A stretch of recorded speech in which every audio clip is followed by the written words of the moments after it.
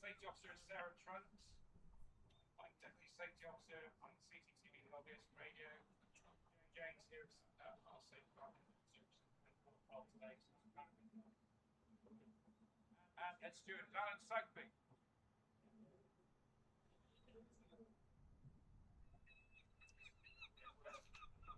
Long season. In terms of ticketing today, all membership cards are valid, as are the associated 75 long-route half-season passes. Tickets to the block are not valid are women's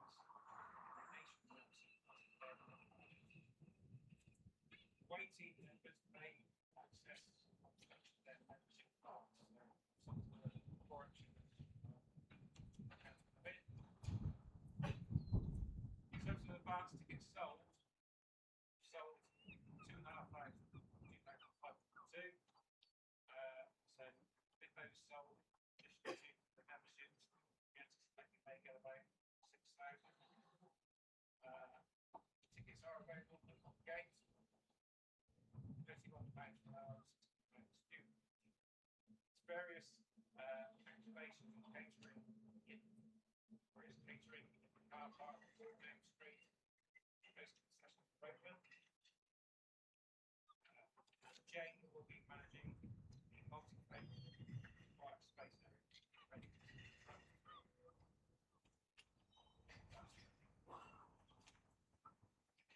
Just going back to medical incidents, we had 12 medical incidents on Friday.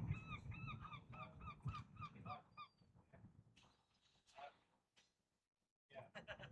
So Mark was particularly busy. The good thing was that when they were regular in locations quite precisely,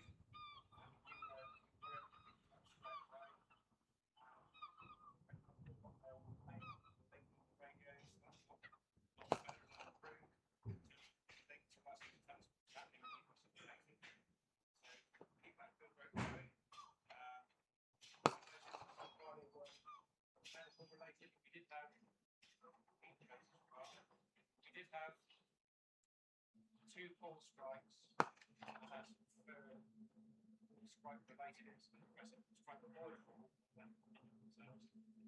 We've got a short boundary again today, so be aware of that.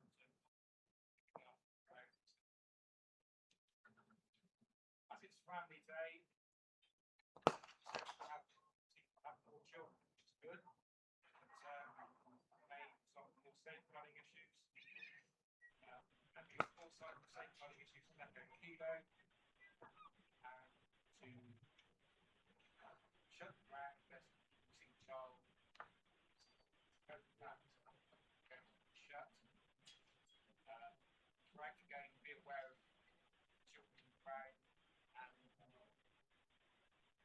trying to leave unattended, so challenge that. So the operator wants to soft coat that away during the day.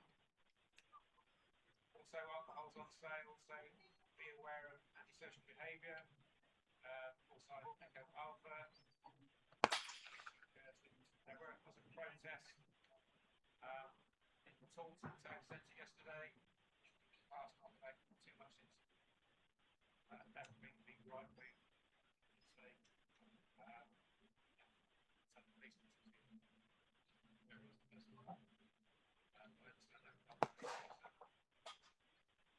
Also, important, especially to in young zones, no vehicle movement in St James Street. There is a fire service, fire tender there. They may need to go out to the tender again.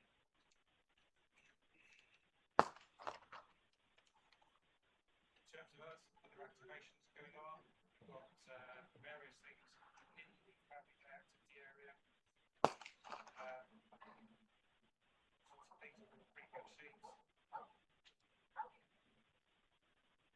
Circus skills workshops, Stiltwell jumpers, waste painters competition.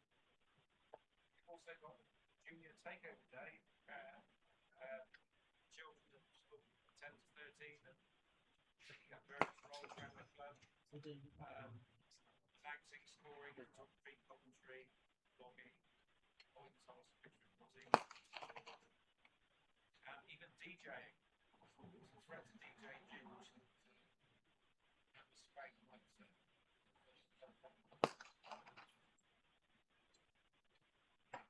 anything further from you, Sarah?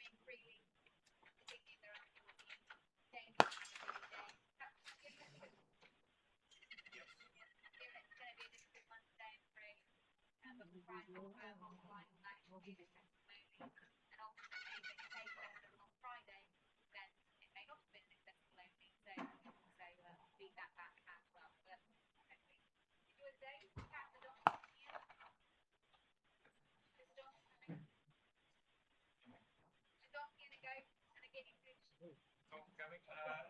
So, yeah, I'll get your senior sheets out to you, and then you can break off to your seniors. I've got some radios here, so you'll need them.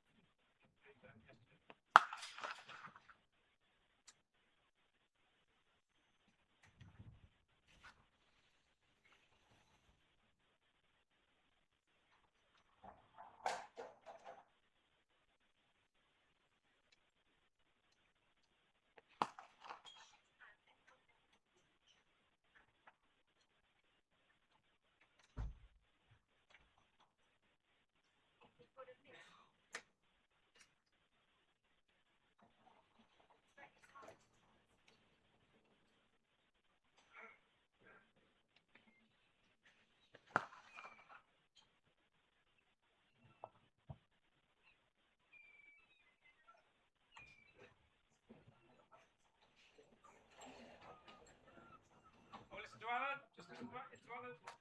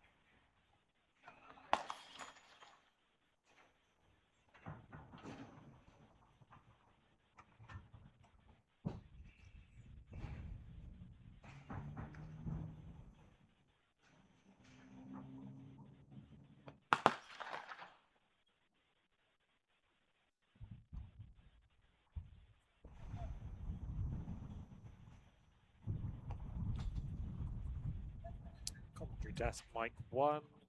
Mic 1, commentary test. Good morning, everyone, if you're listening ahead of Somerset versus Warwickshire in the one-day cup. It's a cloudy morning here in Taunton, but weather forecast looks okay. We'll be live from 10:45 with Peter Trigo and Harry Everett.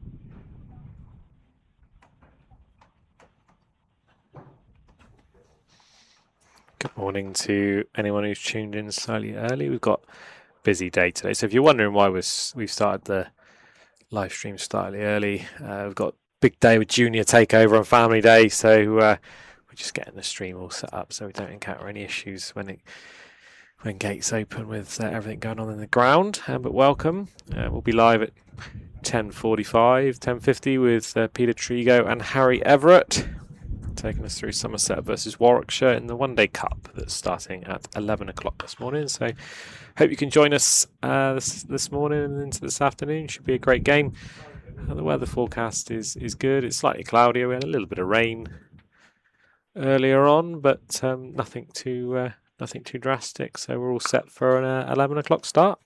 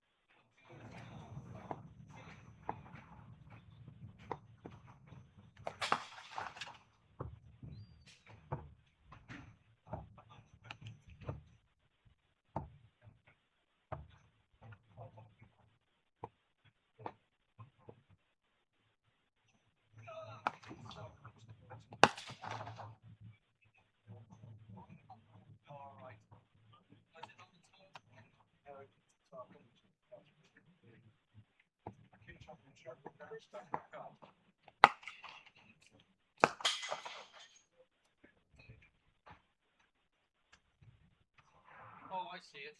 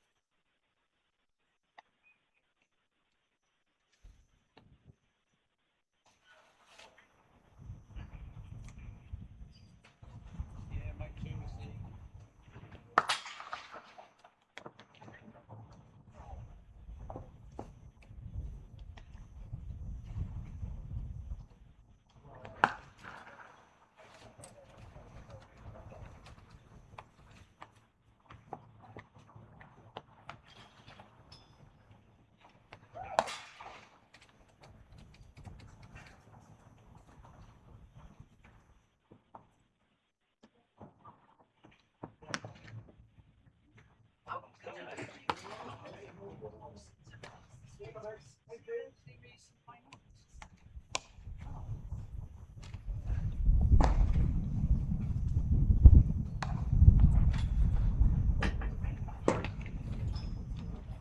I think the rain's done. I was thrilled today.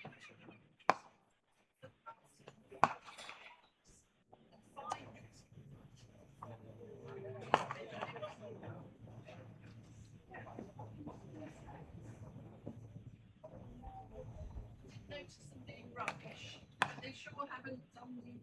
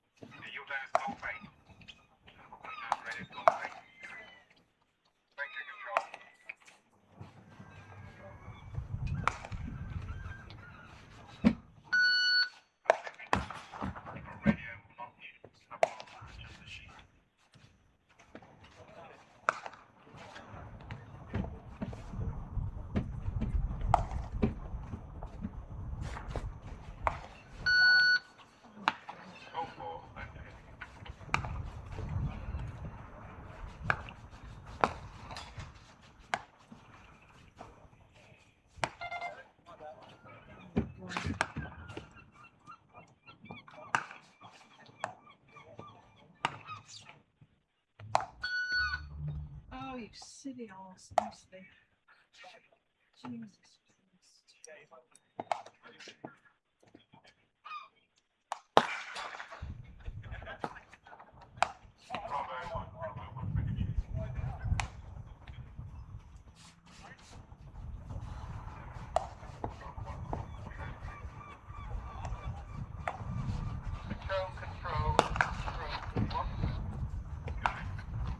Regarding the packing, we want the nearest Ragadan or nearer the young line.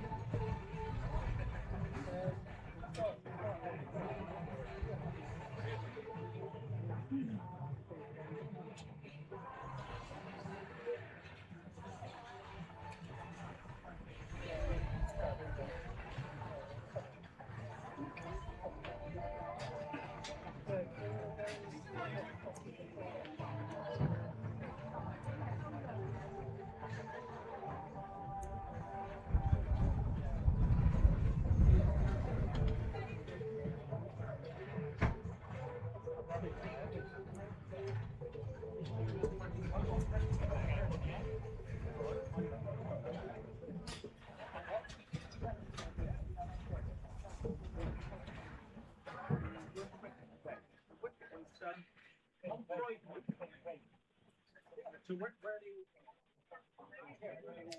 where are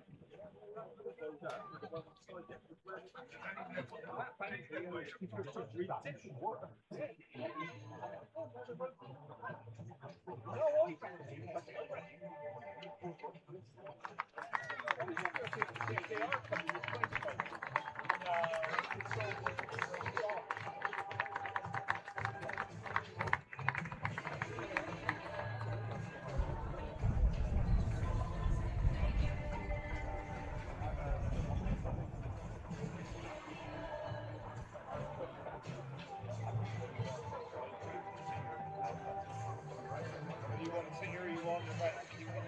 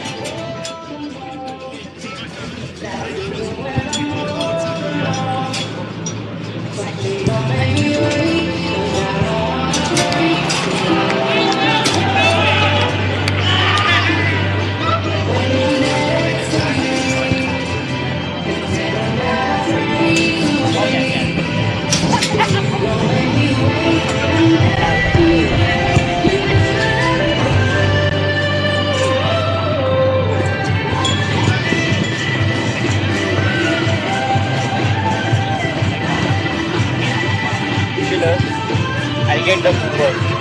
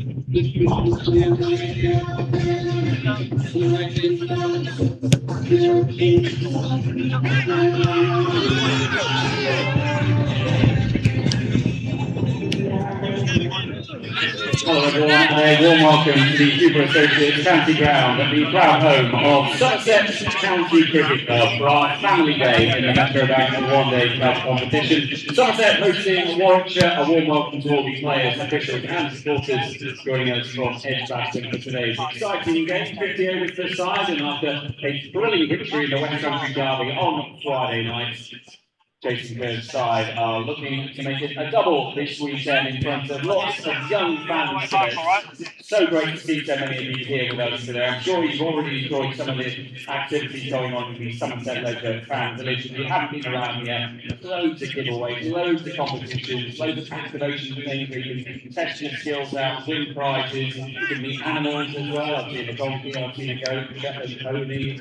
Well, they're all here. We're all here. So we're looking forward to having lots of fun today, and of course some great cricket which starts at 11 o'clock. Big thanks to Joseph Cassin and State Agency for sponsoring today's game. The coin toss is next, but we've got lots of junior members who are helping us out today. So I just want to very quickly introduce you to Freddie, who's alongside me. Freddie's going to help me out today announcing the game, so he's going to be coming around if he can. He's on crutches, unfortunately, but Freddie's going to help me out interviewing some fans around the ground and building the atmosphere today. Freddie, how are you, mate?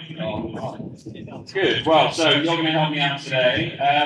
Somerset fan, you're obviously a good player as well. You play out with Somerset under 13, Taunton Dean as well. Yeah, that's nice. So you're batter, bowler when you're up and about. Bowler. Nice. Okay. So fast, spin, what? Bowl pace. Okay. Well, look forward to seeing Freddie in the years to come. So Freddie, you're going to help me out today. What do you reckon is going to happen today? Who's going to win? Who are your players you're watching out for? Looking out for Josh Thomas. Some sectors. Good stuff. Yeah, you're already making the right noises today, Freddie. Well done. That's what we need. Josh Thomas, 97 not out on Friday. Let's see what the coin toss will bring. We're heading out to the middle right now.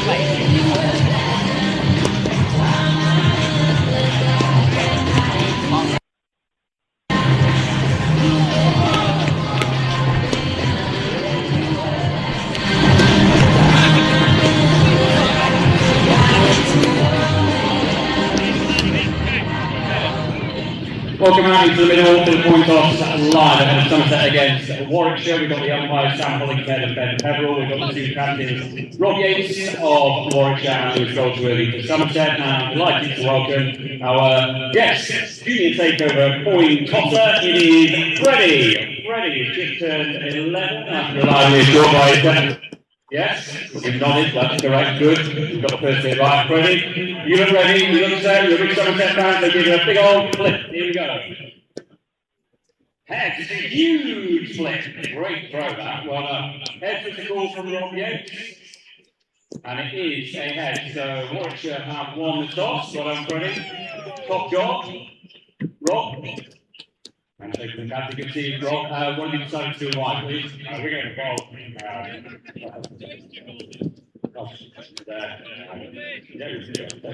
Yeah, if it plays like it did on Friday, it's a good batting track here. Yeah, look at 317 in 320 minutes. Hopefully it could be a little high score game. And then you keep taking Jake Garlic is out, and Charlie Taylor makes the debut. Thanks for your time. Enjoy the day. Lewis, good to see you. Lost the toss, but does that change things much for you? You know pretty much how it's going to play today, do you think? Yeah, it's good looking here today. We're going to have a bowl, but we want your day back. So,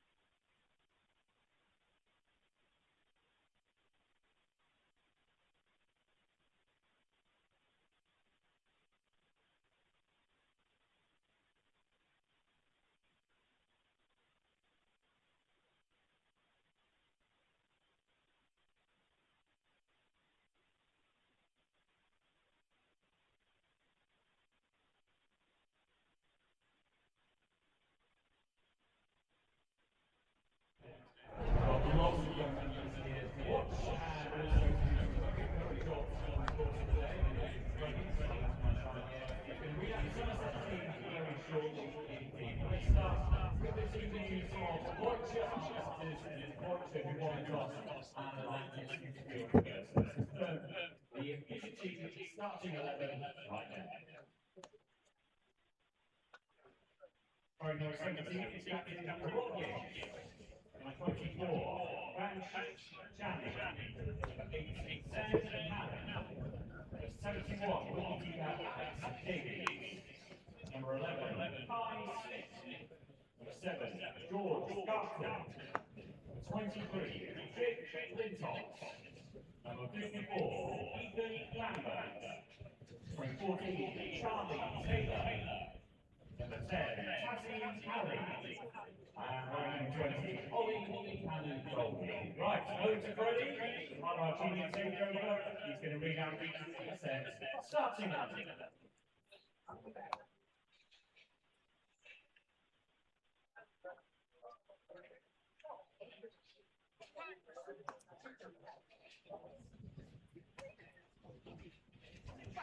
Our captain, number 22, Warwickshire. Our keeper, number 5, Josh Shaw. Number 26, JT Langley. Number 93, David Stephen. And 14, Jacob Bull. So, John, Freddie, you know what? I'm absolutely switched you up there. I have my click the mute button. So, I'm going to do it one more time. You do that for me again, just very quickly. We're going to do the feed. I can click my mic on so you don't go down. Number 66, Archie Ward. Number 11, Simon Pereira. Number 15, Tom Hamilton. Number 8, Josh Thomas. Number 44, Liz Goldsworthy. Number 22, Johnny. Number 47, Ben Shet. Number 5, Josh Shaw. Number 26, JT Langley. Number 93, David Stephen. Number 14, Jacob Bull. Tom, under pressure as well. I completely fixed you up. So, sorry, Freddie. It shows you, don't work it out with myself. You really well there under pressure. The likes of the students that you're doing. Somerset, coaches here, alongside Steve Rogers here. Yeah, very good. Pretty shiny. And Steve Simon Mitchell, the lightning on Friday. I think it's going to continue ready event for that. Really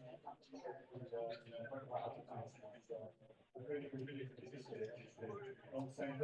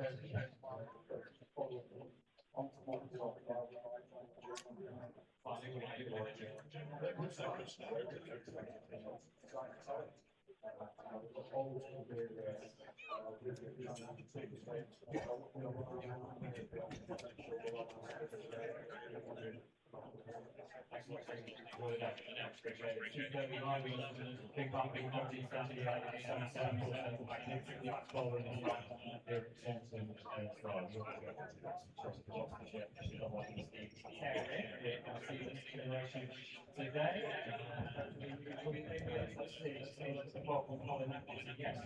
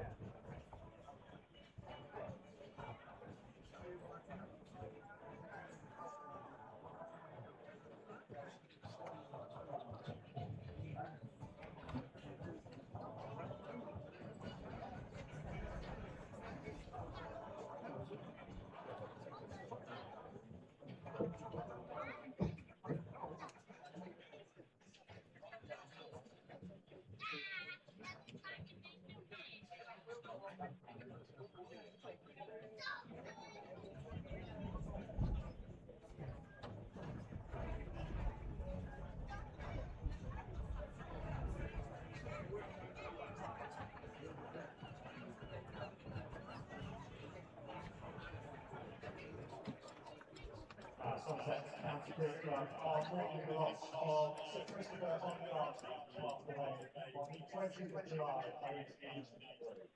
So Christopher was born in Somerset in 1933. In 1912, he started his association with the West Country when he attended Blundell School. After emigrating to Canada in 1956, he enjoyed a successful business career before returning to England and embarking on several journeys of exploration in Central Africa, as well as becoming a best-selling author and philosopher. After linking up with Ted Brown, he became involved with Somerset County Cricket Club, where he helped to fund the pavilion and the Centre of Excellence, which now bears his name. So Christopher served as patron of Somerset County Cricket Club for several years and was awarded knighted the Queen's Birthday Honours List in 2003 and services to the Community Gallery and Society.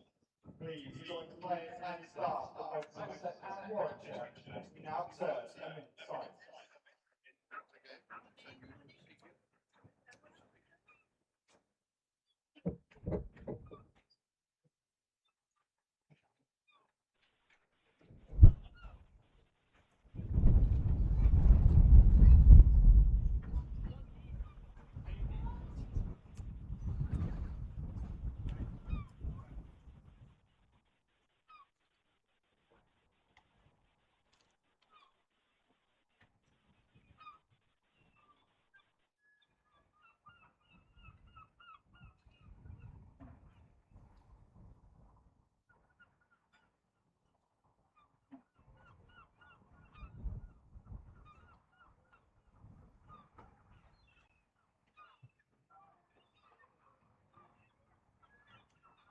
Thank you.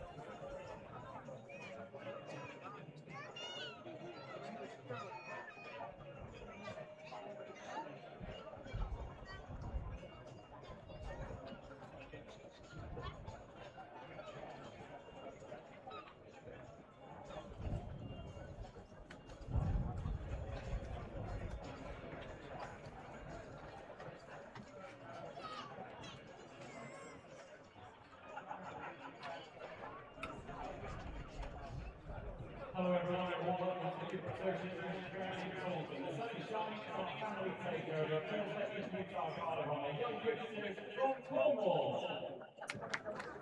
Okay, let's introduce the players and officials, starting with our umpires, Ben Peggerell and Sam Hollingtech.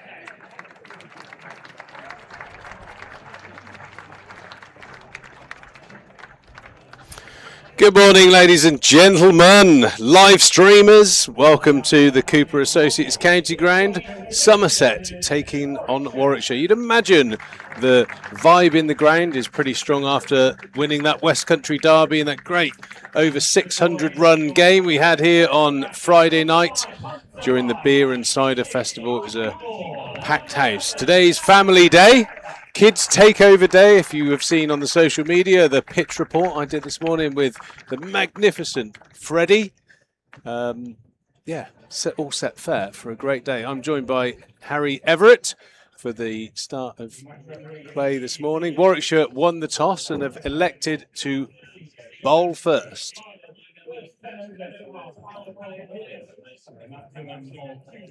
We'll play you the pitch report from Pete and his best mate, Freddie. Today, Somerset take on Warwickshire. That's right, Freddie. Somerset versus Warwickshire, coming off the back of a great win in the West Country Derby on Friday versus Gloucester. And there was over 600 runs in the last game. 600 runs on the pitch behind me. Let's go take a look. Right, you heard it here from Freddie. 600 runs scored on this pitch. Freddie, what do you think of the pitch? The wicket is so flat, even you can get runs on it. Whoa, what about that? Shots fired. But I think Freddie's right. This is a belting pitch, a short boundary. Expect an exciting days of cricket here at the Cooper Associates County Ground. But the question is today, who's going to be the GOAT? And Freddie, there's a little bit of mess on the wicket. What do you think it's going to do if the ball lands there? Intrigued, I think it will seam around a bit. There you have it. Freddie thinks it's going to do a bit. Well, what a great job Freddie did on that pitch report. Had a lot of fun, especially out the back in the fan village with the GOAT opening the bowling. We have a good laugh. Bamber versus Vaughan. Vaughan looked in magnificent touch yesterday, getting himself into the 60s. Friday, yes. Friday. Get himself into the 60s. I would imagine he would probably feel like he left a few out there. So hopefully plenty of hunger for today on the same pitch. Yes, beware in the Somerset stand. Short boundary over to that side. It will be targeted. We've got our paramedics. We've got our first aid team on standby. Please be ready for a catch in the Somerset stand. Yes, and my advice is don't try and take said catch. Just get out the way. Don't use your nose. No, we had a couple of unfortunate injuries in the crowd. So, yeah, just remember that the balls that generally end up in the stand are pretty well timed by the professionals. So take appropriate evasive action. Ethan Bamber started brightly here from the Marcus Dreskothic stand end to a watchful Archie Vaughan. Savin Pereira is his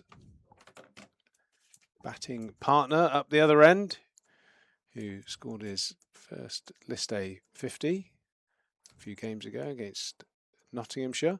It looked good for his 19, I think he got on Friday, I think that's right. Before haven't seen. He comes with a magnificent record of trialling in the second team. What a delivery that is! Back through, it looked like back through the gate on this angle, but off stump cartwheeling. And the perfect start for Warwickshire. Archie Vaughan doesn't register and is on his way. What a good looking delivery that was. Looked like it was an in-swing. I'm not sure if that's beat him on the inside or outside edge. I'm sure we'll get a replay. Fell over on that, but Ethan Bamber is a mighty fine performer. Went to Exeter University, knows South West well, Middlesex now, but Warwickshire. This is a beauty in his first over. Oh yeah, through the gate by the looks of it. Looks like goal, it's just swung and nipped back. Let's try and confirm that. Oh yeah, that's a beauty from Ethan Bamber, the in-swinger. It's a skill you don't see a huge amount with the new white ball. You've got to have really good skills to get that Kookaburra swinging, but that did hoop back in. Were you on confidence? Do you remember it was a one-day club 2 years ago? George Thomas and Andy Amido come back against Tom Taylor. Remember that ball? Yeah. George Thomas got. I've never seen a ball swing in that much. Well, that was absolutely bob on, taking out leg stump. Got up a pretty solid defence to get through that one, and Archie Vaughan just tried to play a drive on the up, and that was his downfall. Tom Lammerby, the in-form Lammerby, to the crease with a bit of work to do. He's coming on the back of some good opening partnership so far, but he's straight into the action. Ball number 5 coming up. Somerset 0. So that first wicket, so not a great start for Somerset fan. Yeah, I noted the last 2 games, Archie Vaughan has hit the first ball of the match for 4. Both cover drives off Brett Hutton in the game up at Welbeck and off Will Williams in the game here on Friday. Well, 3 came duck off 4. That was Mr. Bamber.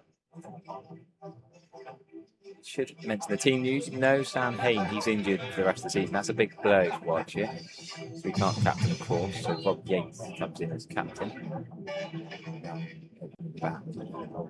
He's at Austin University of Birmingham. He will be a good captain. So it's not a massive problem with that side of things. But losing Sam Hain's runs is a bit of a blow for Warwickshire. Wintop back on the ground. He's played a lot of cricket over the years. Was playing for Kent early in the year. Was that just a blast loan deal? Yes, for it was. Lintop? Yeah, okay. Yeah, Nice back to in. see him. I was assuming that he signed for the rest of the season. But here we go. Bamber to Lammonby with that bit of swing away. And that looks like he's caught him up on the forearm. Great rhythm here, first thing. Exactly what the captain wants from an opening bowler. To be on the money, and he certainly has been. Yeah, saw one catching. Yeah, on the forearm, but if he's got that ball to go hooping into the righty, it'd be dangerous for that outside edge for Lammonby. 2 slips waiting.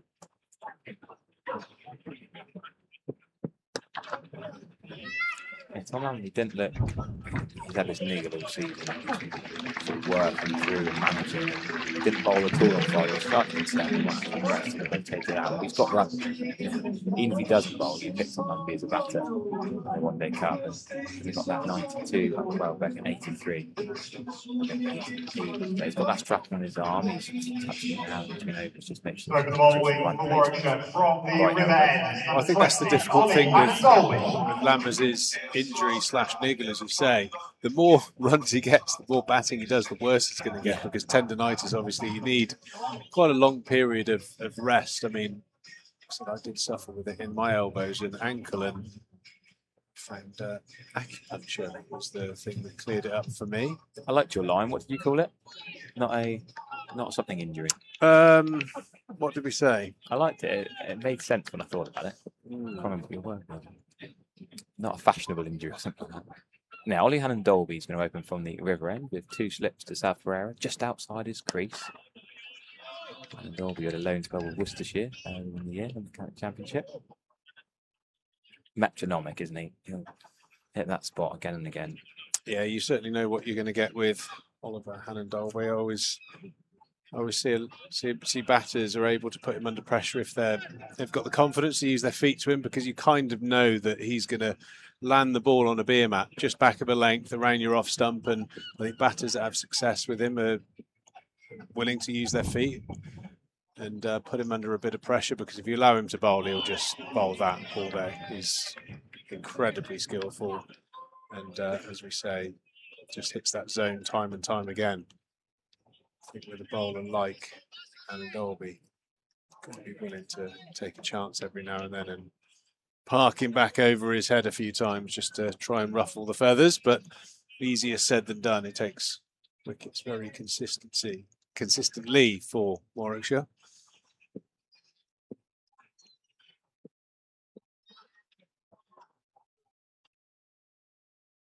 I also quite enjoy Ollie Hannon Dolby's batting. He's sort of famous for the rear guards, isn't he? In at number 11, the blockathons.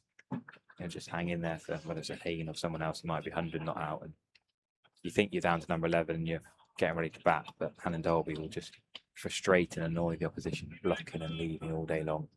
Very solid defence without having too many shots as number 11.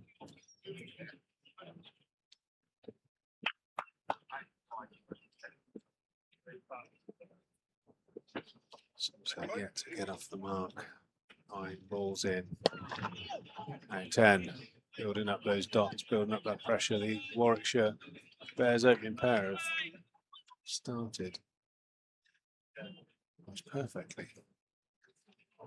There was a period in 50 over cricket where you need to do a bit of hard work and try and see off the new ball.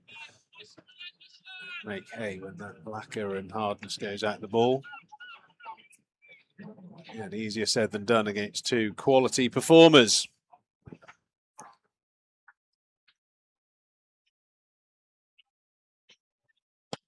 That's a beautiful shot from Pereira, straight down the ground, classical, slightly over pitched by Hannon Dolby, but beautiful. Somerset opening their account this morning with a boundary. Yeah, we've seen them play through the covers at Welbeck and here on Friday beautifully. South Pereira. This one even straighter through mid-off. Lovely timing on the drive. Lovely flow at the back. Beautiful. Yeah, he looks a very, very organised player. Savin Pereira, really have enjoyed what I've seen so far.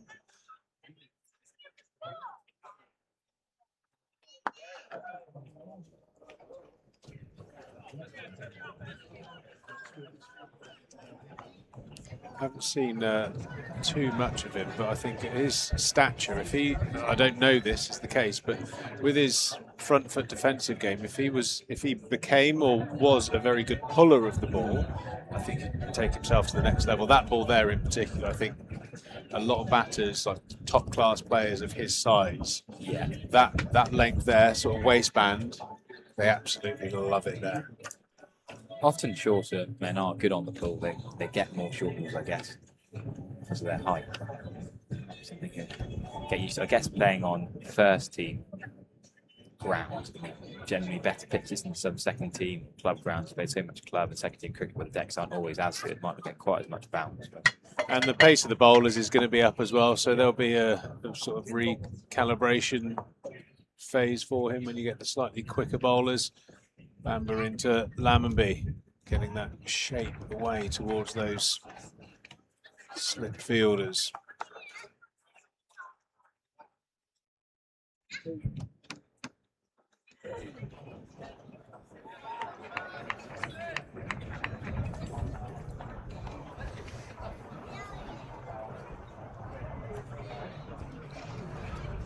Good morning to everyone on the live stream. We'll keep an eye out on the chat for any notable remarks, any observations. We're always happy for a bit of help, as it's me and Harry for the majority of this game. We'll be borrowing and stealing some guests throughout the day. Hopefully a few former Somerset players or media folk that have finished their articles will come in and join us at some stage. Yeah, come on round if you're listening in the changing room. Warwickshire or Somerset players, come and give us a little guest in. Always good to hear from the players' perspective, if we can. The other in-swinger there and just slightly offline and down the leg side.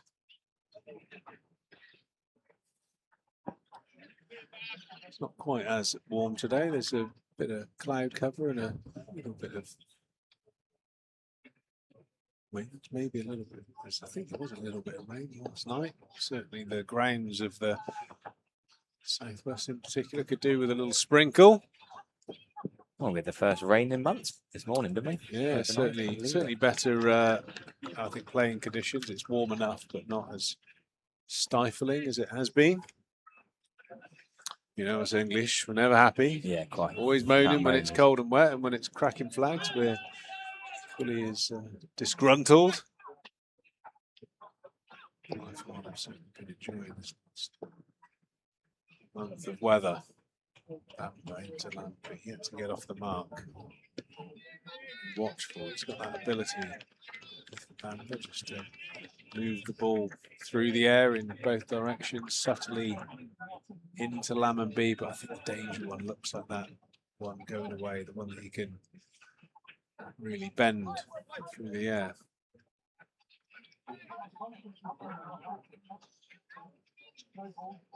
It's like changing field and fine leg or deep backward square. Nolly Handel is going to come up into the ring. Deep third, deep square leg to outside the ring. Just as we mentioned that, it's gone out to that deep leg side sweeper. 1 run. It's nice to register your first run. Nice shot there from Lammonby. Just hitting those stumps a little bit too much, drifting into the pads. Aaron interfaces. First ball from Bamba.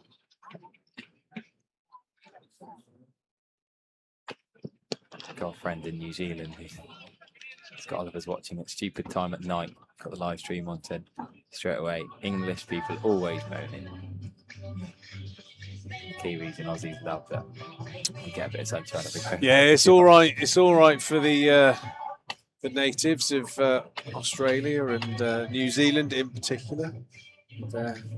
Lovely climate, long summers. I think New Zealand's a little bit more British feeling when it's winter time. But I spent a couple of years out there, and it's certainly a nice place to be.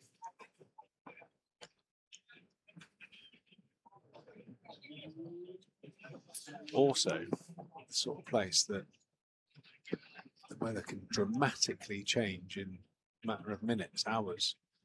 I always remember we had Matthew Sinclair, who was a brilliant player for New Zealand in the Central Skippy District. was called, Yeah, Skip. He was mad as a box of frogs, but I think he was big on his sort of hunting and fishing, and he'd be talking about sou'easters and sou'westers, the different winds that are in New Zealand. And we were playing a game at Wellington.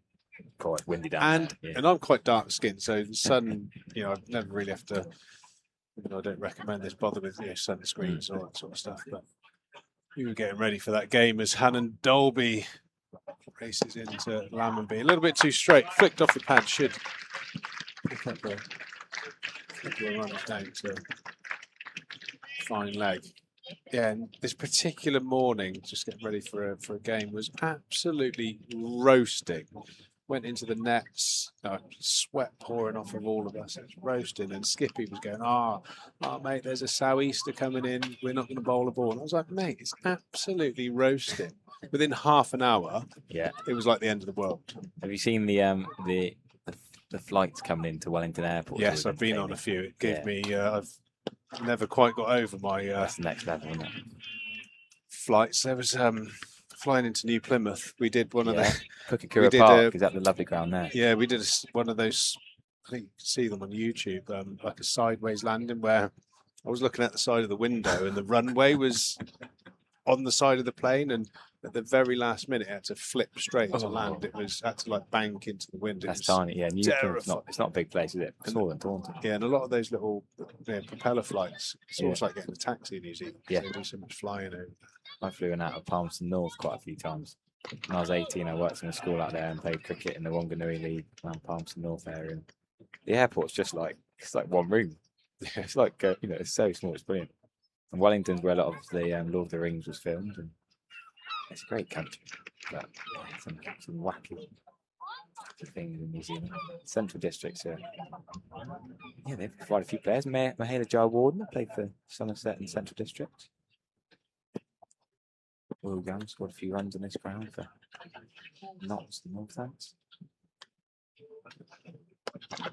Oh, that's a nice shot. Great bit of work with extra cover. Seven Pereira was thinking about a run. Fortunately, fleet of foot enough to do a little 180 and get back in his ground. Top bit of work there with extra cover. Quite.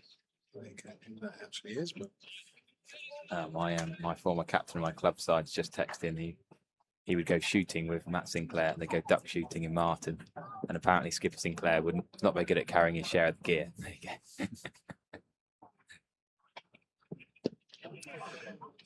Yeah, he was a belter. Good player. Oh, fine player.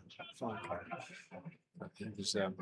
He had a knack of making team meetings inadvertently, accidentally hilarious. Just get bored and muck about. No, he would just say some wild stuff. He'd sort of kind of get phrases wrong quite often, and just like descend into laughter. I think we were playing a particularly attritional game against Otago, and it was like morning of the second day, and it was like quite a high score and quite a flat pitch. And he said that the first session was going to be a war of nutrition, and everyone started, and it kicked off into a food fight in the dressing room. Oh, he's a belter. Oh, brilliant. Just when the coach is trying to get you all being serious and focused. Yeah, hard work, kick your legs, guys, and skip. Yeah, lads, it's going to be a war of nutrition. And like people just coming out of breakfast throwing toast across the room. They have those nutrition. What's that cereal they have out there? Those little brown cubes. What do they call that? Something nutrition. Nutrigrains. That's it. Throwing those at each other. Always, I prefer the Southern Hemisphere version of Weet-Bix. Yes, Weet-Bix, yeah, they just get rid of a an little bit extra vowel. firmer. Oh, yeah, nice. I like those. I miss those. They also had Sultana Bran. I used to love. What a delivery that is from Ethan Bamber. That's caught the edge of the seam there and gone sharply across the left-hander. Bit of bounce, bit of pop. Yes, that fair is. Weet-Bix and cherry ripes. Those chocolate Yes. bars. Oh, look at that delivery. Oh, that's absolute beauty. What was that little fruit they used to give me? Wacky fruit you'd have. A bit like a kiwi, but red, and you cut it down the middle and spoon it out. That was lovely. Kiwi fruit juice. Played that by Pereira. Bamber pretty much focusing on that swinging ball away towards the slips to the lefties. It's a dangerous ball, especially from that round the wicket angle. Just able to open his hand up at point of delivery and get the seam pointed towards the slips. It's better swing.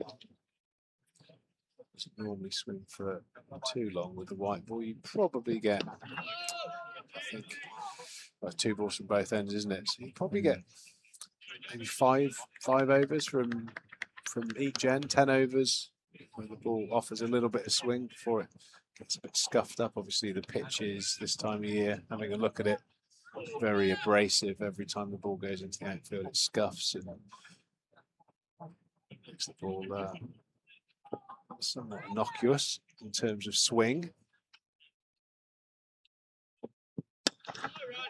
That's very good. That's when, I think, on a pitch like this at Taunton, depending on the pace of the bowler, using that big boundary and using a few balls and over around the melon.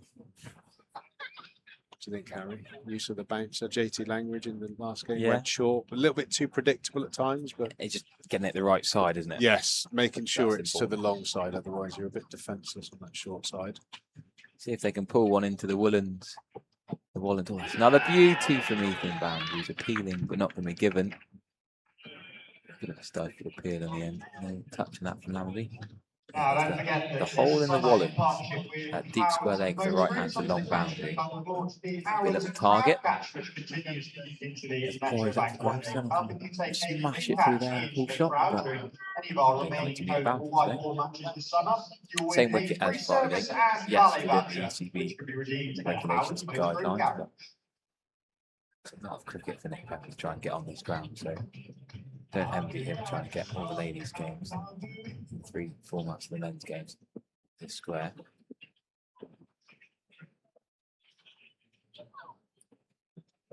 It's been a superb start by the opening pair. They've not really missed their spot at the moment. It's hard to come by. Dealing in dribs and drabs, really, from a run's point of view. One boundary for Pereira. Beautiful drive down the ground. Always a challenge for batters to be able to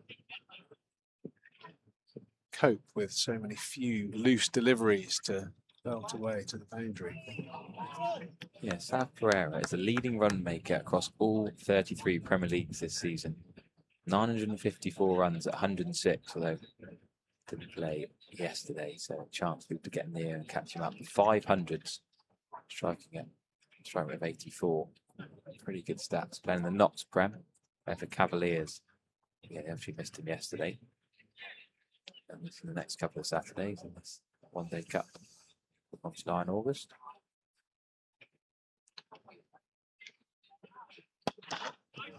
There's some decent cricketers in that Notts Prem.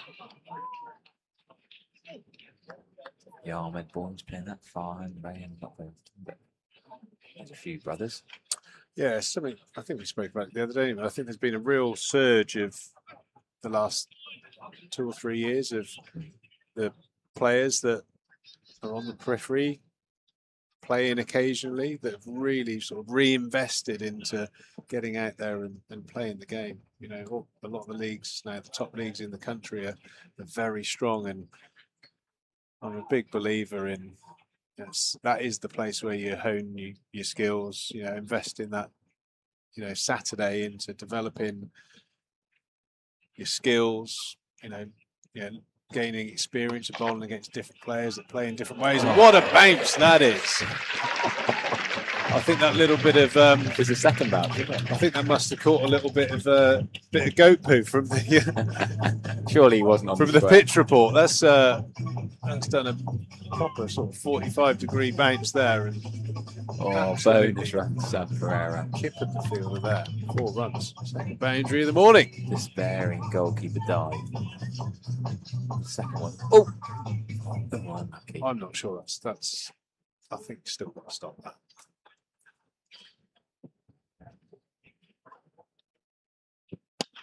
Very disappointed if you were a goalkeeper and it was a football, weren't you? Yeah, quite. That went in.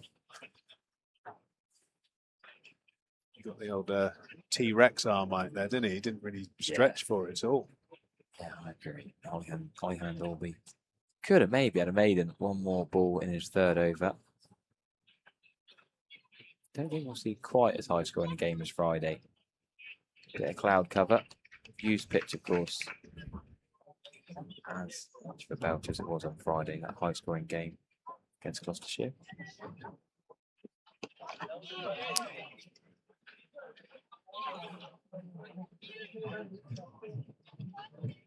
Here it is. This is what I was mentioning earlier in the over. So can there be a shot hit all the way through the Wallens O-Zone challenge just in front of the Trade Nation stand? That's what I was mentioning earlier. It's a big old hit.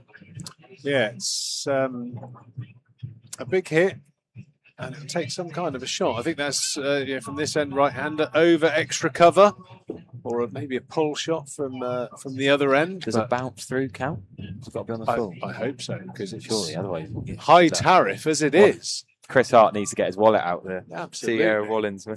He's given him a tiny little hold to go for, but no, appreciate the support. Wallens law firm based down. In What's South Devon. what's the prize for charity?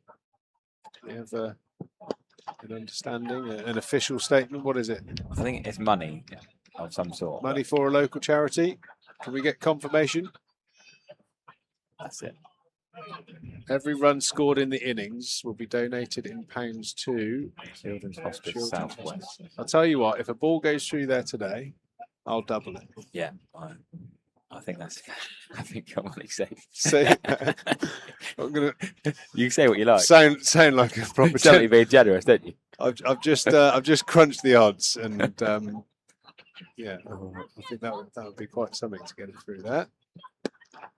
If someone hits one to the Contoc Hills, I'll tell you what. If one does go through, I'm going to be hoping for 180 plays for all 9 wickets to go pretty quickly. Yeah, if someone hits one over the River Tone, I'll double it as well. Yeah, that's a nudge, that, isn't it? I think to get into the river's sizable enough. Over to the other side, that's probably a good. I'd say a good 110 metres. Did Chris Gale manage that, or Sam Northeast in that game? Chris Gale hit one very solid, and it went in the river. So yeah. I think that extra sort of 10, 15 metres. That was when the Taunton Canoe Club really came into existence, didn't it? Canoe and Kayak Club, fishing for balls. Yeah, I think Pete Robinson came up with that phrase when he was in one of his various roles at the club, and he was in charge of the practice balls. Lovely shot there from Pereira. Not going to get a boundary. Chased well. Yeah, did well. 2. Yeah, I thought it was going to be 3. Yeah, like the flick with the right arm and throw with the left.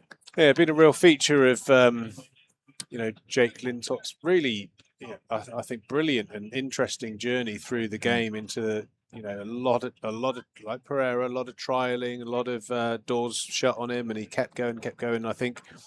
I know he's got really into his running and fitness and stuff like that, and he moved really well across the field there. So, a testament to the hard work he put in to get himself to the top of the game, and that's close. Little bit of, I think the umpire thinks going down. That looked a good shape. Bit of a beg from Ethan Bamber in his follow through. Well, I can't imagine he's got full-size pads on from a height perspective. Oh, that is a good shot. We're not directly behind here. Maybe just swinging down, but that's a good shape. Yeah, Jake Lintop played for my little village club when I was about 13, 14. Sanford Peveril in the North Devon League. He's played for Bridgewater the last few years. I think he opened the back with Chris Gale in a T20 franchise league a few years ago. Might have been the Bangladesh League, if I remember rightly.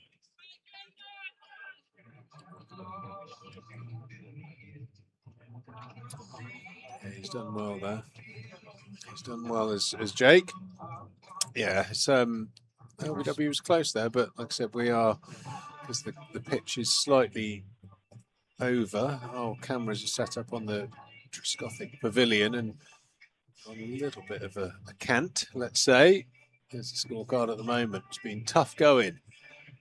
Unusual to have a start like that at Taunton. Archie Vaughan dismissed without scoring, and 11-4 for Lamabine Pereira, and they've struggled to get the ball ticking over, and certainly a very low boundary count for 7 overs at the Cooper Associates. It's been good bowling. I think that the way the ball is carrying through to the keeper, it doesn't look like the pitch has lost any pace, so I'd still view it as a pretty good batting surface. I just think you've got to credit the way the Warwickshire openers have bowled. They've been absolutely spot on. This first little passage here, and Somerset just need to weather the storm. 17 for 1 at the moment. Oh, that's a good delivery as well, just nipping across Pereira. Hannon Dolby showing those skills that he's got. Obviously a very tall man, and yeah, that's a beauty.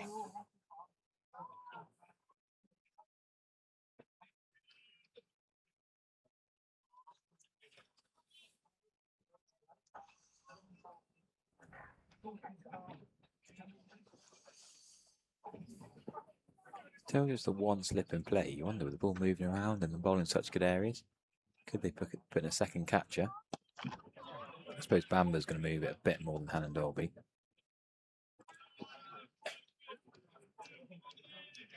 Yates marshalling the troops. If you're just joining late, no Sam Hain for the rest of the Warwickshire season, which is a bit of a blow for them. While Yates taking over control of the One Day Cup side. He'll bowl some off spin at some point as well. Remember, he played in that quarter-final here in the T20 Blast when Sean Dixon's Heroics got Somerset to final stage last year. Rob Yates took 6 boundaries off Riley Meredith over in the power play. All 6 balls hit for 4.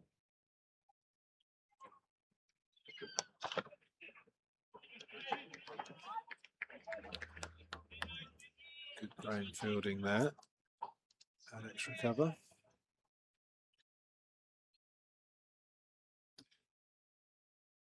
Pereira shaping up well. Played some nice shots, but runs are a premium at the moment. The way these two have started. Hannon Dolby just conceding 11 off his first 3.5 overs.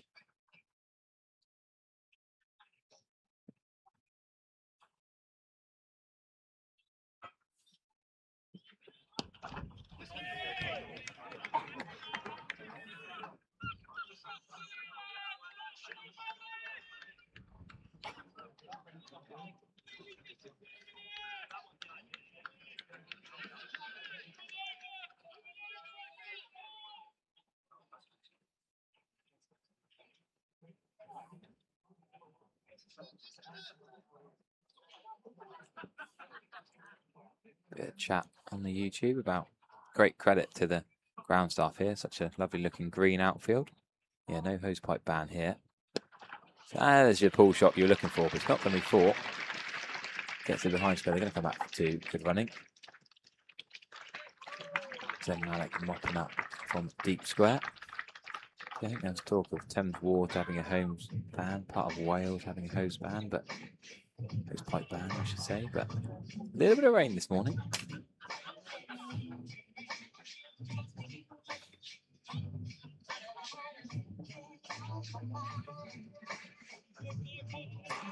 8 overs gone. Somerset 19 for 1. Been a struggle this morning. Somerset batters. I think this is where I would like to see Somerset batters use their feet down the wicket a little bit. These two have been metronomic on their lengths. I'm not saying skip down and try and hit it for 6, but just change the length a little bit, get the ball a little bit closer to you. I think the pup agrees.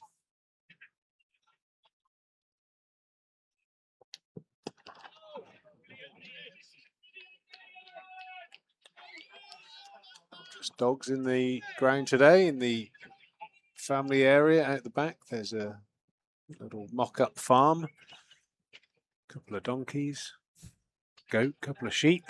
They love their day out at the Cooper Associates County Ground. Watching Clarkson's farm last night. I think borrow a few of Jeremy's livestock for the cricket today. Yeah, it's made farming fashionable again, isn't it? Clarkson's farm. Quite the character. Yeah, it's quite addictive, that's it. Did enjoy that. I think it was the first series where he had some old tractor and upgraded it to a Lamborghini one. And it's like, yes, this could be quite entertaining. And it couldn't fit in. Enormous thing, wasn't it? It couldn't fit through the gaps to get to his fields, could it?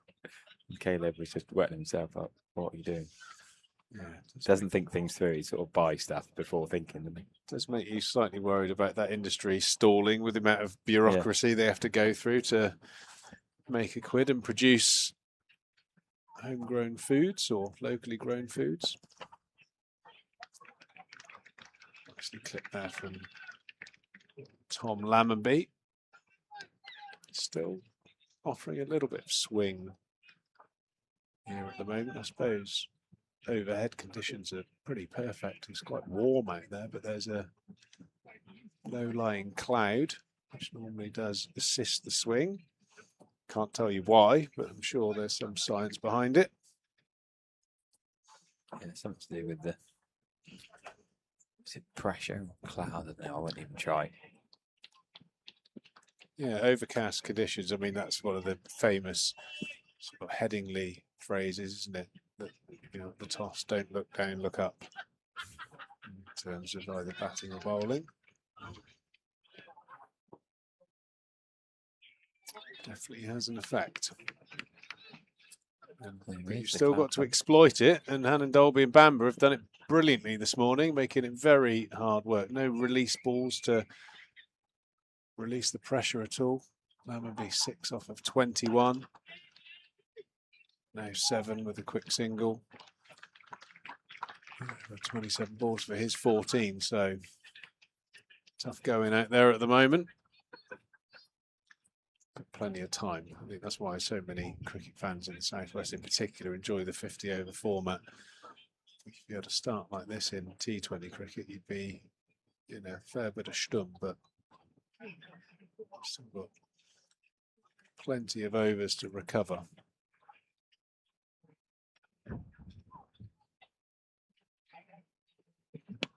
Nice. Bit of whip there from Bamber for to throw his hands. That just beat that gully, really. Deep third for 1, but yeah, still not many boundary balls. Really good bowling from the Bears openers. They'll keep Hannon Dolby and Bamber going here. There's no need to change it yet. Ball dominating bat in this power play. Unusual to say that in Cooper Associates County Ground, but credit good bowling.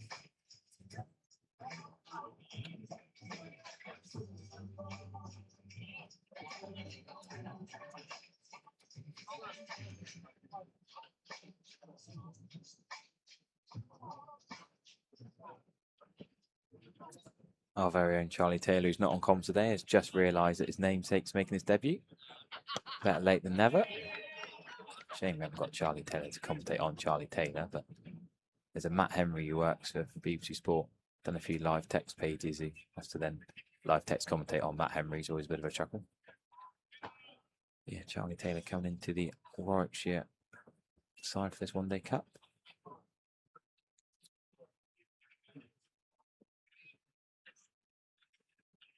interesting to see when they might turn to his right arm fast medium. Only 16 years of age. Over of England under 19s cricket. 1 for 44 and 2 for 12 in the recent test at Hove, the youth test against South Africa, 19s. 16, is he? Yeah. Not even close to 17, really. That'd be good. Born in 2009, that's scary, isn't it? Yeah, somewhat.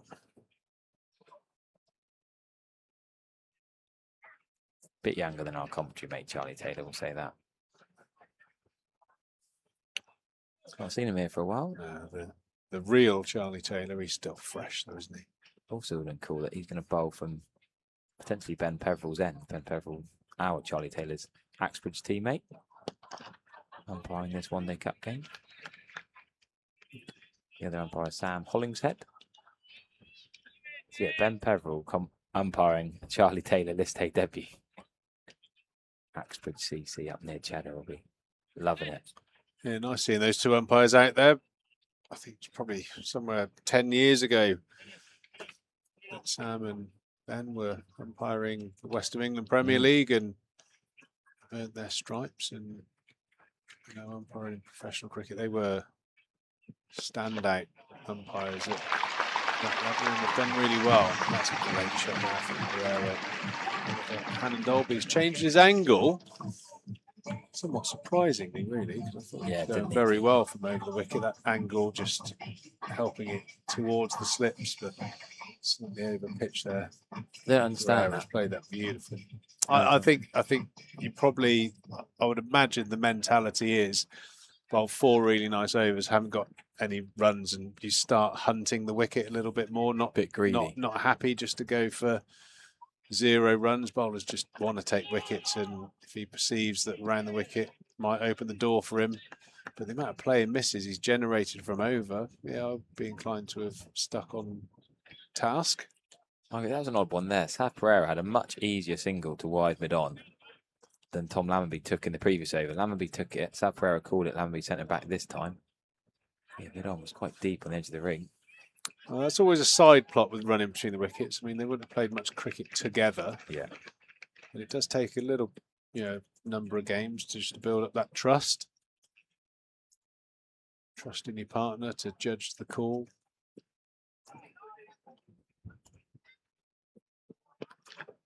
Oh, that's a nice shot as well. Beautiful hands from Pereira. A little bit of width on offer again, and 2 boundaries in the over. Hinsman too, slightly scratched the head by Hannon Dolby, changed his angle. He was looking dangerous from over the wicket, but Pereira will be very happy. He has changed. Nice little flurry of runs.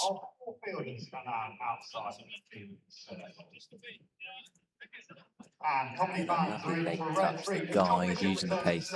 Didn't try and hammer it, just timed that late cut for 4. Taking that single to have that boundary ball. Beautiful head position, eyes watching the ball right onto the bat. So, change of bowling then. I'm surprised Bamber and Hannon Dolby haven't continued for a little bit longer. They were going so well. So just talking about Hannon Dolby changing the angle. But we're going to go to spin. And I mean, the skipper himself can bring himself on whenever he wants. He has the power to do so. Rob Yates is off spin. Going to come round the wicket to the left-handed Tom Lammonby.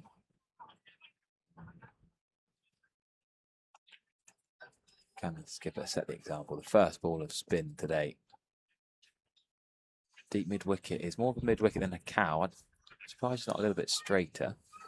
I suppose he's there for the drag down or the full pitch ball, but I think if there's anything leg side, Lammonby will be targeting that short boundary against the spin. I'm already just thinking slog sweep. Yeah.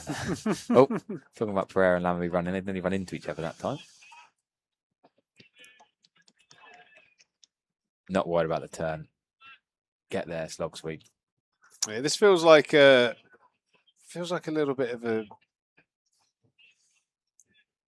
do you wanna move from Yates here. He knows he's exposed on that leg side and happy to budget maybe a number of runs to see if they'll go for that big shot and make a mistake. A little bit of cat and mouse in this move for me.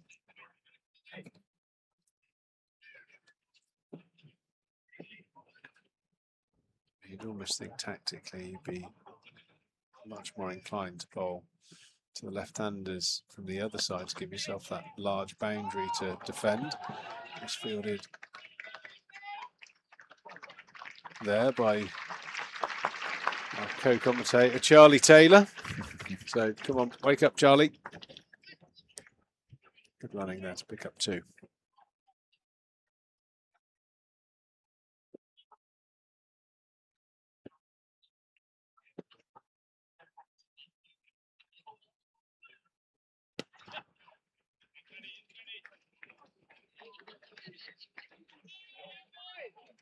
Yeah, I think it's been good by Pereira and Lammerby. They've weathered quite a storm by Alan Dolby and Bamber, and it does look like this is the phase of the game where batting becomes a little bit easier. It's good that they didn't panic, do anything rash.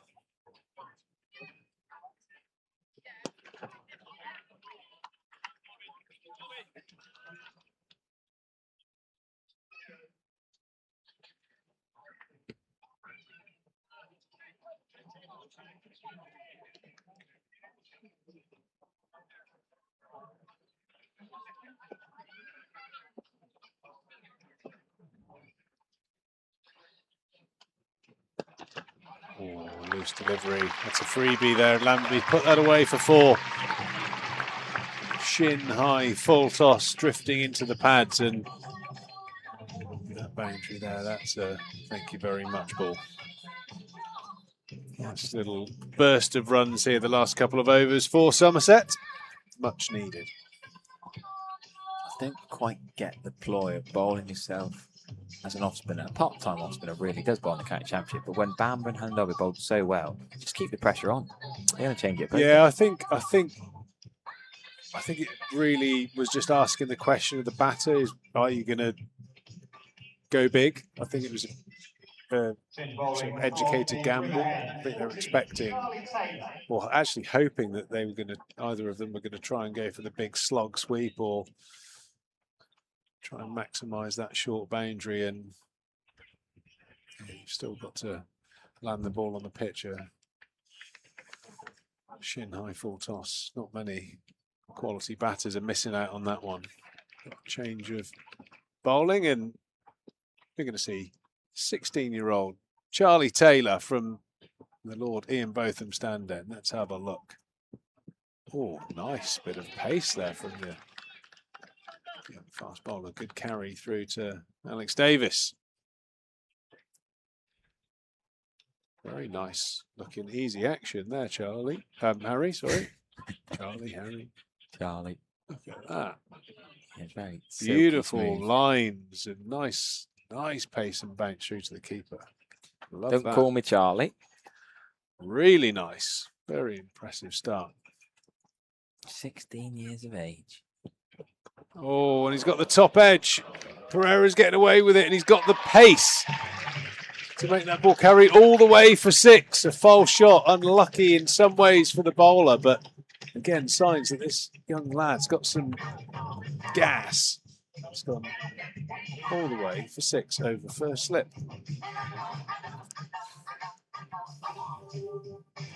We'll take that. 31 38. A bonus 6. The top edge. Early shout, action-wise. Better than our Charlie. It's got a bit Chris Wokes about him. Yeah, I like that. Just that lovely, hips, shoulders square, beautiful over the top, nice bit of pace. Yeah, good. It's going to be a good, well, he is and will be a good bowler. Ben Warren's got Charlie Taylor straight away in our Somerset TMS chat. Hit for 6, second ball, Charlie. It was a moral victory for the bowler, that particular 6.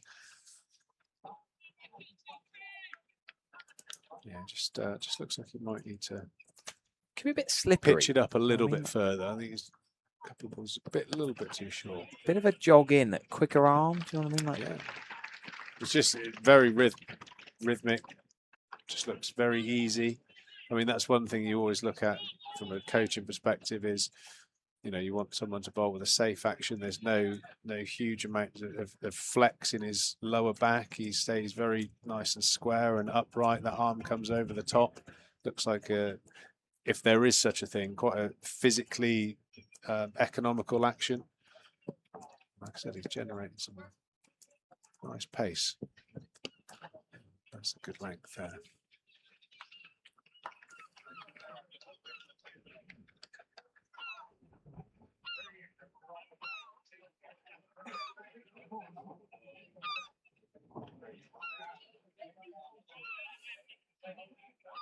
Yeah, not much for batter, Charlie Taylor. Just looking at the England under-19 scorecard. He did bat 8, but only scored 9 in the youth test match. Not a complete rabbit tail ender, but wasn't needed in the second innings. That was the most recent test. Last 5 or 6 innings, top score of 13. Somerset County Group and Cooper Associates Group become the first organisations in the South West to adopt Hughes Law. The partnership aims to support families of critically ill children for enhanced workplace Thank you protection. to the Cooper Associates Group, ground sponsors of course, and Hughes Law. That's a brilliant thing worth looking at. Have a look on the Somerset live text. Parents deserve better. Good mate of mine, Bodie, and his mum have been through a lot the last few years. Bodie, you might have seen, was there when TKC took that catch to dismiss Dan Sams in that T20 Blast final a couple of years ago. Yeah, have a look at the website article explaining Hughes Law. Really important, getting money to those families who really need it. We'll have Bodie coming in the com box again. Had him last year. Didn't get much out of him last year, but we bonded over last year, so I'm hoping we'll have a bit more chat out of him this time. Most matches I get texts from the family saying they're either using their earpiece from their home 2 streets away, or watching on the stream, or coming into games when health allows.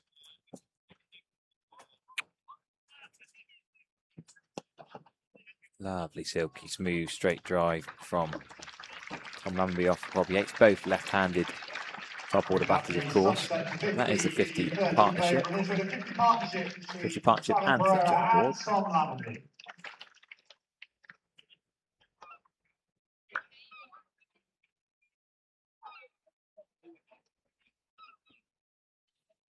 Bamber coming up at mid-off then.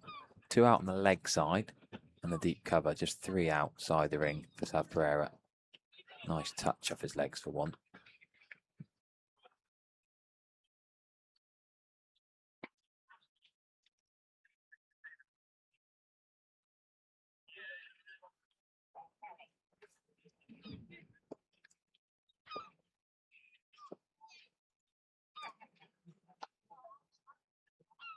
Great use of the feet, the depth and the crease there from Lamby to really slap that out. It's only going to be 2, such a big boundary. Zen Malik does the fielding.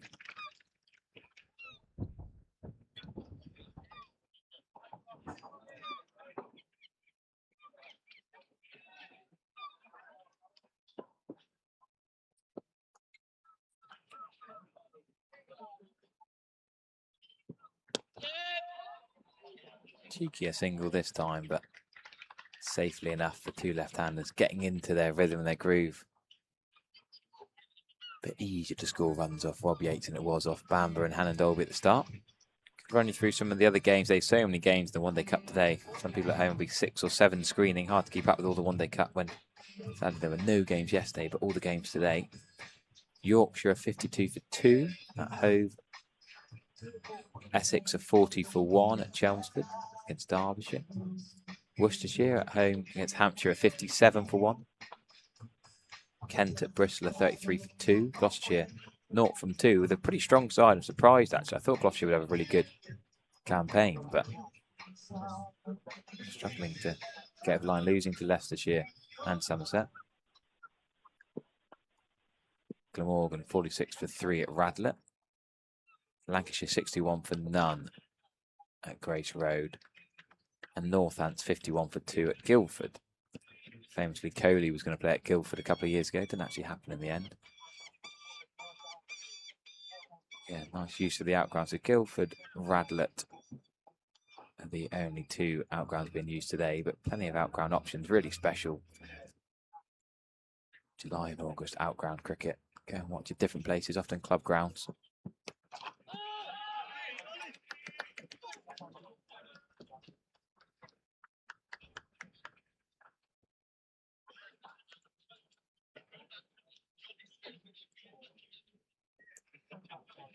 I opened the batting with a chap from Guildford CC and MCC game the other day, and weird that you know, club cricketers are playing on it one day, and then you can have international superstars the next. You know, lots of Test cricketers, Ajaz Patel, Miranda Swart, both been at Leicestershire. Yes. Pereira pulls that nicely in front of square. It's going to go all the way to 4, actually. Malik's out at deep mid wicket, but that's so straight, just past mid on, actually. Got hold of that early, and Charlie Taylor's probably not quite quick enough to follow that length, really. The top edge earlier on in the spell was 6, but this one not even as high as that. Pereira in full control. Yeah, a few people have asked about the wicket. Why are Somerset playing so far over? Or if they can't get all the games on decent wickets, could they play an outground? But it's the crowd. You look at how many people are in here today, and that's a bit of a waft from South Pereira. You wouldn't get this number of people into an outground. Somerset are so well supported. Hard to find a club ground that's got as much space as the Cooper Associates County ground. So you might look around the stands now, and even those empty seats, that's a lot of kids are getting their face paint done, or they're wandering around getting food, drink, playing the activation games in the car park. Another really healthy crowd here. There, I mentioned that there are some here for entertainment, not just the cricket.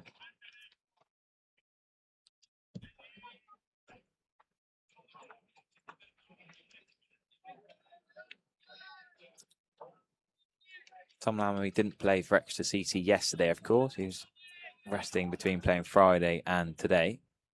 But his fellow Somerset teammate and former Somerset next teammate, Seb Linnett, him and Zach Kusic both had big hundreds, exactly the same score they finished on.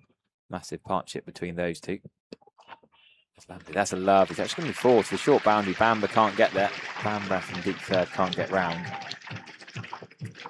But yeah, good to see that Somerset Academy lads doing well in club cricket. Something that got released, but is pushing his case again. Zach Kusic couldn't have been far away from this squad, actually. King's College and extra CC man. He'll keep working hard and maybe have a go in this competition next year.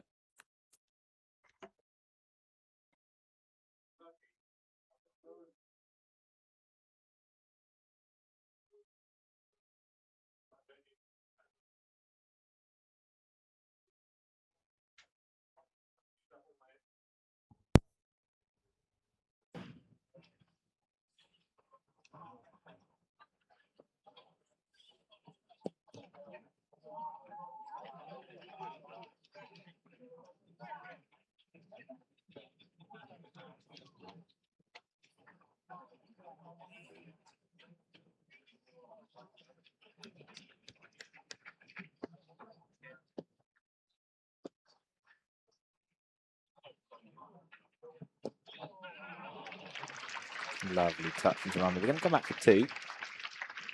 Easy 2, really. But just getting to the pitch of that ball and smothering that paddle lap sweep.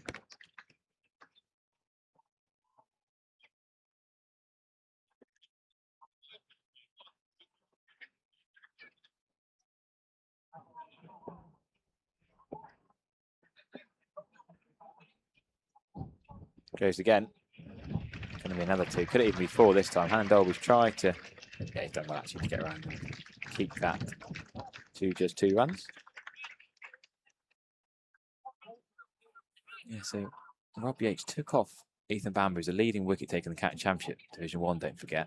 Took him off after a few brilliant overs, and suddenly the runs have started flowing a bit for Pereira and Lamby. I think Ethan Bamber and Hannon Dolby could have bowled more than 5 overs. I'm not saying they had to bowl 10 straight through, but they could have bowled 6 or 7. Especially while Lamby and Pereira were trying to get in overcast conditions. The ball was doing a bit easier for the 2 left-handers, even with a matchup of off-spin against them. Playing Rob Yates quite comfortably here.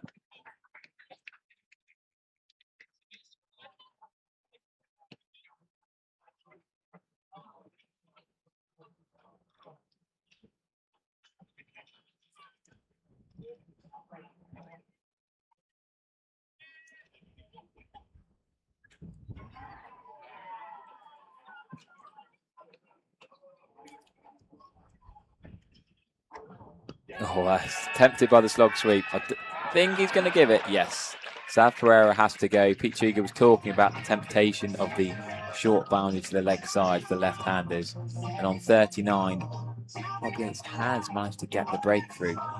Looks like maybe bringing on the off spin to sort of play on the ego or play on the short side.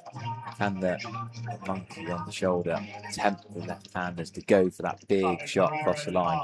I think we'll see Lewis Goldsworthy come in as a right-hander to join Tom Lammonby. But Sav Pereira played some lovely cover drives, as we've seen before. Got runs at Welbeck, 50 on debut for Somerset. Was out for 19 against Gloucestershire here on Friday. A decent knock of 39 here today, but he'll be a little bit frustrated to have not gone on to bigger and better things. Well, Yates getting the first wicket. 70 for 2.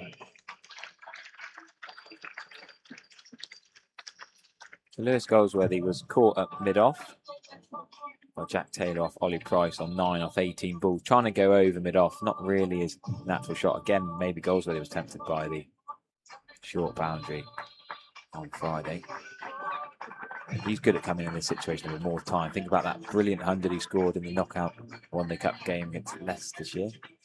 His former club on loan, of course. That was a brilliant 100. Hits the ball into the pockets hard, runs well. Captain for this competition as well, is Lewis Goldsworthy.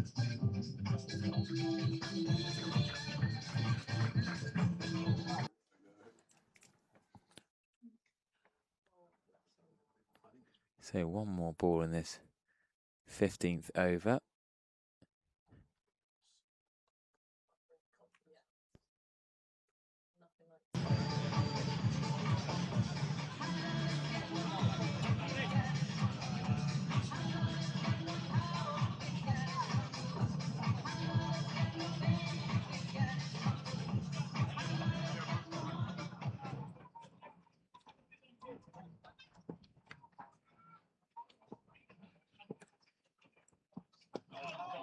Oh, it's a good single straight away. Goldsworthy getting off the mark. Hannon Dolby at point. Can't stop that single. We're going to go and see a donkey. This is the donkey with Rob in the car park next to Marshall Scothic Pavilion. I've got Freddie, our guest announcer here. He's got a treat for Charlie, our beautiful donkey who's in the Somerset Station fan. The donkey is quite happy to talk to Freddie, the guest announcer today. Amazing animals, but the animals are around for another hour, so they're leaving at 1 o'clock. I don't want to go and see the donkey. Donkeys, actually, it's not very nice for animals to be out and about for too long. So he's only going to be around for another hour. So if you want to go and see the donkey and you're listening on an earpiece, head round and see the donkey the next hour with your earpiece in. If you come down late after youth game this morning, want to see the donkey, you have to hurry. Hey, donkey.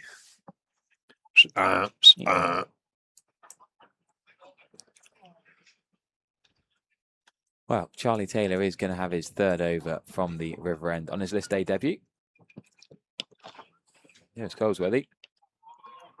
Good strike rate. How was the LBW? Drifting? It looked like it was going down leg from here, but we're at the angle where it does look like it's going down. We're not right behind the bowler's arm.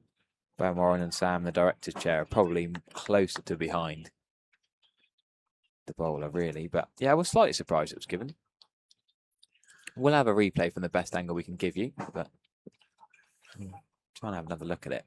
I think round the wicket, with the arm being so close to the wide line, it's generally, in my opinion, got to straighten. It's got to offer a little bit of turn to do enough to hold the stumps, but depends on how full it is also as well. We'll get a replay to look at it. Sav Pereira was tempted by that slog sweep. Maybe have a little look at the end of the over.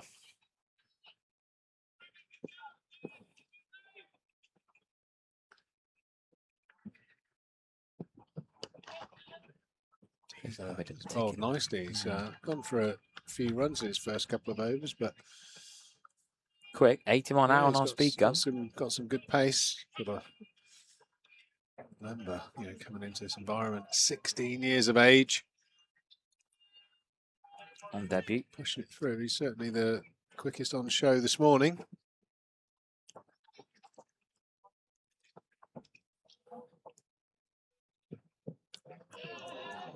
Goldsworthy getting away with that one. the inside edge, misses the stumps down to fine leg, but run rate for Somerset's looking a little bit more healthy now. A lazy shot there from Goldsworthy, but gets away with it. Yeah, that run rate creeping up towards 5, so a good recovery job despite that second wicket falling of Pereira, who's looking good. Allenby pinches a single down the ground. It's hard to know what's going to be par today. 352 for 7 from Somerset. It was replied to by 317 all out by Gloucestershire on the same deck on Friday. We've had a bit of a rain overnight. It's overcast, and obviously this is the same pitch, so it's a little bit warm. So I don't expect as high. It's got to start with a 3. Yeah. With that boundary. It's got to start with a 3, the par. I think But might be near a 310. Bar a miraculous bowling performance, I think you'd certainly be in the realms of, if you got, say, around 300, I think you probably have to bowl the opposition out to win the game. Yeah. Which is always going to be the case. Let's have a look at this LB douche. So he's batting quite far over today as well. Goes across. Very full. Alex Davies. Well, I think I'd like to see the in front, I think would give us a better idea.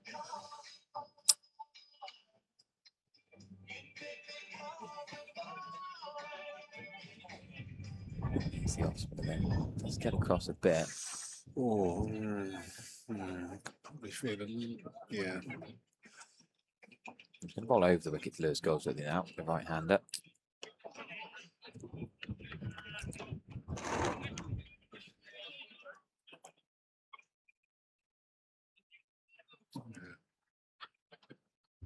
So it was Plum.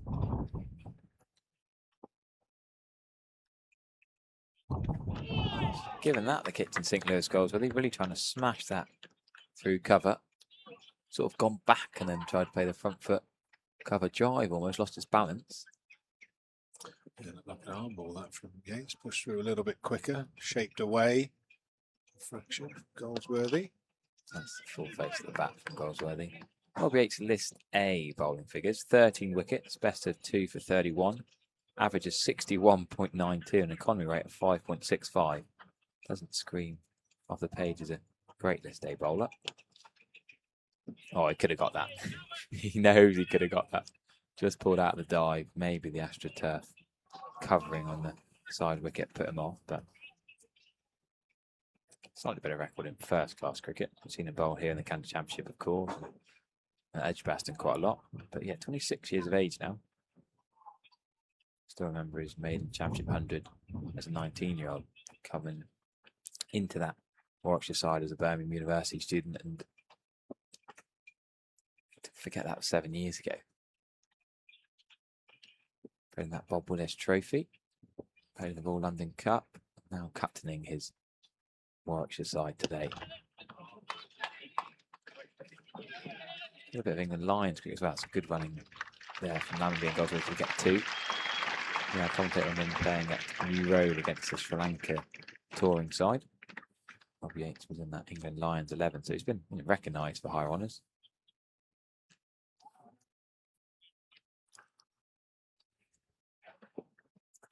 Still got Lynn Top to bowl some left arm wrist spin at some point soon as well.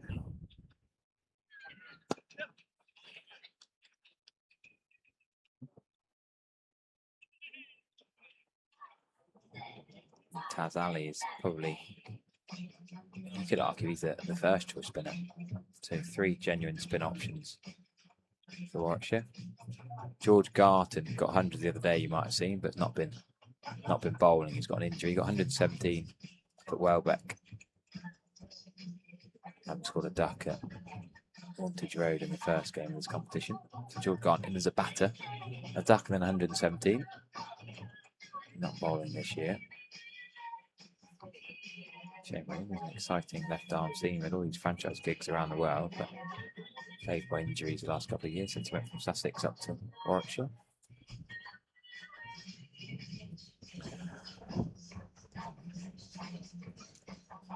Thanks to WPA Health Insurance for their continued support here at Somerset, keeping the lights on in our commentary room.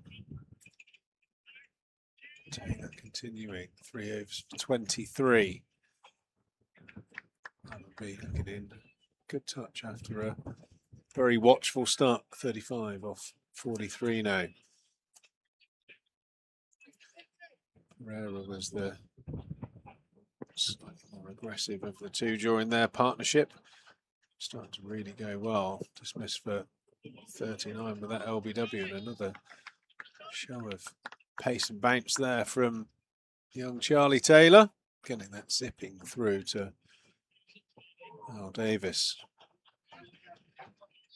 Just missing that outside edge, fortunately for Lammonby.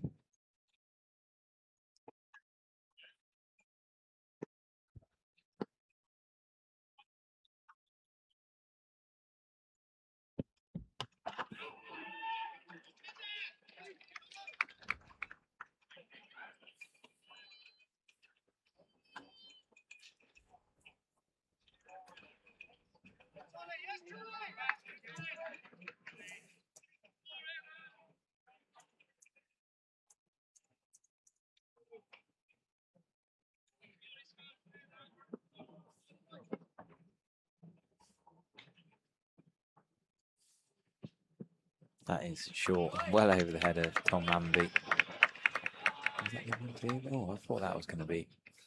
No, one for the over given. Tom Lamby's not best pleased with that. Looks to be a fair way over his head.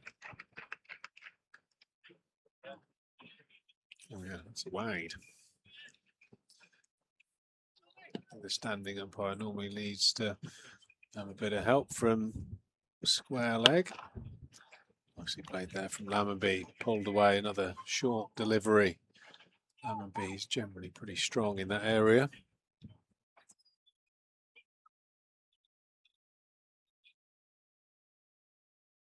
Runs in the first two games, Lammonby, so in good touch. Goldsworthy short of runs, so be very keen to register a score today. Oh, He didn't play the first one, remember? yeah, back cut in half that time.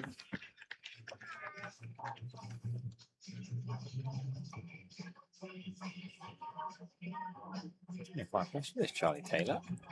Got a bit about him. Yeah, it's a quick couple of balls. That last one there, just nipping back through between bat and body.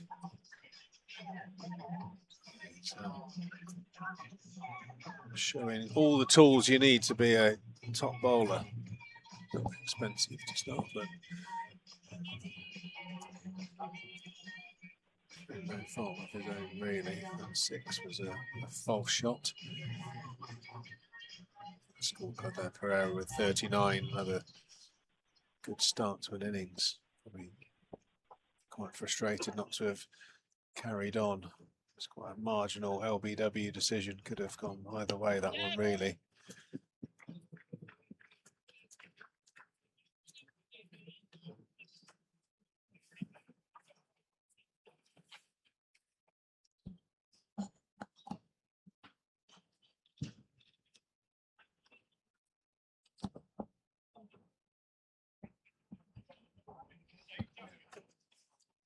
Still got that slip in place.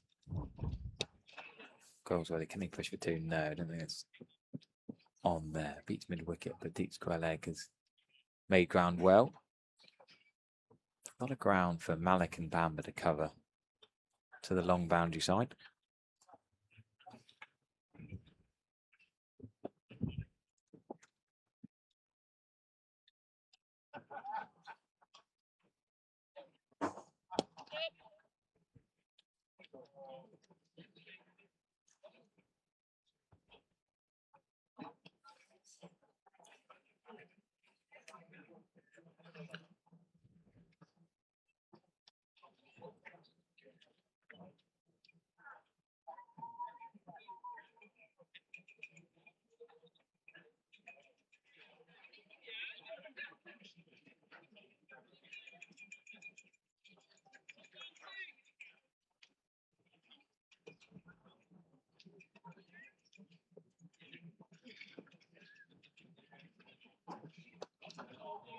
Solid defensive straight from Lewis Goldsworthy.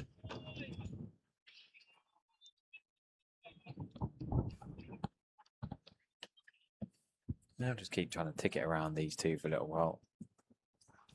Josh Thomas, the finisher, and a really good knock from 97 on Friday. He'll come in at 5 and be a bit more aggressive alongside Johnny Connell. Quite a nicely paced innings. I think these two can, say knock it around and then let those explosive two in the middle. Backed up by Kean Roberts, Mickey Pretorius and Ben Church down the order. James Thiedem in the side today as well. Yeah, if you can keep some wickets in the shed, get that run rate to 5.5 by the 40th, and then a blast at the end, that should see Somerset. Sorry, no Mickey Pretorius today. No, In excess of 300, which is, I'd imagine, where they'd like to be. Interesting to see what order Shaw, Thiedem, Ball and Langridge come in. I would have thought Ball would be 11 and Shaw 8, maybe Thiedem 9, Langridge 10. Langridge left hand, a bit long handle, could be effective. Saturday, September the 12th, Soul to Soul, and New Heavies, Norman J and the Beatles Dub Club. Yeah, on stage at Taunton. Tickets are on sale now. Check that out if you like your live music.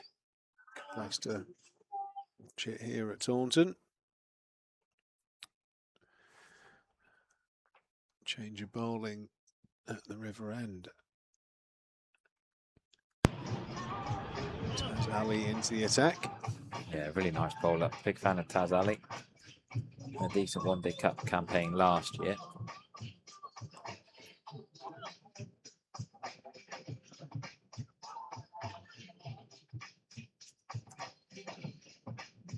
Start here, no slips. Change bowling from the River End, 10, Tazim Ali.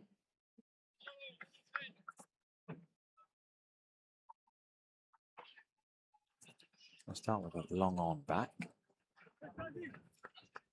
Deep point, deep square leg. So just 3 outside the ring.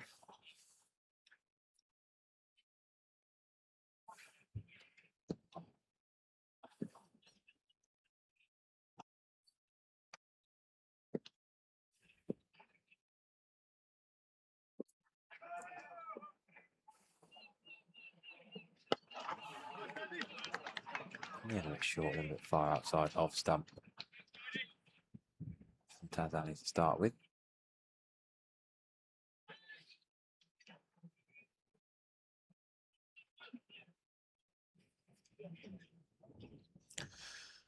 First delivery quite quick through the air for a leg spinner. Yeah, it does get it through. Took 1 for 57 at Welbeck against Knox on Thursday. 2 for 52 at Wantage Road in the opener, alongside getting 17 not out in that game. Played in one of the T20s in the first team blast at Wantage Road, had 1 for 19 against the Central and West Group table toppers, the ultimate winners of the blast, Northlands, back in July. Generally, though, Warwickshire have got so many spin options. Not going to break into that first ahead of Dan Mosley.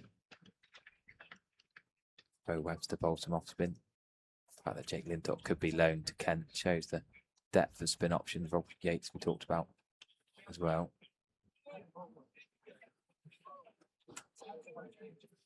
Lots of spinners at Warwickshire.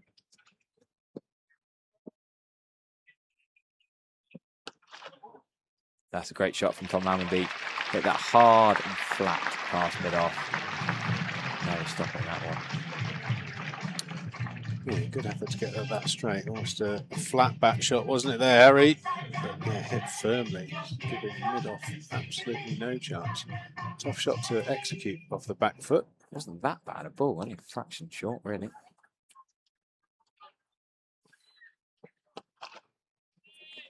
Good fielding off his own bowling.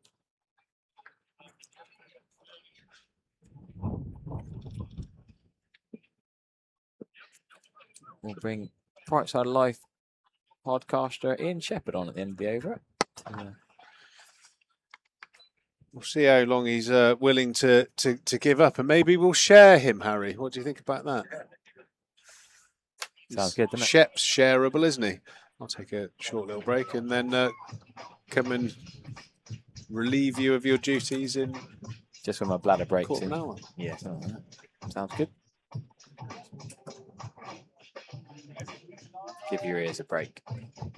Joseph Casson Estate Agency, thank you to our match sponsors. Much appreciated. So Lammerby, 45 off 54 balls. Nearing another 50. Could he have 3 50s in a row? Yet to convert to 100, but a good start from Tom Lammerby. Talk about his injury. Still not, can't even say he's near 100% fit, but fair play. He's churning out the runs in the one-day cup.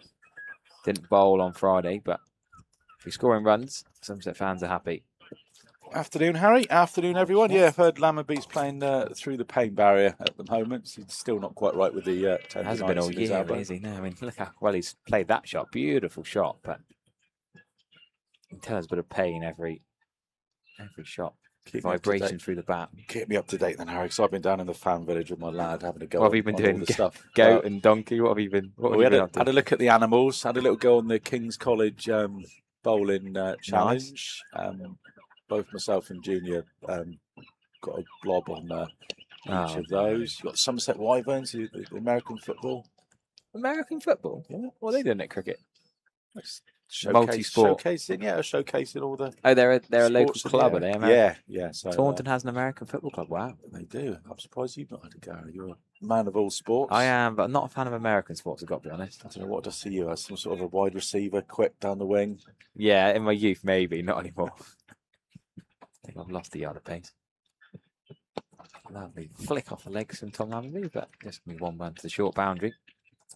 Yeah, you weren't here Friday. You missed. I wasn't. No, it's Mr. Cracker. My wife's birthday on Friday, so yeah, if I was here Friday, I'd be getting service divorce papers on Monday. But I kept a good eye on it. It was a good game by all accounts. Really good game. Brilliant innings from Daz Ahmed at number 9 alongside Graham Van Buren. Kept it really interesting. Probably got Gloucestershire in the back. Probably in the box seat actually. Yeah, I saw Josh Thomas as well. 97 not out towards the end, and Somerset, and he's getting up to 350, and then Will Williams bowled good Yorkers in his 90s. To be fair, just missing out on 100. Decent delivery that from the change of ends from Charlie Taylor now from the Trescothick Pavilion end. Slightly different areas he's hitting. Seems to be quite a bit in this pitch. There's a little bit of green on it, a bit of a green tinge. First rain overnight in weeks, I suppose. Yeah, giving a bit of spice. Spruced up a little bit. Yeah, Pete still reckons Somerset need 310, but I reckon 280 could be in the game. Yeah. That short boundary looks very inviting. So it's. That's going to be 4. Coxworthy at the top edge. South Pereira top edge. Taylor for 6 at this end. Now he's spot 10s. Crosby top edge for 4 at the other end. Quite know where that was going. Somerset's Metro Bank captain. I think it's a fairly safe shot though, because it's such a long way out to that deep square leg man. The chance of you putting that to deep square is pretty slim. So delay. Oh, it hit his head, did it? Umpire's patting his head. Keep showing you replays of that. I think no concussion check. Well, he did get hit up at the up at Headingley in the last quarter final. More of a glancing blow on top of the helmet, but they've got to check. Yeah, well, especially with a recent incident. Oh, I thought that was back, but I thought it was a bit of top edge as well. Replay show a skim of the top of the helmet. Yeah, especially with the concussion. So last Wednesday at Headingley, sorry, a week ago on Wednesday, concussed at Headingley, couldn't play finals day, couldn't play the first game at Welbeck this Tuesday. So although they came into captain his side on Friday. Tom Lamberby definitely asked for a drink there. Mickey Petrosi's run all the way out with a drink, and Tom Lamberby sent him back. Now he's asked for him again. Maybe wanted a special drink. Nope. He's making the most of Mickey Petros. Giving him a bit of an ad hoc bleep test to get him running back and forward. Does he want a specific drink, or is Goals really wanting a drink? Well, if they've signalled a concussion check, we need the medical staff. I thought Laura Holmes would be running out there for a concussion check, but no sign of her yet. Is she not around? Not sure what the delay is. Someone's got to do a concussion check for Lewis Goldsworthy. I mean, the good news is he's up and about, and there's no kind of obvious ill effects at the moment. It might tell you what. It might just be that the Warwickshire chap's going to do it. Oh, that's good. That's a nice touch, actually. Maybe. Oh, Jamie Thorpe is ready. Maybe Jamie Thorpe was having a little snooze. Little siesta, wasn't ready. So the Warwickshire chap's going to have fair play. Credit where credit's due. Jamie Thorpe is eventually coming out. Gentle jog. The Warwickshire physio beat him out there.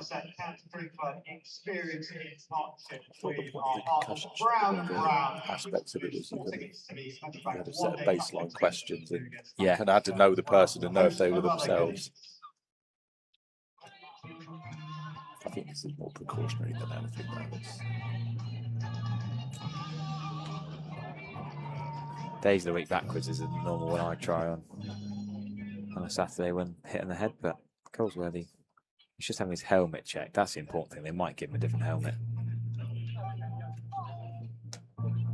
Well, there was a long delay up at Headingley trying to find him a replacement helmet for the I expect he's. I wonder if he travels with multiple helmets. I think the club take 2 or 3 helmets, but you know you've got it molded to your head.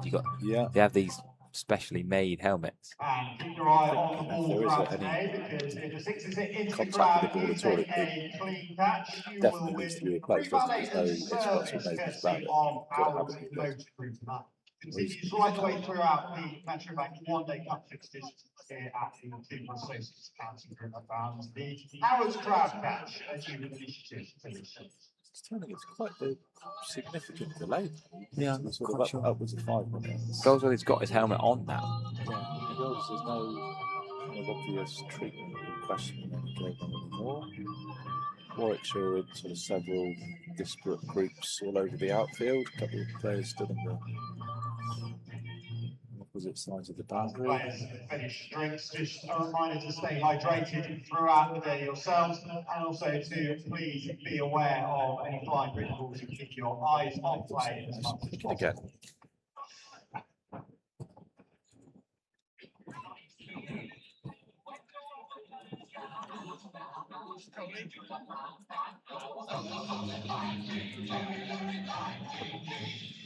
98 for 2 in the 21st, and now will be batting very well. 46 not out from 57 balls.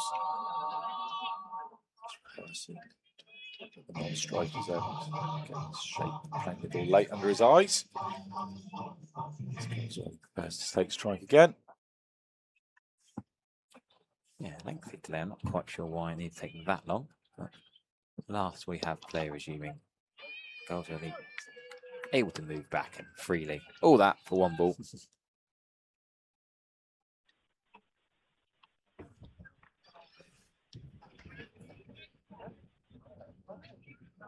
280s pass score here.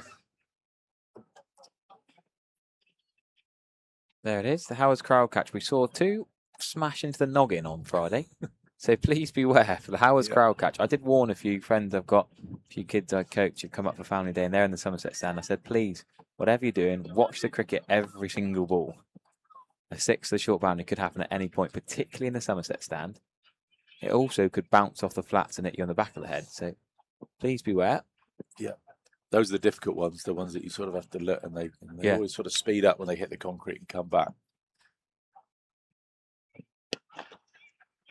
Force it shot off the back foot from Tom Lamberby.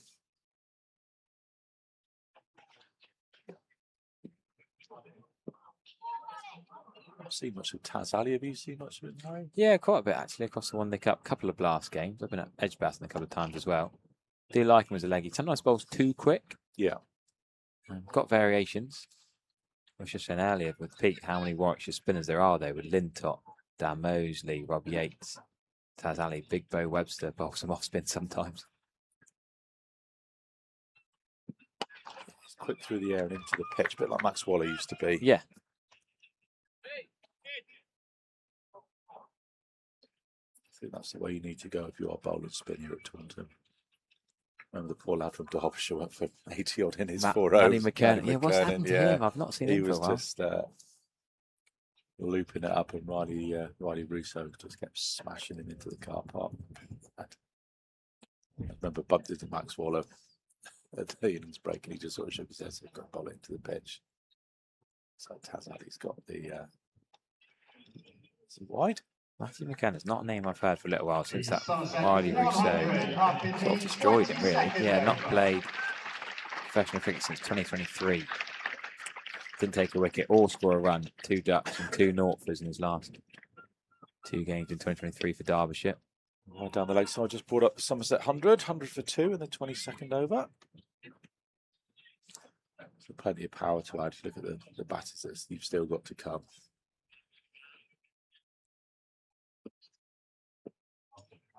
Josh Thomas scores in great form.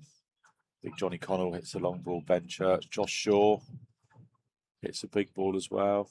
JT Langridge as well is. Yeah, I should chat with Pete. Out. I wouldn't mind Langridge batting a header ball. Jimmy Thiedham can give it a whack. His dad posted a nice video this morning of 13 years ago. Jimmy in the Creedy Park nets as a young'un. Now he's playing list day cricket for Somerset. 3 generations at Sanford for the Thiedhams. And there goes will be getting back for 2. Yeah, there was an article on Devon Cricket about were there any 4 generations? Yeah, I don't think there were. Close, but 3 generations of the Thiedhams. With the 3 generations of the Shepherds at South Devon as well. Well, with the ageing demographic, the ageing population, they wouldn't put it past a great granddad playing with his son in a friendly. Yeah, not even necessarily playing together, just having them be members of the club. If you do know of any, pop them in the YouTube chat. You could have a 13-year-old play with a 84-year-old in a Sunday friendly, I'm sure. Could be a great granddad. Sure, it's happened. Yeah, 4 generations all playing with the same club. Not necessarily in the same game, but if you do know of any, do let us know. Charlie Taylor. That's well run. Bamber just a little bit slow there. He's not on the edge of the circle by any chance, but Lammonby just caught him napping and was able to scamper through for the single. Takes him on to 49. Went away from what would be another half century for the Exeter man in the One Day Cup.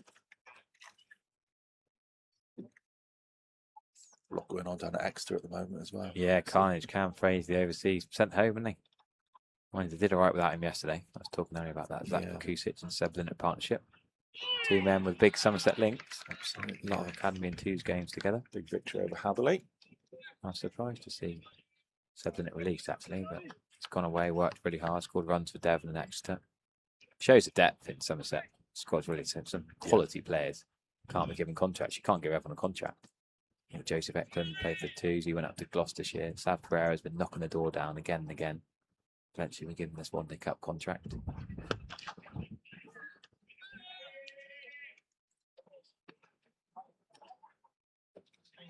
Yeah, you don't think of Zach Kusic as a number 3 bat, but he can tee off in pink ball coloured kit in a small ground like Hatherley. I played at Hatherley for years. Remember the big, no need for a sight screen at one end. White the big wall, old yeah. Cement works, is it? Always a good tee up there as well. Brilliant tee. Yeah. I missed the North Devon League Division 1 trophy lift to go and play in a President's game last year for a great tee. It was raining all day. I think we played a 20-20 from 6 o'clock on very wet conditions, but it was September and they weren't worried about the pitch, so just went for it.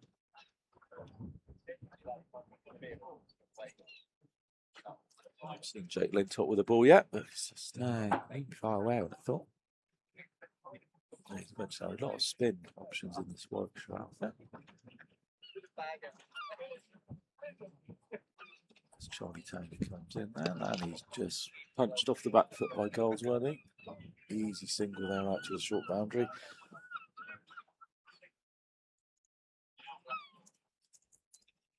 Just wonder when they think they're going to maybe start thinking about going up a gear now. 8 wickets in the tank. Nearly halfway through. You've got that short boundary. You know that it got a bit twitchy on Friday with 350 on the board. But there is a little bit in this surface. Now he goes to 50. Lovely shot. Just waited an extra split second to get it round behind square. That's a fine 50 for the left-hander. Playing through the pain barrier, still suffering the effects of that tendonitis in his right elbow. He's helping set the platform here for Somerset today. 110 for 2, 23 overs, and Lammerby 53 of them. 3 50s in a row then to start the list A comp from Tom Lammerby. Jamie Thorpe just runs on again to check in with Lewis Goldsworthy, check the concussion. Symptoms haven't changed in the last couple of overs. Important. Oh, really important. You only get one head, one brain. Can't be messing around with these things. Definitely not. I mean, before the tournament, this Metro Bank One Day Cup started, he sort of looked down the list and he put a big circle around Tom Lammerby as being one of the class players in his team and the competition, and the guy you expect to be scoring a lot of runs and dominating this sort of bowling.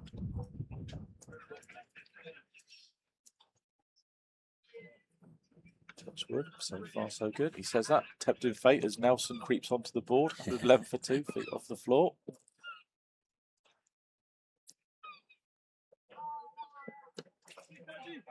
Yeah, Tom Lamberby, he is a class act, and it's been sad to see him in the County Championship just not quite right, and that's not really his fault. I don't like when people are giving an injured player stick. He was having to play because so many other players were injured, and it was seen that his injury wasn't as bad as others, which is pretty horrible, but not an ideal state to be in. Can they push 2 here? Probably not quite. Oh, they are. Well, fair play, turn and go. It's going to be tight. Not the best at throws. Tom Lamberby's list A batting stats. I scored 102. Only 2 list A hundreds. He would have played a lot of list A cricket though. Yeah, no, only 13 games. That's a pretty decent conversion. 43 right? average. 3 those 50s in a row. Batting at 3, averaging best part of 44. Yeah, he's opened a bit. Mostly batted at 3. I actually thought him and Sav Pereira might open with Goldsworthy at 3 and Archie Vaughan at 4. Those goals with the skipper's gone down at 4 this year. He batted at 3 last year. I do like Josh Thomas at 5. I think that's really good because he's a championship opener now, but he was a finisher in this One Day Cup at 5 or 6 before. I think he does that job well. The trouble with the nature of this competition and having different players available every year, it's very difficult to get yourself a settled batting lineup year on year. One of the reasons that Somerset have been so successful in the Vitality Blast is they've had a settled batting order for a number of years. You know you're going to have Banton and Smead opening, Kohler Cadmore at 3, Abel at 4, Dixon at 5, Gregory at 6, and that's the way it was for a number of years. Yeah. This may just go away through the boundary. Yes, right off. 4 runs in front of the scoreboard there by the Colin Atkinson Pavilion. Not far away from the Wallons O target. Your mates Wallons down in Newton Abbot. Yeah. Get the ball through that O, substantial donations to charity. It's the number of runs scored in total for the beginning. Yeah, it's the Hospice Care South West charity benefits, but that will be a superb hit today. I mentioned his name a couple of overs ago. It is going to be Jake Lintott to take things up for the Marcus Drusothic Pavilion end, bowling his left arm wrist spin. Interesting to see how much turn he gets here.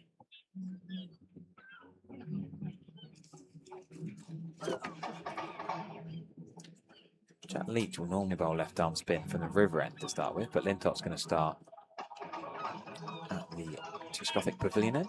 Yeah, no surprise to see him bowling from this end of the larger boundary leg side. They'll be spinning it into the right-handed batter as well. So you do want to target that short boundary. You're going to have to reverse go against the spin. So it's going to be a brave shot. Just a 1-man out at point, and that is pretty much on a 6-minutes first up. It is a gamble though, because he does spin it both ways, and you've got a right-hander and a left-hander. So yeah, you can't hide from the short boundary too much. Look at the men out. He'll spin it into Goldsworthy.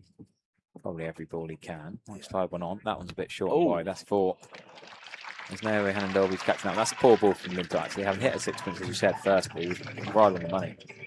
That one's short, wide, outside off. Goldsworthy's done well to hit it. A little bit quicker, maybe a bit of a top spinner there. Just a bit of come on to Goldsworthy. A little bit quicker than he anticipated, but still.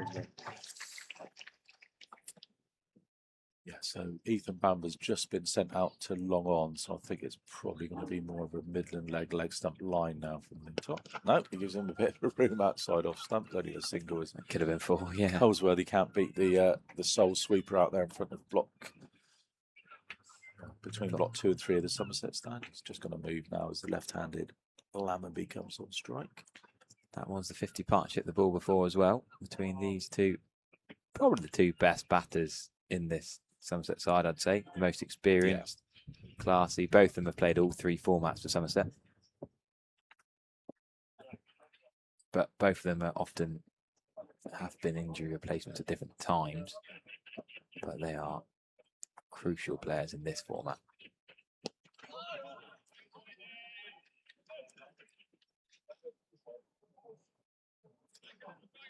Slamby was caught pulling down to fine leg at Welbeck on Tuesday.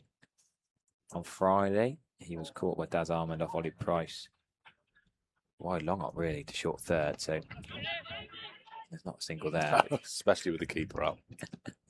Yeah, so 2 not great balls he's got out to, Tom Lammerby.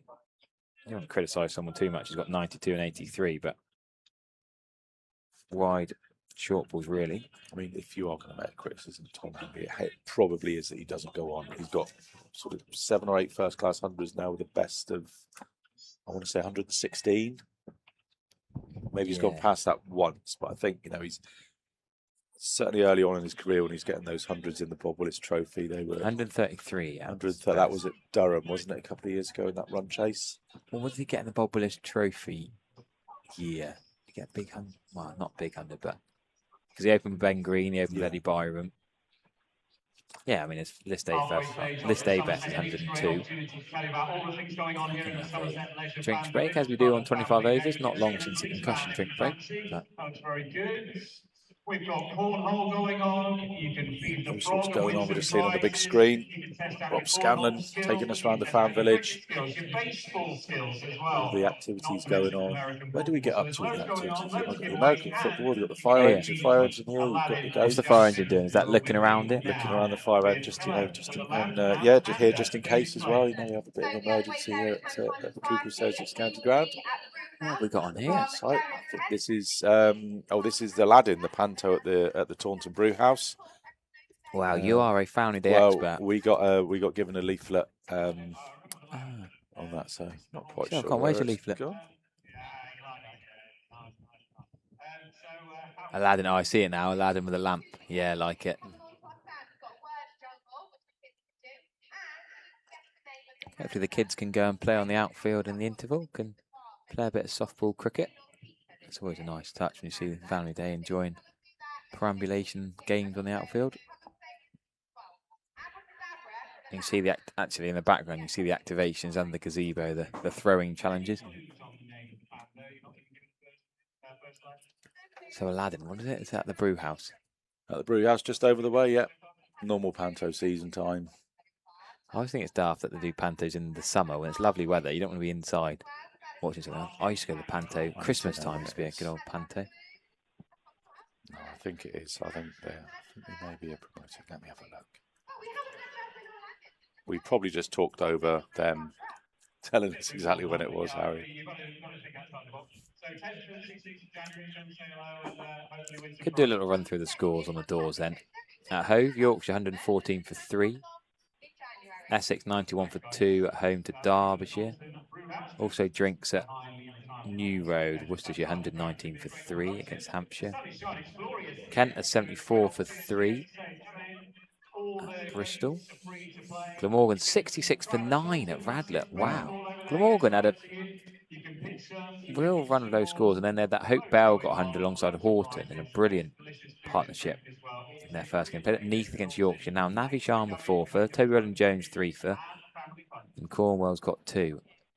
That's outrageous. That I know Radlett's an outground. You never quite know what you're getting an outground, but Middlesex, who are notoriously pretty terrible at white ball cricket, got Glamorgan in all sorts of strife there.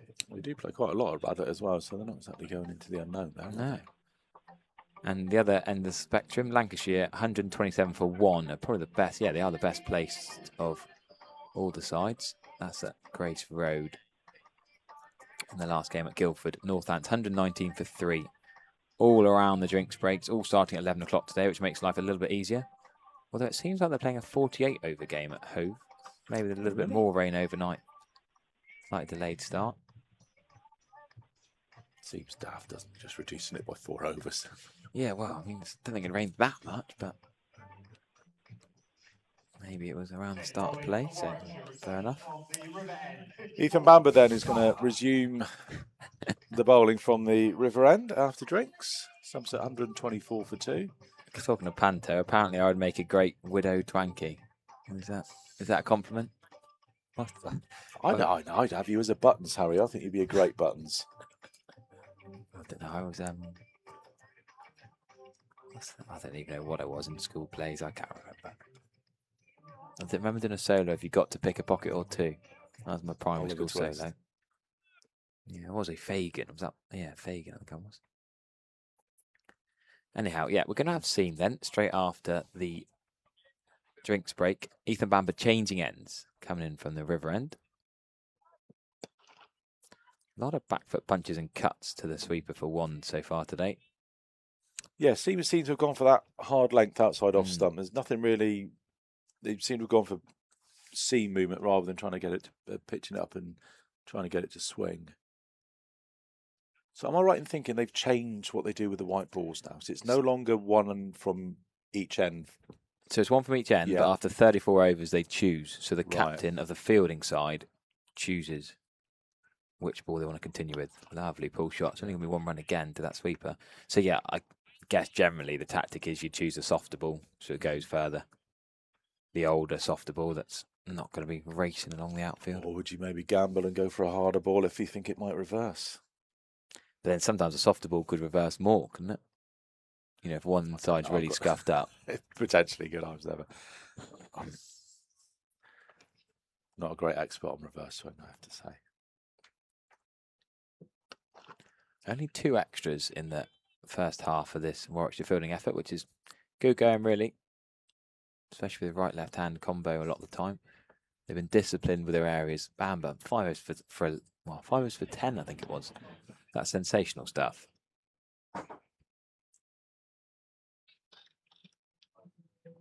You don't see 5 overs for 10 in the power play very often, especially not the highest scoring T20 ground in the world.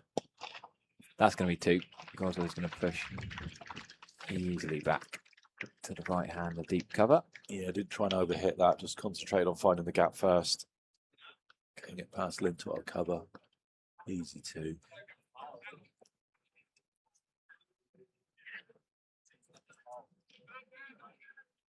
Still overcast here. We've not seen cloud. People in the live chat saying, what's this white fluffy stuff we've not seen for about 2.5 months? It was cold for the first time in about 2 months yesterday. I normally keep a spare jump or 2 in my car, but I've taken them all out recently. Not needing any extra layers. Play there by Goswell. Just a easy drop and run into that vacant mid-wicket area. Picks up a single, moves on to 27. 1 ball left here. 26 over.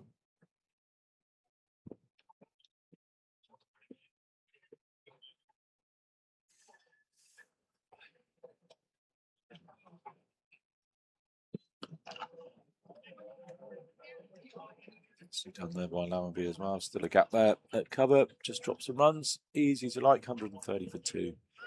26 gone.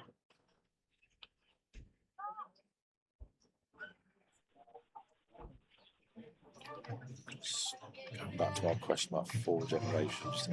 YouTube chat and see if anybody's. Yeah, I didn't see any. Still people saying as a 16-year-old who played with an 84-year-old. I like that. Great things about that. Yeah, I remember playing a game for, and it was not the erratics, and I was bowling the last over a declaration game come 8:30 on Sunday night, and a 13-year-old was blocking out my loopy leggies for a draw. Oh, it was brilliant. Oh, we didn't lengthen your run, Harry. I can't. I haven't got any more in the locker. If I do, it wouldn't get cricket. Take Lynn top to continue then.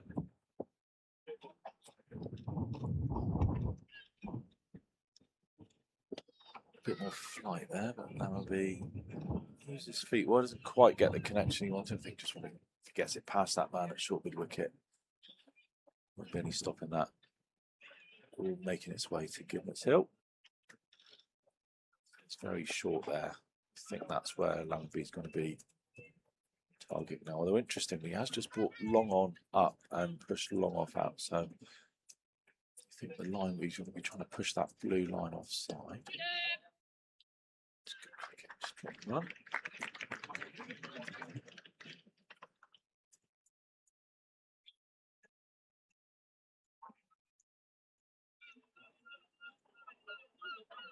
Easy to protect that short side now. Goldsworthy, the right hand is back on strike. I'm not sure Helen Dolby needs his floppy hat today. I'm just going to weighs you down in the field.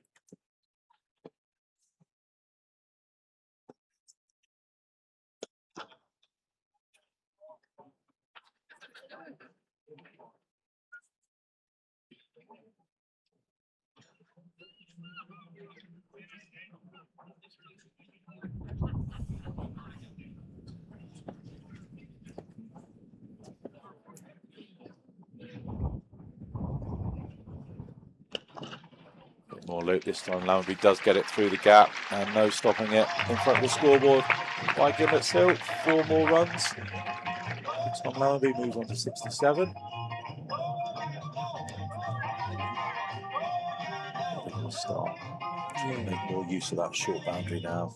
Might start going and just talking about the change in the Somerset side today. Different middle order. No Kean Roberts on Mickey Pretorius today. Jake Paul and James Thiedem in, so slightly less batting in that middle order, more bowling options. Do you think they maybe might try and alter it so it is right hand, left hand, so you're always going to have one? What, thinking Langridge up a bit, maybe? Yeah, not many maybe, left-handers. yeah, actually, maybe just to always try and be making them think about.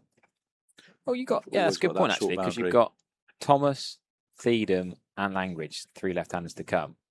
Thiedem could bat 8. Then would you, if Goldsworthy say got out now, you wouldn't not want Josh Thomas coming in now, would you? Because he's in great nick. Yeah, I think Josh Thomas comes in next, whatever. Yeah, and then Johnny Connell 6. Whatever. I think your top 6 is set. That's right. Well, could you move Connell up one? And I think you keep this top 6, but I think Church, Shaw, and Thiedem could be fairly fluent. My only thing is, I think with a young lad being wicketkeeper bat, I think they're just giving Church number 7. Like the other day, it might have suited Mickey Pretorius to come in on Friday ahead of Church, but they let him come in. He plays his scoops, his ramps, his reverses. He hits it in funny areas, so doesn't waste too many boys. But then to bowl his 7th over, the 28th of this Somerset innings from the River End. Oh, wow, we've got a nice praise message coming, chap. John, we'll go through that between balls. It's quite a nice long one. A bit of praise. Always nice, a bit of praise. Oh, this could be a run out. Goldsworthy's just made it. A bit of an angle there. Yeah, this is a lovely message, yeah. It's addressed to Jamie, but sent in our TMS Somerset WhatsApp chat. Dear Jamie, I wanted to write to you to relay my praise for the Somerset YouTube channel, not only through this current season, but for the last few seasons. I'm an associate member of Somerset living in Essex and unfortunately don't get down here very often. The coverage by the YouTube channel has compensated me and made me feel like I'm at the ground supporting the team. I'll continue. I wanted to express my thanks and congratulations to the team involved, and names us, for their concise, balanced and fun commentary and insights into the game. I would add that the camera work, sound and interviews are, in my opinion, easily the best compared to the other counties across the land. This is also very evident in the chat messages visible through the coverage. I do hope that the YouTube channel will continue to flourish in coming seasons and help the support for the club to grow across the globe. Good fielding, a backward point. Wishing yourself and the club good health and continued success on and off the pitch. If it is possible, please could you share this message to the YouTube team to reflect the importance of the coverage and the pleasure that it provides. Many thanks. Mike Barkley. Thank you for that message, Mike. Thank you, Mike. It's very kind. Very kind words. There you go. Nice to have positives and hear where people are watching from as well. Hear the stories of why people can't get down here so much. A lot of people can't get here and sit at home watching. Yeah, if you do find your way down here, Mike, do pop up and say hello. Yeah, get your earpiece as well. And well dodged as well, Harry, because normally when you start reading out a message like that, it's normally a cue for a wicket to fall. So We managed to dodge that bullet as well. 38 for 2 then. Somerset power to add here. Brilliant letter, which I totally agree. It's Gordon as well. So. Gordon Avery? Gordon Avery, yep. Torquay. He's always on the chat. Playing at Torquay in a couple of weeks. Dismissively sort of smashed through point for 1 from Goldsworthy. Probably trying to overhit that, but it's going to be 1 either way. Double the score at 30. We still going with that? It's sort of the old-fashioned way of looking at it. I think they want more. It all depends on how many wickets in hand you've got and who those personnel are down the order. Yeah, I like Connell though. Connell is a middle order biffer. Yeah. I like the look of him. Berkshire University of Exeter man.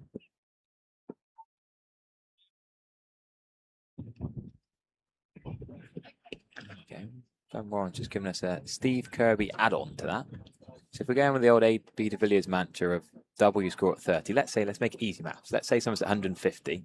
They get 10 off the next 2 overs, so there'll be 300 with doubling. But because they're only 2 or 3 down, Curbs reckons you can add 10% on. So we'll make that 10% to the whole score or 10% to the... Oh, yeah, of the 150 you had on. Well, I said, I mean, 310, 320-ish. I mean, that's we know Taunton, we know the Somerset personnel. If they're 150 for 2 in a couple of overs time, I would expect they would get. I think you need 340. I think. Yeah, no, that's fair. Well, Lintop then is going to continue for his 3rd over. Catching mid-wicket could be important. Tonight we catch him to extra cover. Oh, it's a top edge sweep. Is he going to get away with it? It's going to... Yeah. Oh, great effort. Great Fantastic effort. It's 6. He's ended up with spikes on the covers. He's nearly bashed into the advertising board. Probably there with the duct tape repairing any of those holes. Not that he's needed them for the last couple of months. Any other boundary that's probably out. But Tom Hammerby's got away with it. Big old top edge. We saw a great piece of work from David Willey at finals day to get rid of Craig Overton, not to be though on this occasion. But he said how he's starting to think about that short boundary now, and it's a big shout. Gone again, 2 slog sweeps in a row. It's 1 top edge, 1 missed. That one just a little bit faster, a little bit fuller. Just caught Hammerby. Pressing the accelerator. Yeah, what do you reckon to this shout there? Outside the line of off stump, straight away, clear. Yeah, that's never out. Or maybe height as well. Just hit the shoulder, the rib almost, yeah. Yeah, did well to get outside the line and open up that option. So you think now is Goldsworthy's job just to get Lammerby on strike to try and pepper that short boundary? Yeah, potentially. And is it then vice versa? When we're at the other end? We start peppering it with 20 overs to go. Yeah, quite potentially. Especially Josh Thomas did it very well until Will Williams found his wide Yorkers. I was impressed by Will Williams. I was just willing him to just get one away. He got one away down here for 6, didn't he? Great shot. I chatted to him after the game about that shot. He was well happy with that shot. And kept trying that reverse too often. I was telling him off for. Yeah, did he get 100 in this competition last year? No. He's got a championship 100, but I don't think. Yeah, I'm pretty sure that was his first list day 100 in the offing. Yeah. Those 3 runs shouldn't make a difference, really. But no, but.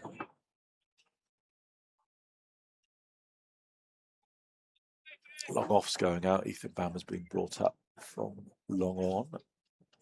So 2 men out, a deep point and a long off to Goldsworthy as he just squares up. Drops this one into the offside. Gordon's piped up. Looks forward to welcoming me to Torquay. If I play, I am playing. He'll buy 1 player's tee for every 10 runs I score. So if I scored 76, that'd be 7 tees. Okay. I'd take half of 76 at the moment, John. Oh, it's in the air. Bump ball, no, Shep. Ball, Steady bump on, ball. Shep. Steady on. He smashed it into the ground. Yes, Harry P. A bit late in the act. I was talking about goals with these 100 against Leicestershire in. I want to call it a semi-final or a quarter-final. It was this weird knockout thing, wasn't it? It was a knockout match. Playoff. They called it playoff, didn't they? Yeah, there were 2 playoffs for the 3rd, whatever place, to then get into the semi-finals. And we lost at New Road. Yes. Yeah.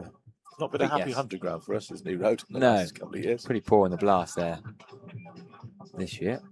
But yeah, brilliant 100. I reckon that's the best knock I've ever seen Goldsworthy play. He got runs at Chelmsford in the Championship. Against Leicester? Yeah, I think that one day Cup 100. Yes, yeah, he was brilliant that day. I'd always chuckle about the Anthony Gibson saying, what's Lewis Goldsworthy doing coming in here? Craig Overton coming in when he whacked a 6 at the bowl in Hampshire. That was funny in the T20 format. Scored some useful championship runs, of course, but yeah, that knockout 50 over 100 was brilliant.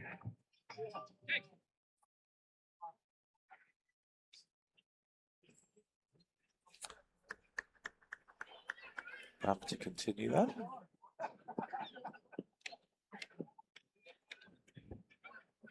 Hammerby goes for the scoop, and he gets the scoop. Fine leg had just been brought up into the circle.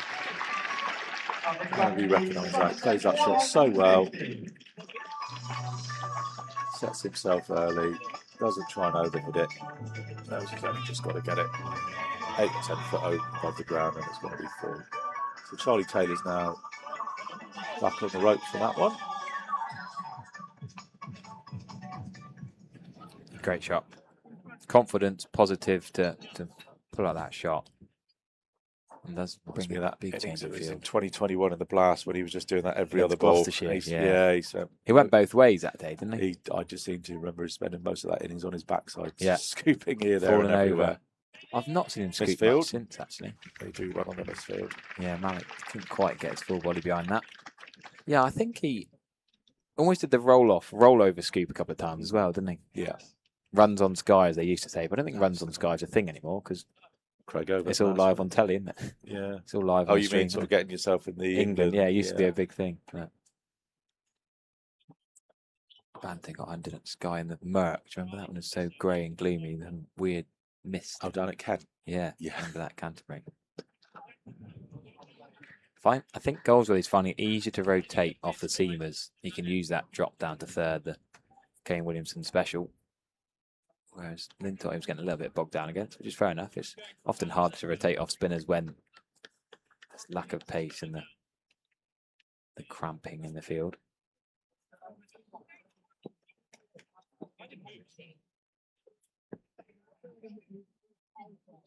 Neil wobble of the shoulder, the Butler Lambie special. I'll give himself room this time. Oh, that's a cheeky single to mid off. Good running, actually. Yeah, Really I good think he running. would have been home if there was a direct hit. Yeah. So a couple of times he's done that. Oh, he ran quickly. Caught the fielder napping. Well, he's a very good squash player in his youth, Tom Lambie. Well, that's the lad, isn't it? You have your net, and then you go over to the squash club, and then you come back and have another net. Exactly. Oh, yeah, it was him. Great running. Yeah, fitness is a non-negotiable for these guys. In this modern era, they're all quick. Over again then. This is a bit of width from Goldsworthy. It's well stopped at Brilliant cover, half fielding. stop. Safe 3 runs there. Yeah, even to long boundary, that was 3. That would have been 4 all day, wouldn't it? Yeah, Great one a piece couple of of overs fielding. ago, Goldsworthy just tried to place, but that one he really got out the screws. Those of you joining us late might not realise, might be asking why the flag's at half-mast. Christopher Ondarchi, Sir Christopher Ondarchi, who put so much money into Somerset, into Exeter University, into Blundell's. Yeah, they celebrated his life with a moment's silence or applause earlier on today. Oh, one for the... There's been 2 calls. Actually, I think it's Sam Hollingshead. And I thought that's well over the head, didn't you? Well, I don't think I know, but this is that a over the bit head? tennis ball bouncy, but That's 2 that I think are that's well over his head. That would be over JT Langridge on Ollie Hannondolby's shoulders head. That was Tom Lambie can't believe that's twice Tom Lambie's had a wide over the head. crouched a wee bit there, but even so, that's well. If Somerset leads by 2 runs, I think those wides could go for 4 as well. Yeah, None of the extra balls. Not a great call, but it's funny that it's 2 in the same end. Yeah, well, he's almost stood back up as it's gone past him, and it's still a good foot over his over the top of his helmet. There is a change in bowling now. Jake Lintott is making way for Rob Yates, I Rob reckon. Yates. Was that number 17? Yeah, bowled earlier on. Scorecard in front of him. 5 overs at the start, Rob Yates. So we had 5 over spells from Bamber, Hannondolby, and Yates at the top. 1 for 31 was Yates. So 155 for 2 at our 30 over benchmark. I would think 170 with that short boundary. So that was beyond the realms of possibility. Goldsworthy shows his intent. There's a lot of gaps out here in this big leg side boundary, so you'd be very unlucky to find the field, and they come back for a very quick 2. Yeah, good running from Lammerby. Nearly wasn't a 2, actually. Goldsworthy almost hit that 2 well.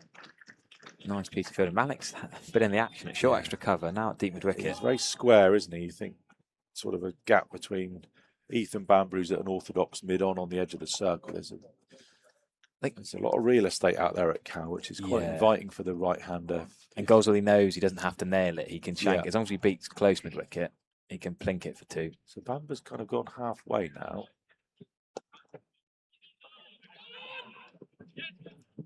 Yeah, really good running again. Brilliant 2s from this Somerset pair. They're not just accelerating with the bat swing, they're accelerating with the running. Goldsworthy get that 1 through mid-wicket quite clean, I thought, but such a big boundary.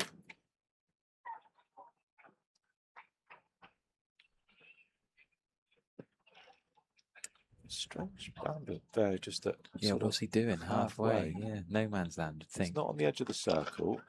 That's a glorious stroke. Goldsworthy, probably the best he's played so far. Best he's played in this one-day cup campaign. Missed the first game with concussion, only got 9 on Friday. But that is a nice straight loft past mid-off for 4. Yeah, the Bamber position, he's going back now. Well, mid-off, he's all the way. Mid-off was quite wide as well, so... Maybe it's a thing, Goldsworthy's not a big hitter. They're going to say, look, I'm going to hang on the edge of the circle and try and go over the top of me. But then they've seen him hit a couple. Oh, Yates could have got there again. That's twice of his own bowling. He's just pulled out of diving on the 1. Doesn't want to graze his knees. So these two suddenly started motoring the last few overs. They flicked a switch, turned up a gear.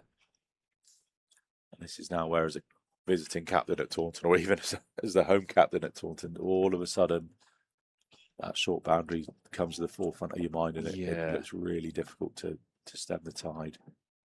Ooh, that's especially when things aren't going your way. It's going to be 4. Han Dolby's not getting that. I think back to Ed Barnard. Remember when he bowled that over? I don't know why he bowled that over. So many other bowlers. We talked about the option. I think Warwickshire had 7 bowlers. Sean Dixon quarterfinal, Sean Dixon game. Yeah, I found that odd. They had spinners. They had genuine seamers. To bowl a medium pacer, who's a good red ball bowler, but not seen as much of a white ball bowler. I thought that was an odd decision, and Dixon took him down. Craig Overton got an important single. So 13 off this over so far.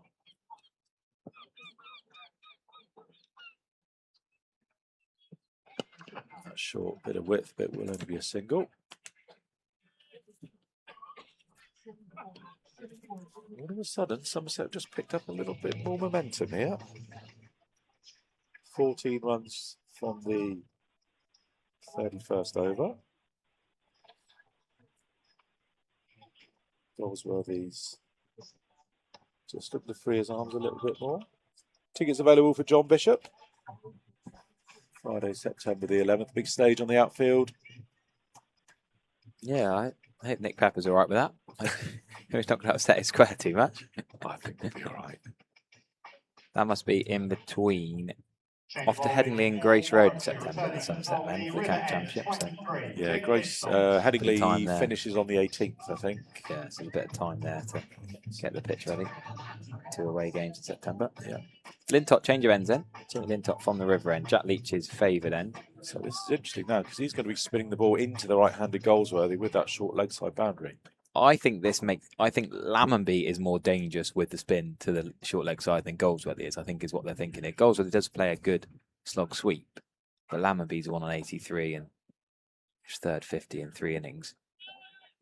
Maybe they're going to play on Goldsworthy trying to go to the short boundary and see if he can pull it off. Lammonby goes to the reverse. Yeah. Cannon Dolby not quite quick enough there at short third, doesn't collect the single. 100 partnership up from Tom Lammonby and Lewis Goldsworthy. I mentioned earlier the 2 most important batters in this lineup. Josh Thomas got 97 not out. Archie Vaughan got 69 on Friday, and Lammonby's got runs in all 3 games. But the captain alongside him here, great partnership so far. Can they keep going and get Somerset up past even 300 come the end of their 50 overs?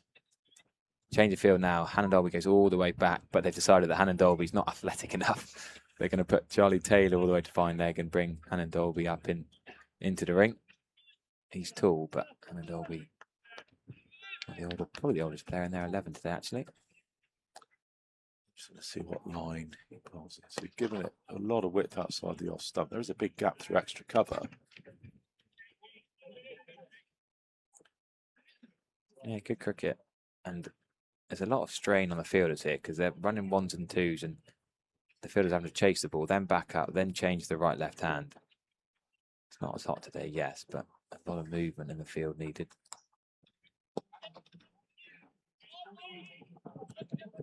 Ooh, sure there'll be 2 there. Malik with a good throw. Lammonby's in trouble. He's given. Lammonby has gone. Yeah. He's surprised to be given. Tom Lammonby, 3 times he's got to 50 in this competition. Got 92 at Welbeck, 83 here on Friday, and now he's run himself out for 84. They were pushing 2s well, but you could tell that one was a bit of a... went straight for it. There was Malik's a good fielder. Yeah, there was no confusion, no hesitation. It just wasn't there. It wasn't a perfect throw. Good work, Alex Davies, actually. That's good work, and he's gone by. Only just. It was close.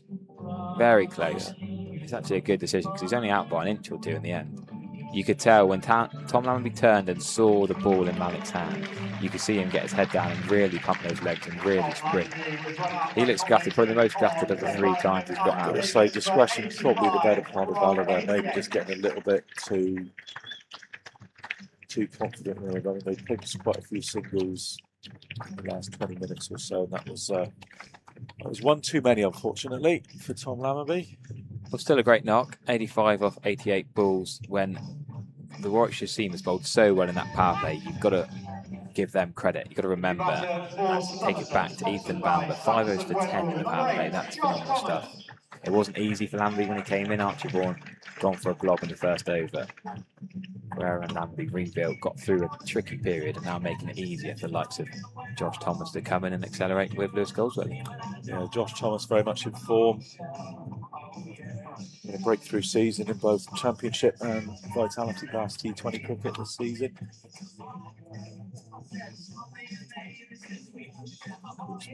Big 97 against the Gloucesters on Friday night in the side of Derby.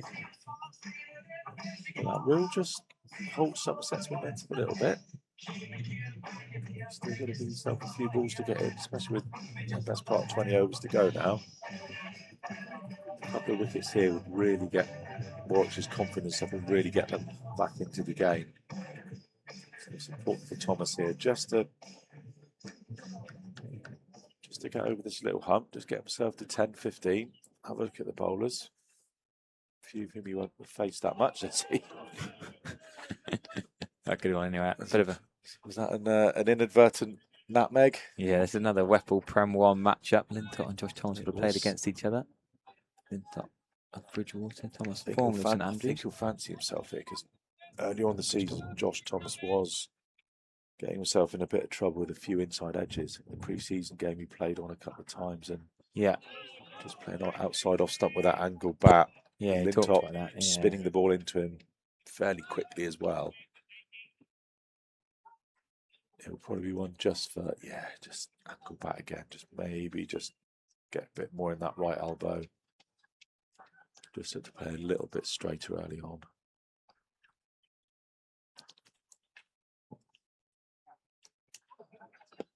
That is short back foot punch, but there is a man out in front of block 3 of the Somerset stand. Really whips his hands through it. Is it hard off the back foot, does Josh Thomas? Successful over for Warwickshire then. Thanks again to our sponsors today of this match, Joseph Cass and the Estate Agents.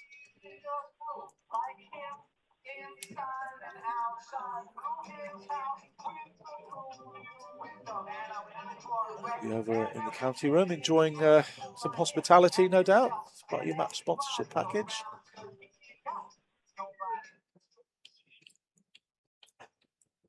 So Rob Yates had just bowled from Trescothick Pavilion end in both of his spells. Lintott's changed ends. Bamber's changed ends. You can see a change in field here as well. Do you want to try and tempt Thomas early on? Maybe try and induce the big shot. Does he go? There's a risk of him getting one away, 1 or 2 away though, and getting himself off to a flyer. That's a lovely shot. They very sensibly just take the single.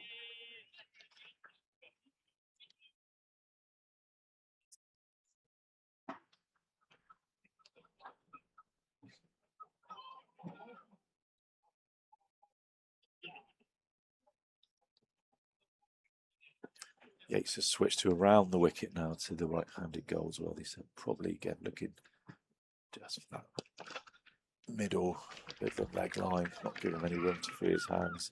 Nice piece of fielding by Charlie Taylor, getting round for mid-off. Thought there might have been 4 through Lintott extra cover, wide and mid-off. Have we already done the Charlie Taylor Yeah, jokes? we've mentioned that a few times.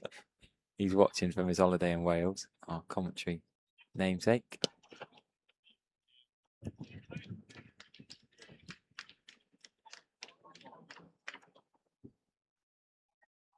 Looks like Yates could be the first to bowl his 10 overs potentially. The captain getting his overs in early.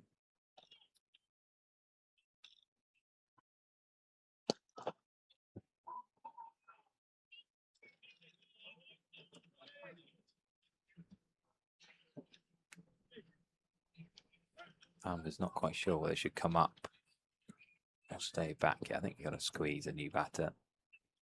See if Josh Thomas wants to go over the top early on.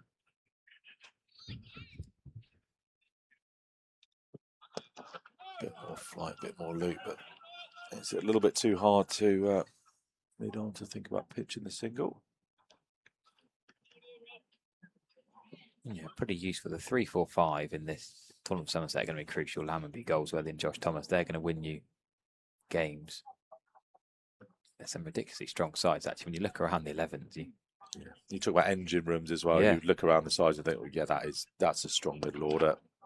Oh, great place from Josh Thomas. It's a poor ball. It's a leg stump full toss, but with 2 men back on the boundary to the short side, you've still got to find the gap. Maybe led on in trying to hit that for 6, but just placed it perfectly. Yeah, I was just going to say, to his credit, he didn't get overexcited and try and plant that over the flats. Just got a solid contact with it. Found the gap. Low risk shot to open his boundary account. Can be bowling full tosses to a short leg side boundary to a man who scored 97 in his last innings.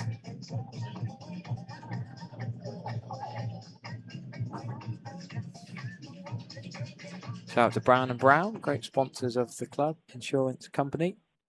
Yep, they got plenty of goodies out in the car park. The fans that you get signed with all the players' faces on it. You can, air fresheners, car fresheners, those pens, all sorts. You're still going strong with your Brown and Brown sunglasses. I think I snapped a couple of pairs last week. Yeah, they do a good job. Lintott then starting his 5th over, 1 for 22 in his none for 22 in his 4 so far. Feels really just finds an easy single out there on the gap of cover.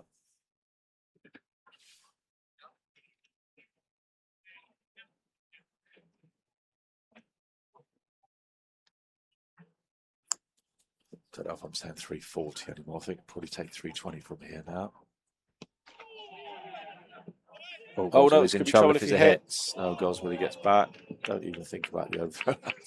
I think, did he just get back? It was a long way to throw it. I think he was back. Yeah. Charlie Taylor, but a bit of a scramble from Goldsworthy. Don't know why not your captain here, Josh, but maybe it was a bit of overexcitement from Goldsworthy.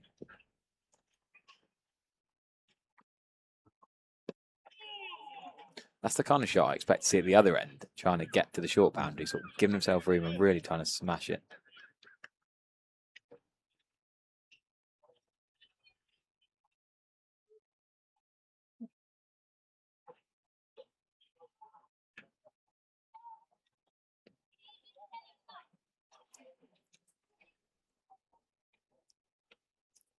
Mid-off coming up inside the circle. So the invitation's there for Goldsworthy to go over the top towards the hill to stand.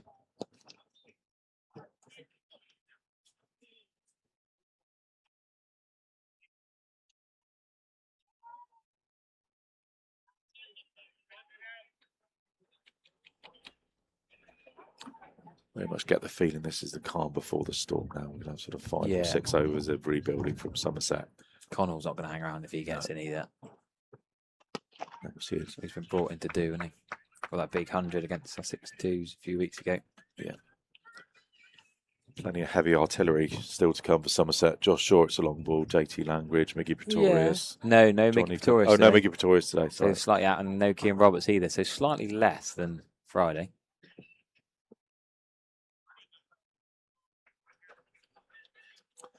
Yeah, he just felt if Lammerby was still in now, they could have carried on sort of going and pushing 8, 9, 10 and over regularly. But yeah, just need to rein it back a bit while Josh Thomas finds his feet. Single then to finish the 34th over. 186 for 3. 16 to go.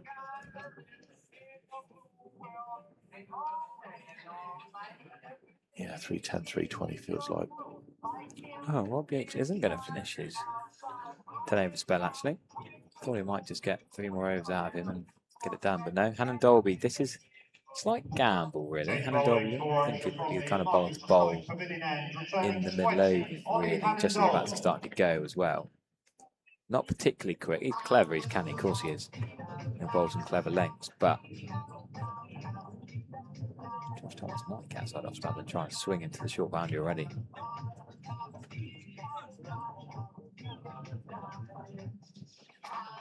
Goldsworthy on strike. So, as you say, Hannah Dolby taking things up for the Marcus Trescott at the pavilion end. There's be a bit more sunshine about now. The cloud not quite as heavy as it was early this morning. Casted crisp, clean shadows of the players on the outfield, which I have to say, after the lack of rain we had, is looking in pretty good nick. Oh, I thought that was a good bit of cricket, but I think Thomas might have been in trouble. Thought Goldsworthy got it past him. Josh Thomas was happy to come through. Nice pick up the left hand and throw. Oh, I reckon he's gone. Why hasn't he run his bat in? He's run out the way of the ball, wasn't he? Trying to get out the way, but I think he'd been gone. Direct hit.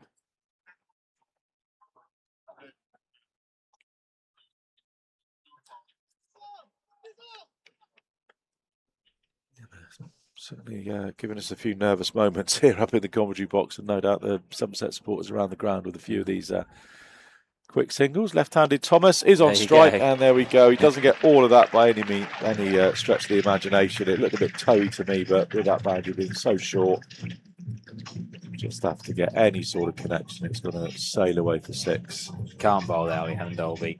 Not the best of times, any boundary, but let alone shortest side for a left-hander. There's 2 we've seen now in the last few overs. One from Lammonby that he didn't really get hold of. And now one from Thomas. 61 mile per hour, long up to a short boundary is not ideal for Warwickshire.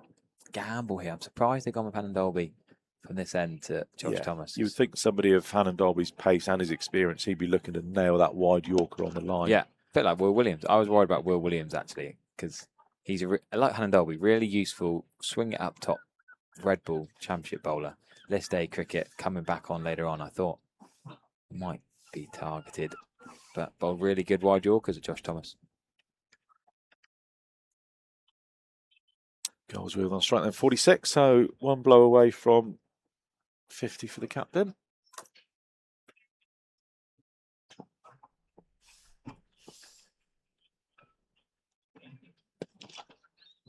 Doesn't beat Lintop at cover.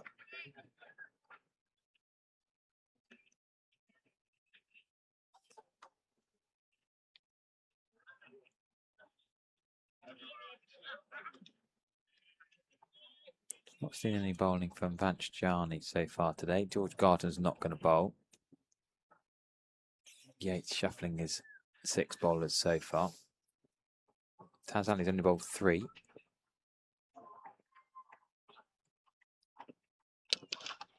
Oh, that's glorious from Goldsworthy. Yeah, mid-off's wide enough that he can play that past the skipper Rob Yates. That's a glorious straight drive for 4. Yeah, 50 for Goldsworthy. His first of this Metro Bank Monday Cup campaign. And his first as Somerset captain.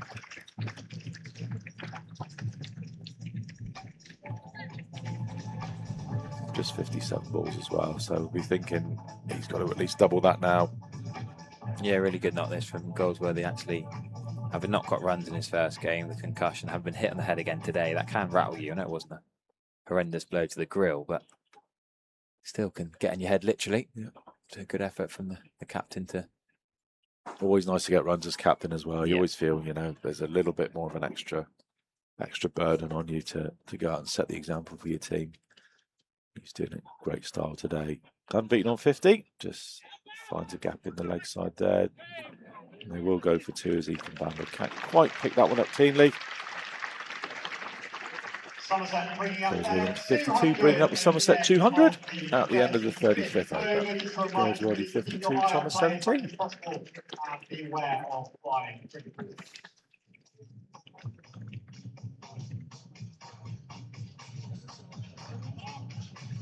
Pasty power, says Rodney in the live chat for Cornishman half century. Well, there's a bit of a pasty drought going on at the moment. No. Richard Latham went down trying to find some pasties. No, they've not been. Oh no, I haven't got my lunch yet. Oh, is that? Don't tell me that. We don't have much food Well, on. I think they maybe might not have been put out yet, so it might be. Panic, is it? Oh, yeah, they don't seem to cater for it as much for the one day cup. Might be a premature panic. I'm not sure what I'm going to have yet, but lacking food in the confectionery stores. Yeah, we've got to raid the public stalls for our press lunch, and there's no pasties. What are we down? The sausage rolls. So I might go for fish and chips. Maybe go over to the fish and chips in the Botham stand.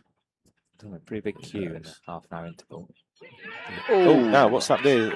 He's appealing for a stumping, is he? I don't think Josh Thomas was giving it a wide, so yeah, definitely a wide. It was all happening. I think he dragged his back leg. A little hop, lost his balance. So maybe, well, it was quite close to bat and pad. So first of all, I think he may have been appealing for a catch, and then Thomas. Oh yeah, he goes walkabout. God, he just dragged his back leg perfectly. Really good dragging of the back leg from Josh Thomas.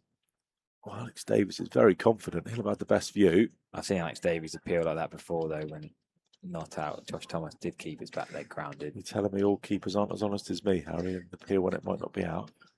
Yes, there's a few shockers out there.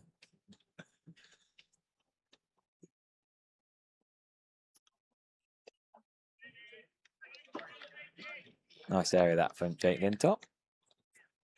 Good piece of work nonetheless from Davis.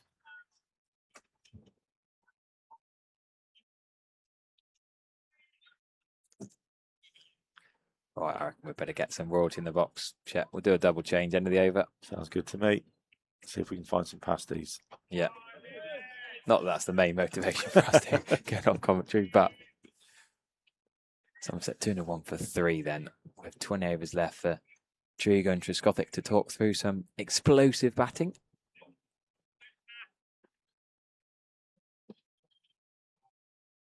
That's bowled pretty well here. Yes, yeah. It's kept Thomas quiet this over.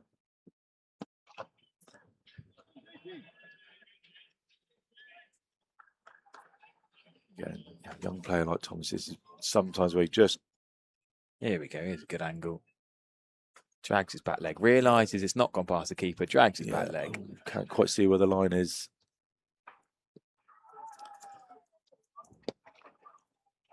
It's well played.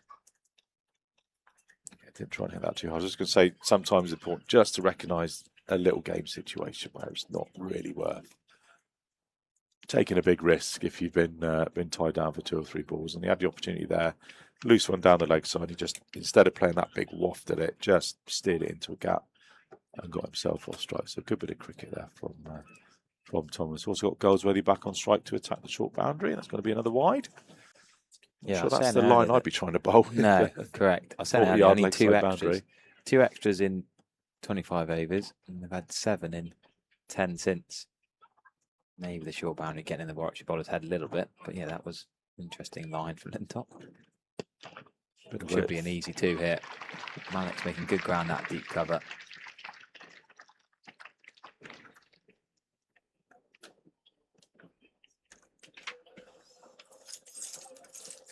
One ball left in the 39th then on Family Fun Day, Somerset, Warwickshire. 36th. Oh, I can't count. Yeah, 30, call it 36. Oh, he does go big and really QN that scuff out to mid-wicket from Lewis Goldsworthy. Thank you very much to Ian Shepherd for joining myself, Harry Everett, on commentary for the last little while. Always a pleasure. Want to get you back on in second innings. Yeah, I'm sure we'll be back later on. I've got to take my little lad into town in the lunch break to get some Pokemon cards. So oh, wow. The joys. Right, we'll say thanks to Chet. We'll bring in Marcus Trescothick and Pete Trigo. And I'll be back later on, as well as Ollie Hannon Dolby is going to continue for the Trescothick Pavilion end.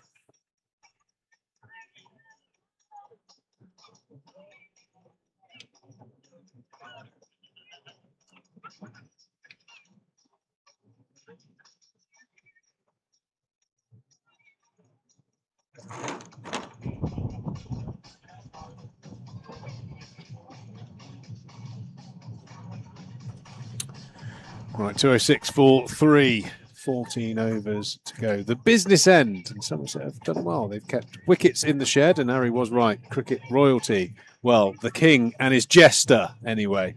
Welcome to Marcus Trescothick, who's going to talk us through this final passage of the play. And I think it's been a good rebuilding performance from Somerset. I say rebuilding. I think the Warwickshire openers in particular, and Dolby and Bamber, with exceptional, very few boundary balls on hand, but they weathered the storm and have built some nice partnerships. Shame to have Lammerby run out for 85, but Goldsworthy's picked up the mantle nicely. Yeah, good afternoon, everyone. It's a shame for Lammerby. He's been playing really well. Obviously, 350s in 3 innings. Doing a hell of a job, just not quite kicking on yet. Maybe he comes in the next game. Yeah, it's one of those strange emotions, isn't it, as a batter? If someone said to you at the start of play, offered you want to play 85, you would shake hands and be happy. But when you get to that position, you always feel a little bit disappointed. I'm sure he is. Don't go on for 3 figures. Yeah, I'm sure he's very disappointed. He's obviously in some good form. And he'd want to capitalise and really kick on, especially with the pitch being good, the boundaries being short.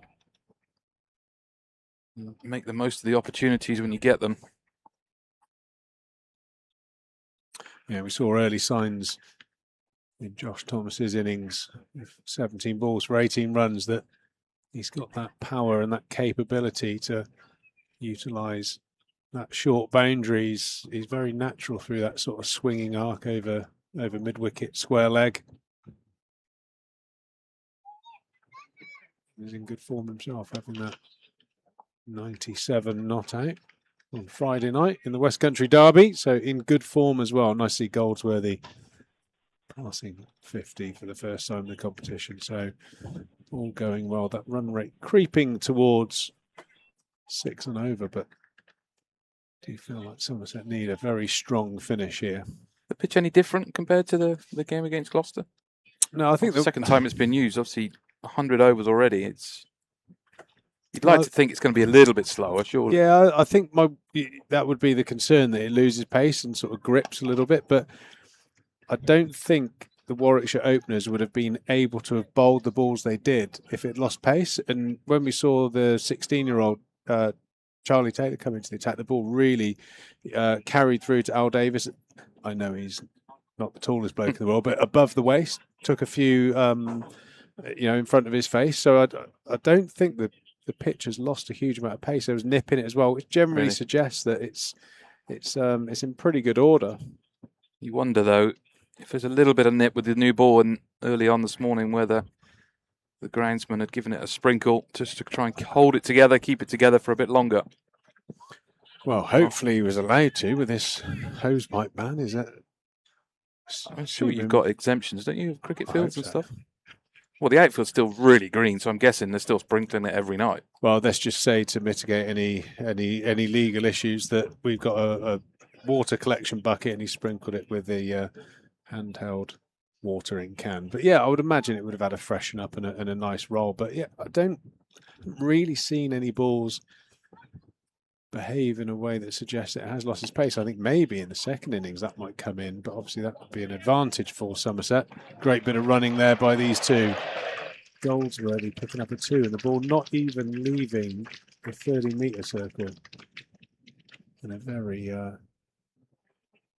Argentine football-like tackle there between bowler and fielder. Oh, that's a red card. What do you, Trez VAR? What are you saying about that? Can we have another replay for our VAR expert? That was a talking to last week at England versus Argentina. Let's have like to have another look at that, please. VAR is waiting. Hannon Dolby is as reckless. He's not touched him, ref. Only with his hands. That's not a foul, is it? So he's done well to get over that dome, hasn't he? That's a 7.6. Yeah. I think I'm giving a yellow card to Hannon Dolby there. Reckless. Jake Lintott continuing from the River End. Yeah, and also I think if the the pitch had broken up or started to grip a little bit, we'd have seen a bit more side spin from the spinners, especially Lintott, who does put some decent revs on the ball, and there's nothing to say that's the case. Yeah, it was not something we've seen a huge amount of spin. You're right. But you'd like to think by the time you get later in the day, more sun, more wind, you might get a little something. Somerset will definitely be looking for 300 plus still. Oh, that's the top edge. Is it carrying? No. Oh, he has carried. Dropped on the boundary. Yeah, should have been taken that. Made good ground. Got to it with it. Good foot or so off the ground. Opportunity there. Never easy those though, are they? When they're coming in, you're trying to judge whether they're going to carry, well, they're not, and you've got to almost dive forward, lean forward to get them. Yeah, I just think over the last sort of 10, 15, 20 years, that almost feels like that's quite regulation, that sort of catch now. I might be being harsh.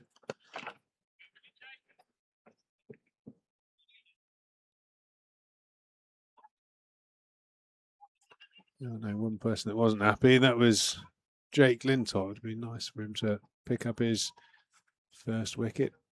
Thomas is dangerous and batting in an aggressive position on the crease, way outside the off stump. Utilising both flavours of sweep shot.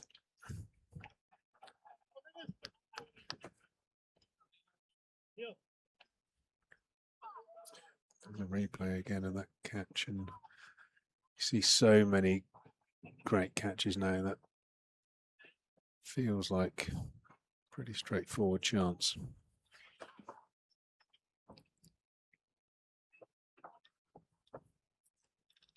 There we go. Another one.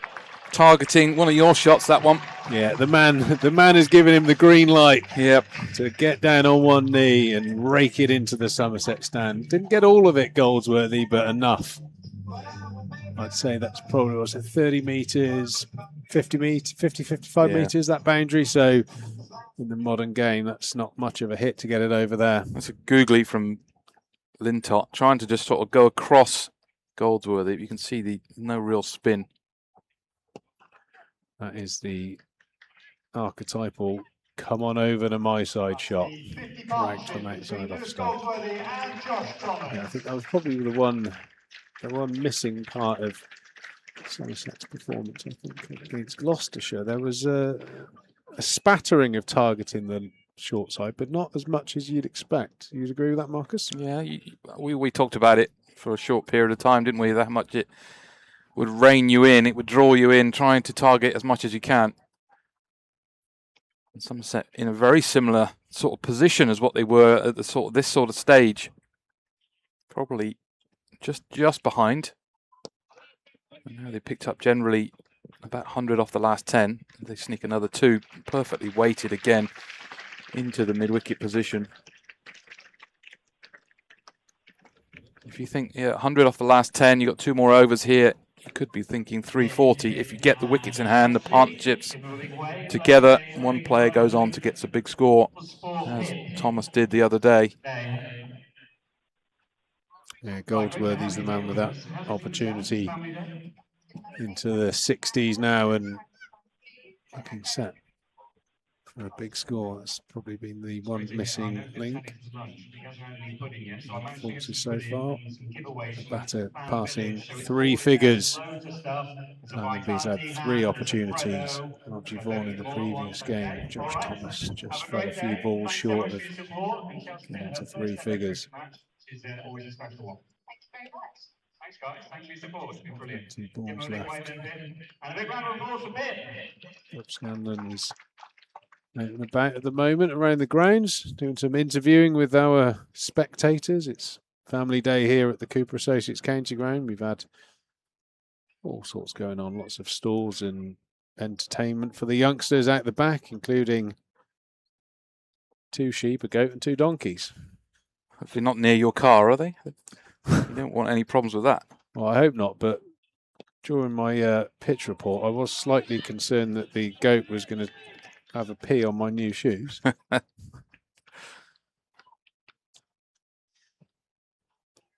I got away with it. There we go.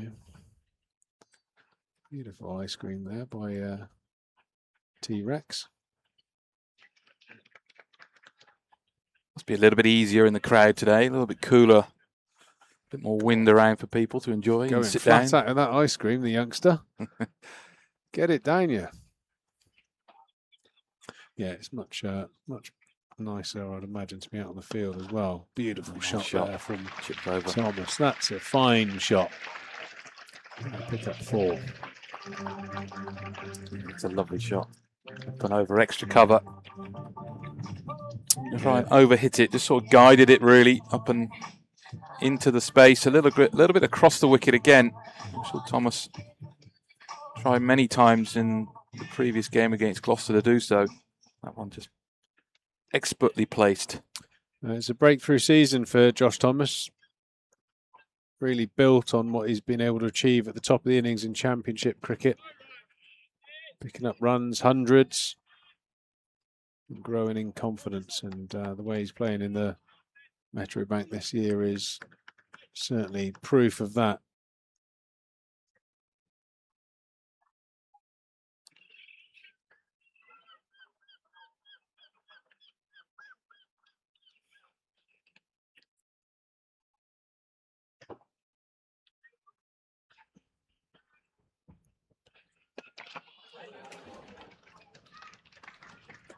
Plinked. Clothed. Absolutely none of it at all. It looked the part, didn't it? It did look good. Did look good. Yeah, just maybe off the toe end of the bat. That's not gone anywhere, that one. But that's the good one, isn't it? It always, I think that can be the make or break of an inning sometimes. You nail the ones that go out for 6, and if you mistime them badly enough that they don't carry to the boundary fielder.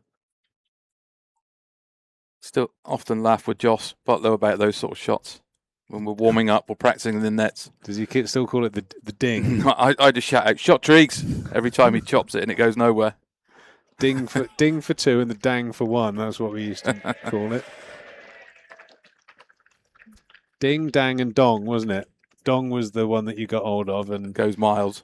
Ding and dang were the clothed ones. Yeah, that bouncer there just a bit too high over Goldsworthy. And wide. If Hannon Dolby was bowling it to himself, it'd have probably hit him in the chest. But no good for Goldsworthy. He's a big lad, Hannon Dolby. Got to be all of 6'6", 6'7". Yeah, slow ball into the pitch again. Taking pace off, making it tricky. Just holds, doesn't it? Just sort of sits in. Makes it tricky to sort of adjust your swing. Pick up the pace. Obviously, the bigger boundary with men back on the leg side. It makes it quite easy to defend. It's a very defensive delivery, especially when you've got one size so short. Yeah, one of any of the modern deliveries, that's the one that I wish was never invented, the slower bounce. I used to really, because you almost had too much time to think about it, and the amount of times you'd get hit on the back because you've already gone through your swing. Yeah, very useful. Certainly worth using when you've got a big boundary. I'm not so sure about the short side. It is a mental test bowling at Taunton, especially in white ball cricket. I think you've probably got 5 to 8 overs each end when the ball's got a hardness, the seams stood up and you can get a little bit of movement, but it becomes very challenging from there on, and hence why wickets haven't really fallen. Somerset taking Surrey on Friday, August the 7th, and afterwards Supersonic Queen will be playing. So if you want to break free, go on to somersetcountycc.co.uk/buy tickets and check that out. There'll also be Joey Taylor, Hawaii, and the Warblers. That's in partnership with Brown and Brown, so check that out. Full day's entertainment. I watched the He-Man movie the other day, Masters of the Universe, and they've got a Queen song just as the battle scene kicks off. Unbelievable! It's don't know how you can't like Queen. You a fan? Big time. amazing. Yeah, big time. Yeah, they had a real big resurge, didn't they, with Wayne's World when that movie came out and they're all in the car doing their headbanging. Bohemian Rhapsody was back to #1. Change of bowling. Charlie Taylor, not the BBC commentating version. The 16-year-old, who looked really impressive in his first bowl, getting good pace and carry through to the keeper. It's good to see young players coming like this, isn't it? Getting opportunities. Yeah, just the way that he gathers and drops into his delivery stride, he's got a bit of a Chris Wokes about him, and he's just got a lovely, nice, clean action. Gets through the crease really nicely, nice and square on. You with me on the? Yeah, there's a little bit. Yeah, just the way that he drops his arm into his delivery stride. Not a bad bowler to just nice, to isn't try it? and follow. Yeah, of course. Wokes was a superb bowler for many years for England, and obviously still playing at Warwickshire, the Bears. It's just good when you see young cricketers coming through. He's 16. Hey, how would he be feeling playing in front of the crowd? Decent crowd here again today. Yeah, he's been obviously representing England under 19s, and I think young cricketers are slightly, same in a lot of sports, football, golf, cricket. I think you're slightly more attuned to being exposed to the first team environment because of like the social media, and even playing England under 19s, there would have been a lot of talk. So you get slightly familiar with people watching you perform. Everything's videoed now, even your club cricket. But yeah, it's still incredibly young, isn't it, really? Especially to be getting the ball through at a decent pace like that at 16. Yeah, it's coming through. It says 79, 78, 79. But it is kissing through quite nicely. Yeah, with an old white ball as well. Don't forget that. I mean, his first spell got a couple to really go through nicely with that slightly harder ball. Yeah, I was impressed.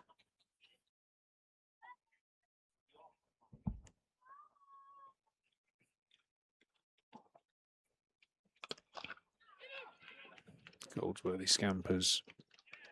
Fielder hits, but Goldsworthy, he's quick. He's pretty quick between the wickets.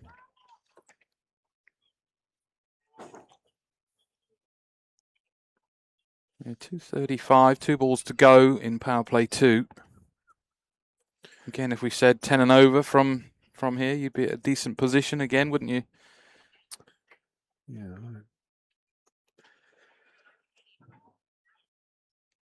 You'd be targeting the Chinese dentist as a score, and I think you'd be slightly ahead of the game, batting first.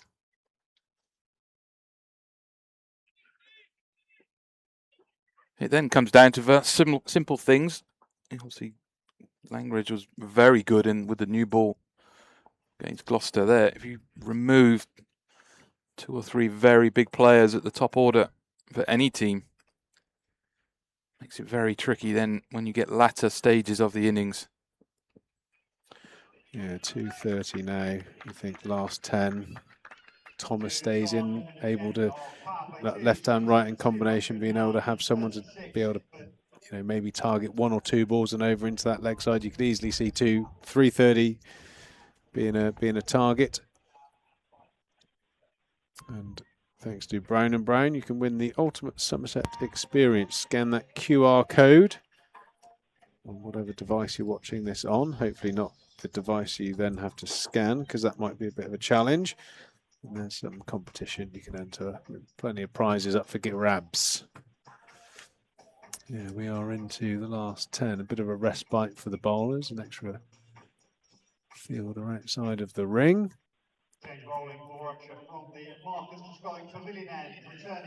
Always going to feel slightly exposed with that one short boundary. Thomas 32, Goldsworthy 70. Ethan Bamber back into the attack. He bowled exceptionally well up top. Yeah, the stage of the game, you'll definitely start seeing the plays of what they're going to do. Bamber will probably be erring offside as much as he can, trying to get through the channel close to the wide line.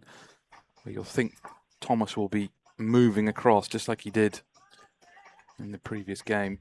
Yeah, Will try and Williams. target it Will for at Williams least did one it. ball. Did it at the back end of the first innings, and Thomas was batting beautifully, and he really struggled to have a clear plan of what he was trying to do with where the bowler was hitting that wide line, and got in a little bit of a mess. Probably cost him getting that 100 as well. You know, taking nothing away from him. It was a match-winning knock that he played, but it did look like you know, hopefully he's had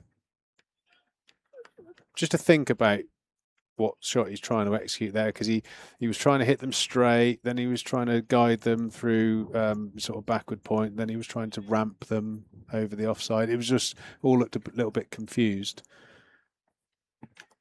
I always think the best players just focus on trying to hit one shot and just hope, you know, the bowler's not going to hit 6 in a row. He only has to miss 2 and you've got 12 runs or a couple of boundaries. I think it's not a bad game plan. Just find out which one is your best shot. It's 2 runs. And that's not a bad option there. Squirted on a gully line out into the deep, and he'll pick up 2.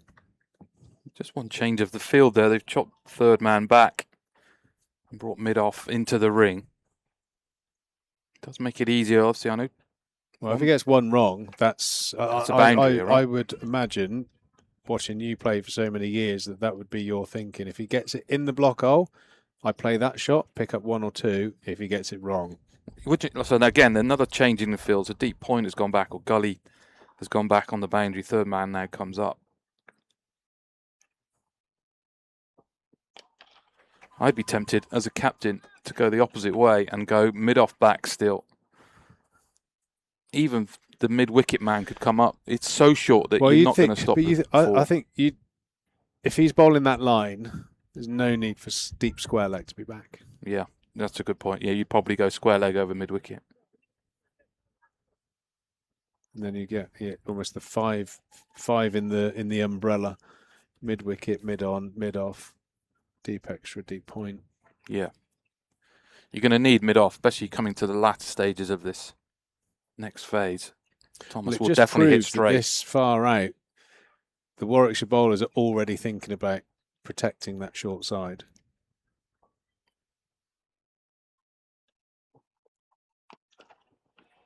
That's nearly executed there from Goldsworthy. Gave himself a little bit of room. Trying to uppercut that over backward point. Didn't quite get a hold of it. Yeah, the slow ball bumper again, wasn't it? But a little bit wide, I think. A little bit too much offside from Bamber. Give him a little opportunity for Goldsworthy just to free his arms. Just didn't get it. Didn't get enough of the ball. Yeah, I think as a right-hander, you'd be very tempted to step to leg and on such a true service, back yourself to hit the ball off the stumps through that offside.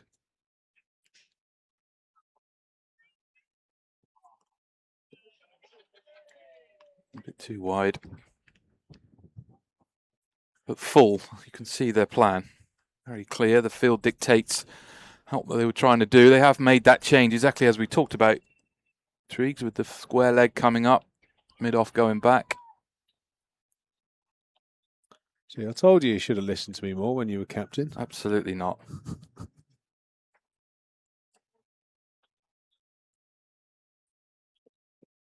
Oh, there we go. And he's missed.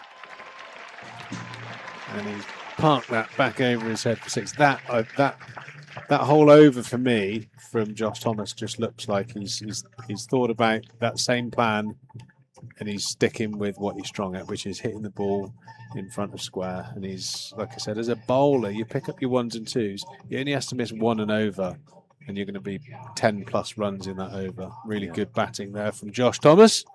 Yeah, I agree. Carrying on his form. Again, I agree with you, Peter. It's scary, that, isn't it? Yeah.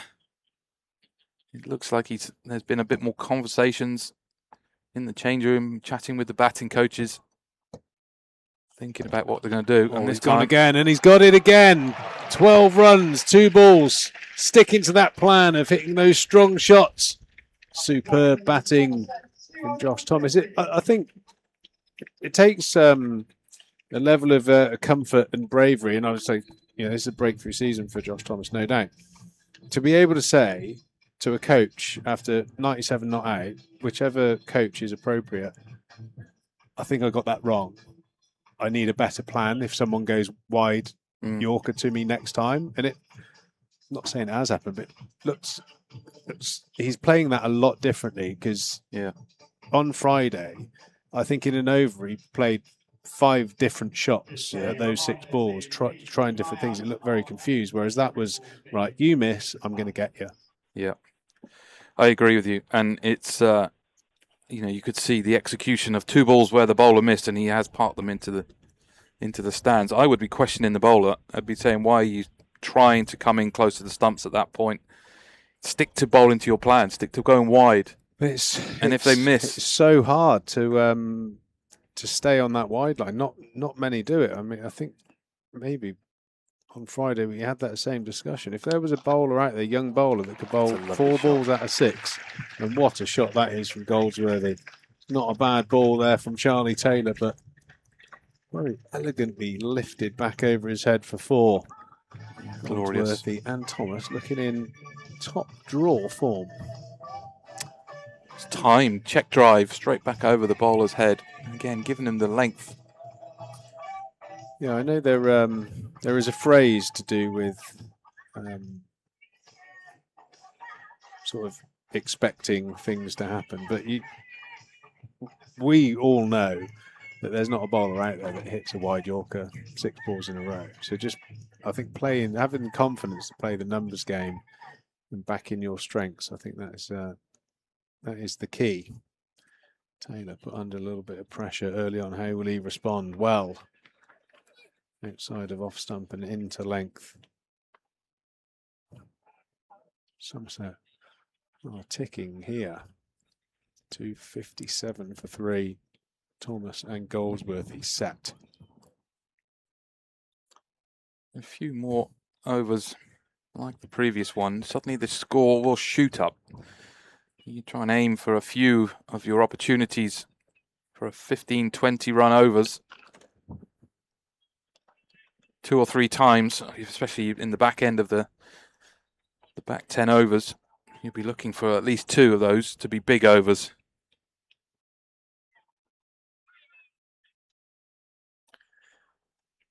Yeah, that is where I could say from relatively decent amount of experience, you do feel in one-day cricket at Taunton, and I know you would have enjoyed putting the opposite version of pressure on those bowlers, but you feel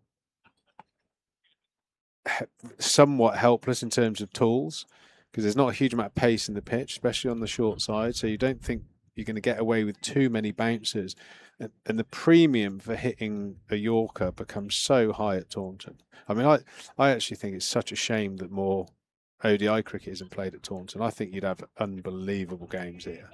You could easily see a 500 play a 450. You could have some epic games of cricket here at Taunton. I think if you played, England versus India, England, South Africa, I think this place would create famous games of ODI cricket. Well, we've seen it already, haven't we? In the previous games we've had in World Cups, and was it Sri Lanka, India, or that's a long time back, wasn't it? Yeah, but we've seen it on many times. The way the boys hit it in international cricket, and you've got the depth, you've got the strength, the power, the quality, everything you need.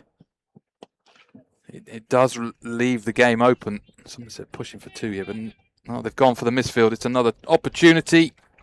Yeah, I think if that vision was bought into, I think you could end up with almost like our version of like Pukakura Park, for instance. You come to Taunton, you're going to see an absolute run fest of carnage. The one thing you'd have to probably do is invest in an awful lot of white cricket balls for the day. Right.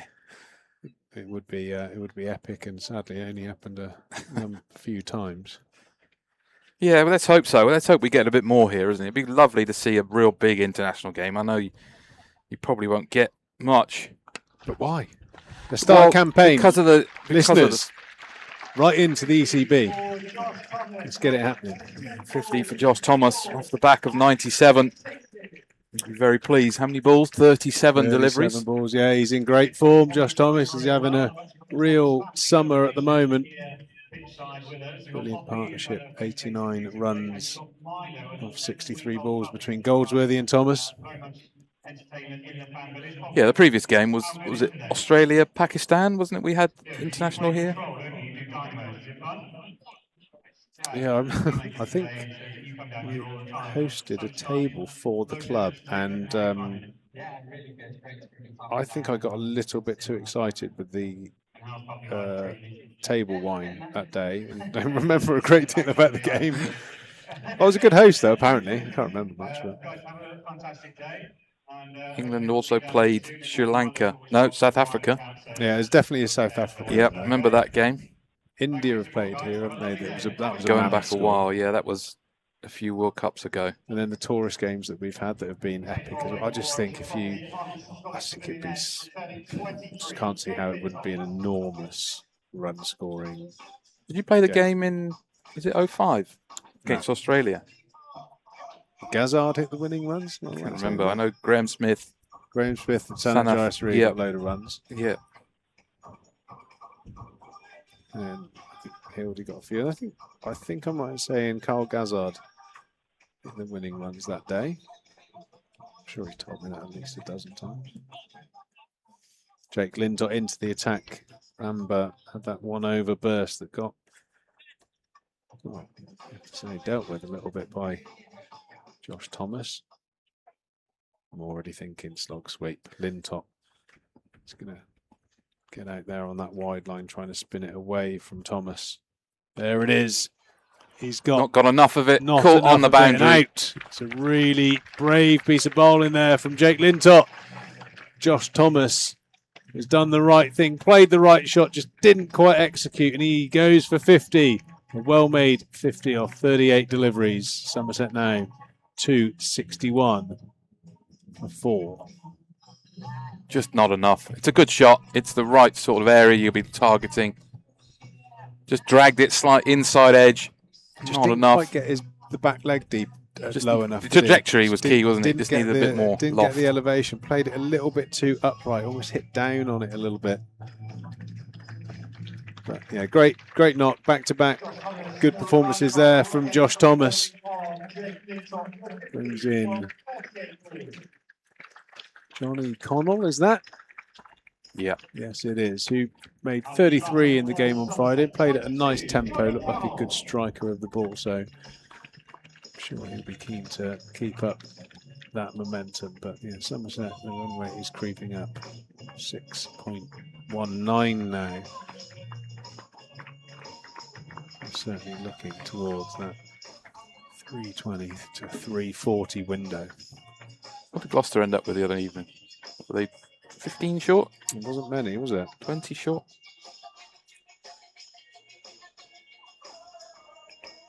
It was 352, 317 all out. Okay.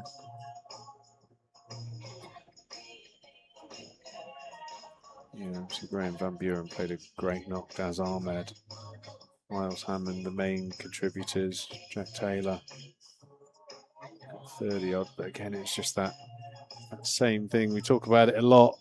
It's just that one person getting the big score on Van Buren was not out, so not really him. But the 3 previous batters that got themselves to certainly in status didn't really kick on and get a 100, 120, which is certainly on here at Taunton. Johnny Connell to the wicket. Not sure how much he would have faced Jake Lintott. He's certainly got a point of difference. Left arm leg spin. Different angle. That was the googly. Yeah, stop delivery. Jake Lintott is spinning the ball back in towards the right-hander, but does bowl a googly that goes to the way. Where's he playing his club cricket now? Is he Still with Bridgewater? Bridgewater, yeah. Right. Does a fair few miles. Very committed to. He obviously enjoys playing with the lads at Bridgewater. They're a brilliant club. Superb.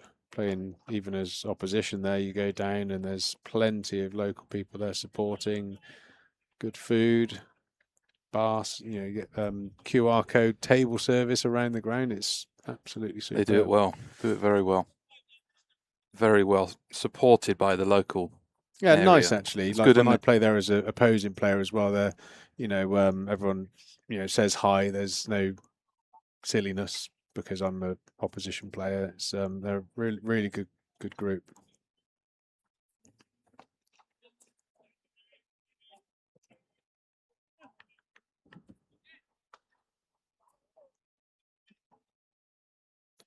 Yeah, it's definitely one of the better wickets in the league as well. I think Rob Hake is. Is he still there? There, yeah. Even it could be the best wicket you've ever seen, but I still got to find something wrong with it just to get in his head a little bit.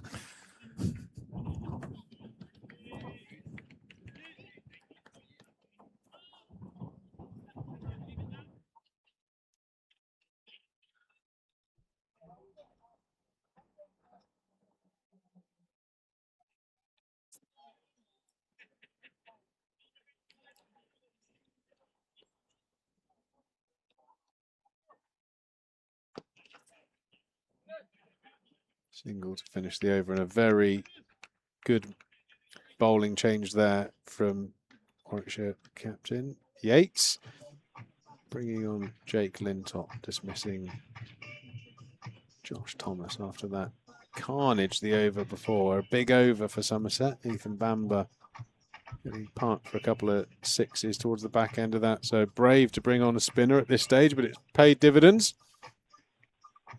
You see the big over there that's starting to build, and 41st, the biggest of the innings, but comfortably. Yeah, there's a couple of what was that, a dozen, isn't it? Yeah, 12 to 16. If Somerset can put together 3 or 4 of those and a couple of 6 to 8s, they're going to be right up there, scoring wise. Yeah, 70. Well, was it 7 overs? I think there's 60 runs. Conservatively, I think there's 60 more runs out there, so that'd be 326. And that is probably quite conservative, isn't it? 9s. Yeah. Another partnership from these two, and he'll be pushing right up there. Plenty of wickets in the shed. That's not a shot there from Johnny Connell. What have we got in the hutch still for Somerset, striking wise? One change, or 2 changes today, wasn't there? Oh, Miguel. Yeah, we've got Josh Shaw, Ben Church, James Theedham, JT Langridge, and Jake Ball. So you probably have Church next, then Theedham. Scorecard is Church, Shaw, Theedham, Langridge. I mean, JT gives it a good whack. Yeah, he gives it a good thump. I've seen him many times doing it. 6'7", you'd expect him to have pretty decent levers. You'd think so. Ben Church looks like he's more in the touch player mould. Looks to sort of sweep and guide and deflect. It didn't look like he was going to hurt the opposition too much down the ground. Something maybe for him to develop, but we'll see how that goes. I mean, so many players that do shots exactly like that. It's just as effective being able to angle the ball off into those. Yeah, I've worked a lot with Ben Church at Taunton Schoolboy over the last sort of few seasons and winters that I've been around. Yeah, I'd see him more. He's opened the batting quite a few times for the second team in their 4-day cricket, and then generally drops down to sort of 7, 8 for the T20s or shorter formats. Was that a fair assessment? Yeah, I'd see him as a longer format batter currently. That's where I'd see. If he is in a one-day scenario, the playing more sideways would be his game. Yeah, that would be his strength, definitely.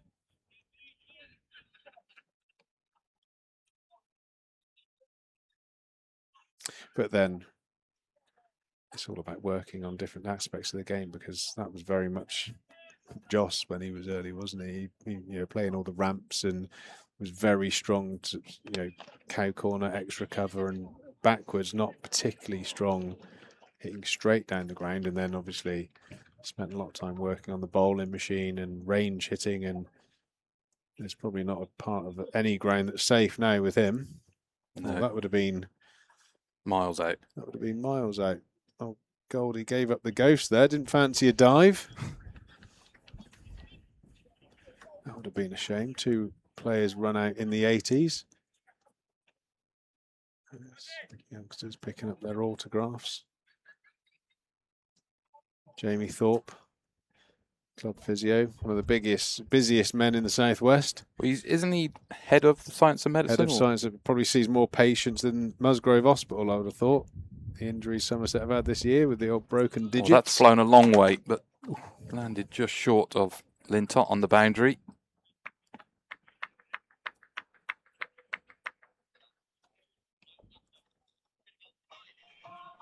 Yeah, there's always injuries, but it definitely feels like there's been a lot more this season, especially broken bones. I know during the T20 they had... It was 5, wasn't it? 5. Was it 5, was it? Hands, yeah.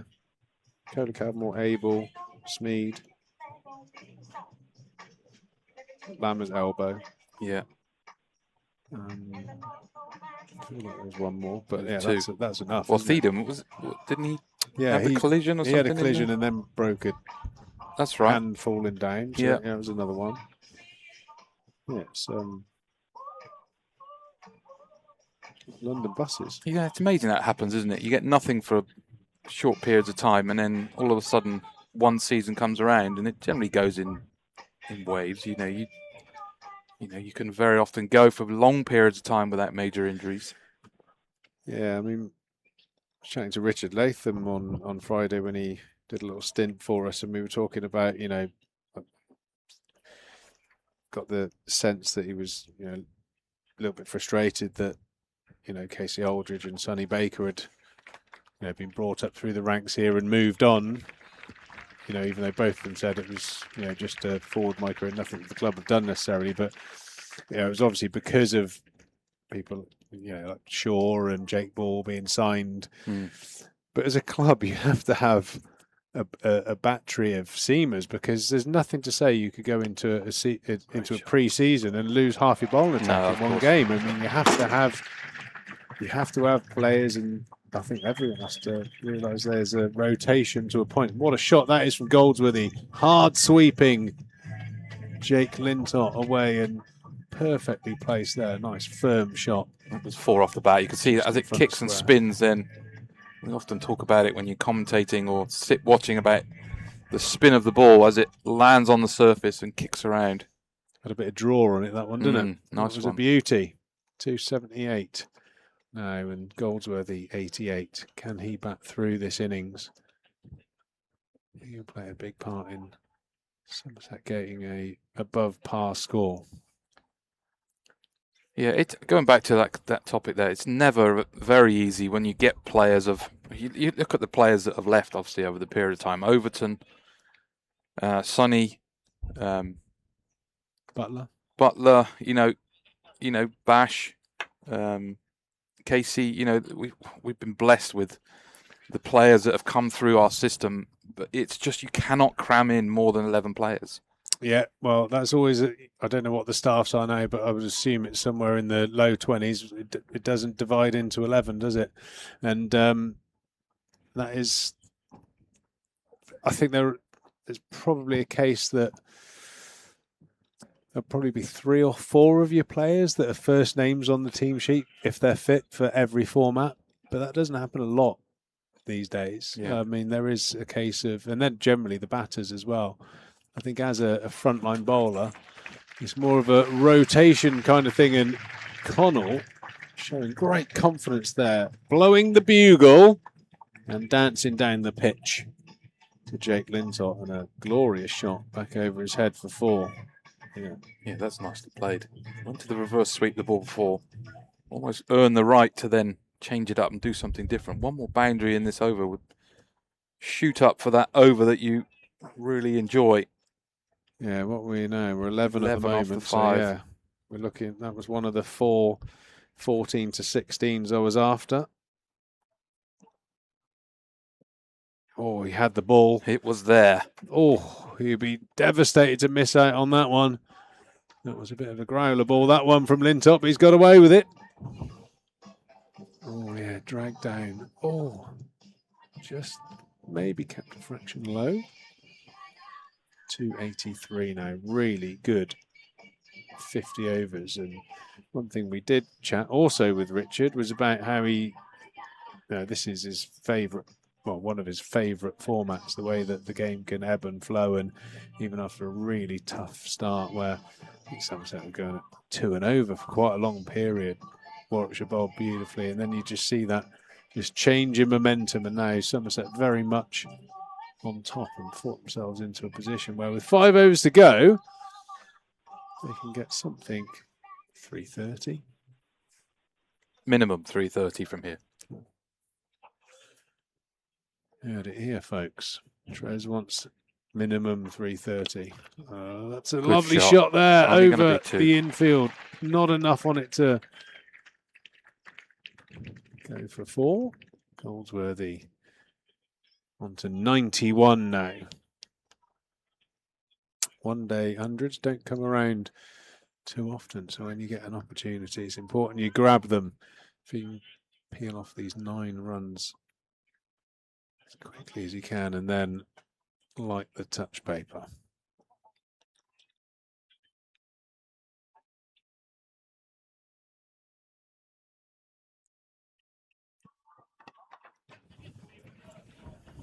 Goldsworth just moving across the crease and trying to line up the shorter boundary, knowing the Warwickshire bowlers are bowling into the channel, trying to hit them to the bigger boundary. You'll start seeing that quite a bit more, I think. Just trying to get the length, trying to manoeuvre the delivery. 1, maybe 2 balls and over, trying to target that shorter boundary.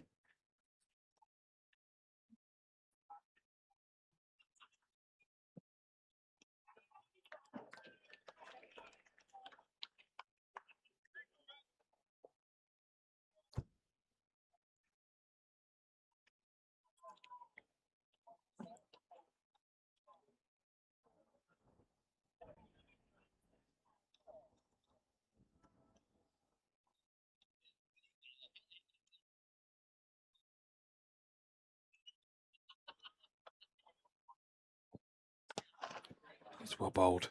Full wide. Into the zone you want to be bowling. Not a lot you can do with it. Yeah, he's done well here, the 16-year-old Charlie Taylor. Hasn't got a wicket. Gone for 57. There was one ball I think you'd have been excited about. It was Pereira. I think it was the second ball of his spell. Bowled a bouncer, and Pereira was nowhere near it really. It's sort of top edge, and it flew into the stand for 6. So obviously he's got plenty of pace, but Goldsworthy has met that one straight back over his head.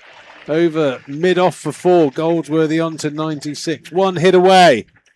He's played beautifully. Not always a feature of Goldsworthy's batting, those sort of shots, but he's in great form. That's a nice shot. Again, just looking for that length. This time, Taylor not quite hitting the block hole.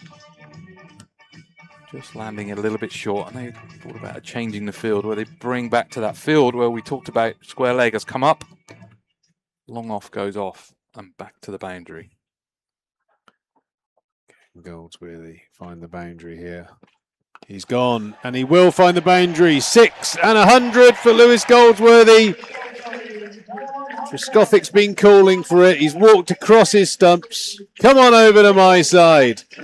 And enjoys a magnificent round of applause from the Taunton crowd.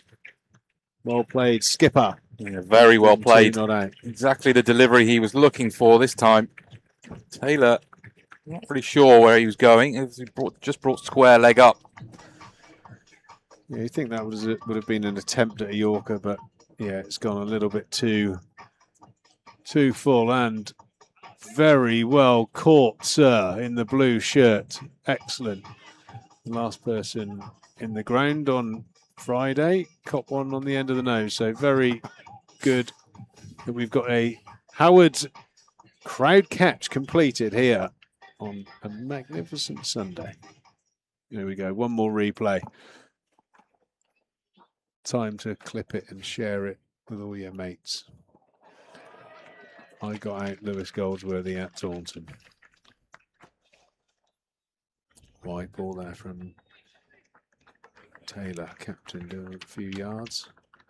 So what are we? 1 ball to go. 15. Yeah, that's one of our big ones. And it's not Another done yet. boundary now. Another boundary here would finish it right off. Oh, that's a shot as That's well. well, That's it's a good unlucky. shot straight to the man at But deep that's extra the cover. 300 for Somerset in the 46th. 4 overs to go. And I think Marcus is going to be spot on. It's going to be a minimum of 330 here, the way things are going. You'd imagine that Hannon Dolby would close out from one end. Lintot's being still the more going. Experienced player. I think it's always high risk this late on in a one-day game to bowl spin, don't you think, Bang? Not in this day and age. I think, wrist spin brings wickets. And I think we'll see Goldsworthy go to the reverse sweep a few times. Deep point is up. And I think you could easily, with a bigger boundary, you can easily see wrist spin playing a big part at the back end here. Well, Hannon Dolby's got 2 left. Number 1. Lintot's last over. One more look at the Howard's crowd catch. He had some interference. Well, his mates and Marcus absolutely spot on there. Lewis Goldsworthy runs down, has a passive mac at it. Missed it by a foot. Nicely stumped by Al Davis. Lintott gets his reward. Yeah, you're right. That ability to spin the ball either way, that was the googly. It's gone across Goldsworthy, and he's tried to hit that to Wellington.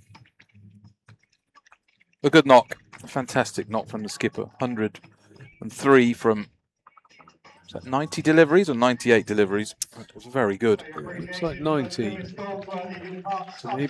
Yeah, played really well. Proper captain's knock. Needed someone to make a big score and the other batters to be able to bat round him, and he's done that. Allowed Josh Thomas to play with freedom and score his 50.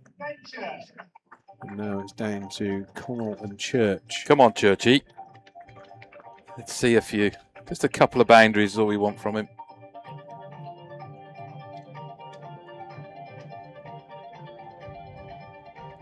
So he's a Taunton school? Yep. He's been at so Taunton no school. bias, no bias from you. Not at all, mate. No, I just want him to see a hit every ball for 6. It'll be great. And then you're going to tell everyone you've been coaching. Of course, yeah. But if it doesn't go well, then didn't see him much. Nah, we'll see. Wouldn't listen to me. Pretty standard, isn't it? But he'd have played a little bit of West of England Premier League against Jake Lintott.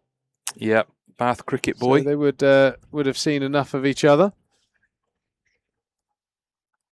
But not much time to get yourself in. 3.5 overs to go. Sweet first ball. No. What does he listen? No, you've got to be happy with that. That was very nice. I told him to sweep at that opportunity, but get the broom out. Get the broom out.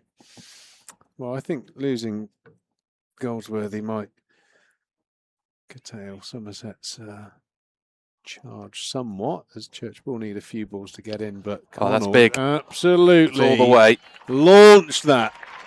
Great to shot. the long side, all the way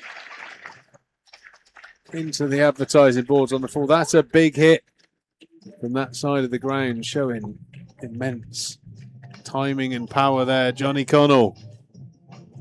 Lintott just tossing that one up. Not a bad delivery at all, but what a shot that is. It's a good nudge, that. A little bit with the wind, but there's not much there.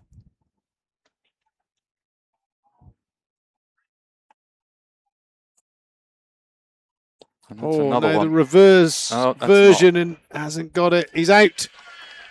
Johnny Connell has gone 6 out. Somerset just losing their way a fraction here, but it's that time of the game where you're going to see some pretty big shots. Somerset heading towards that 330 mark. There's a slight fear that if they try and get 350, they might only end up with 315, though. That's always the case if you play too many big shots. Jake Lintott's picked up his 3rd wicket. He'll be very pleased with that. Didn't need much more of that. Obviously, such a small boundary. It's a good option to go that way. Josh Shaw. Well, he can give it a whack. nudge, old Josh Shaw. Yeah. Well, with good pace the other night. Looks like those little bits of work that he's been doing with Steve Kirby on his bowling have bore fruit. Bowled good pace, and he was probably a lick of blue paint away from a hat-trick against Gloucester on Friday, and he can sure give it a nudge. See off these next 2 deliveries. I think just sort of a couple of singles here would be very useful. Can't afford to lose another wicket, really.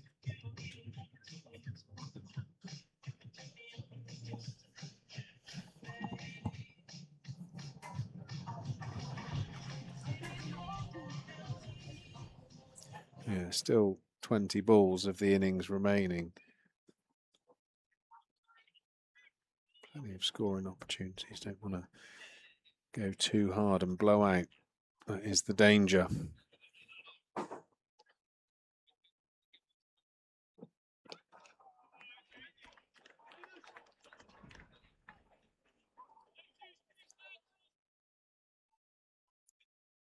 And Dolby just getting loose at 3rd man. I'm guessing he's going to. Did you say he's got 2 overs left? Yeah, he can finish from the river end.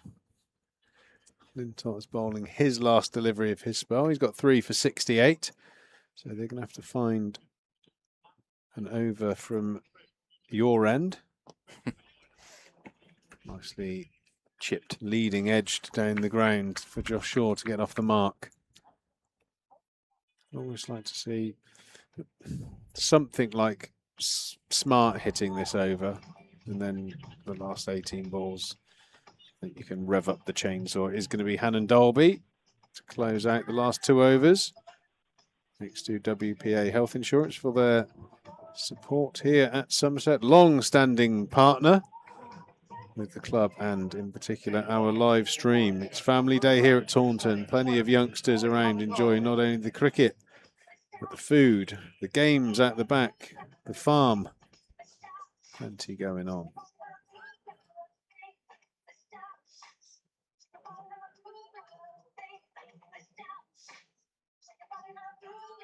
What do you want from the last 3 overs here? 25? Taking 25 at this point?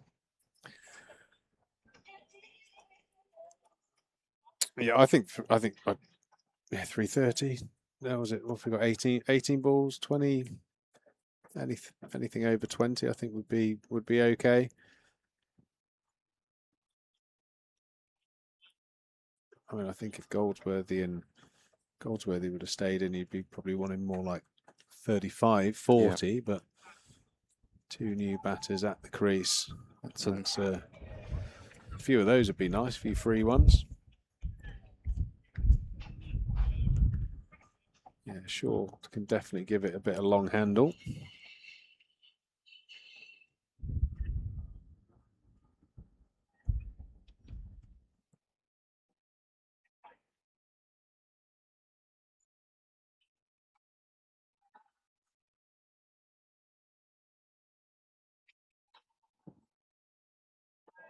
Useful. Handy. A few more of those. It's quite clear what Hannon Dolby's plan is, but he was at Dolphin Square Bowl in Weston-super-Mare. You'd have to put the old side gutters up, bang.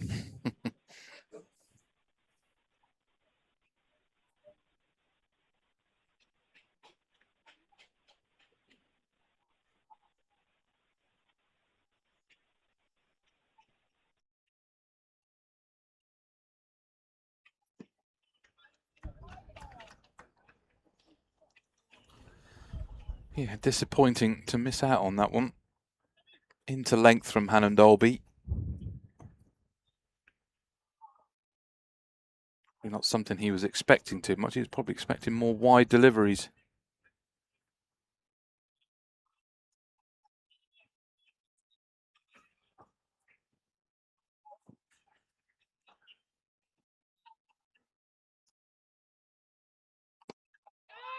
Going to carry it, or just short this time. It's well picked up from Garton.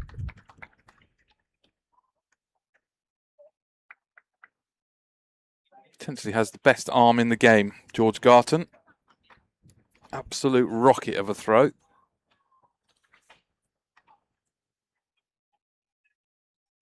What will we see this over, this ball? Ben Church opportunity.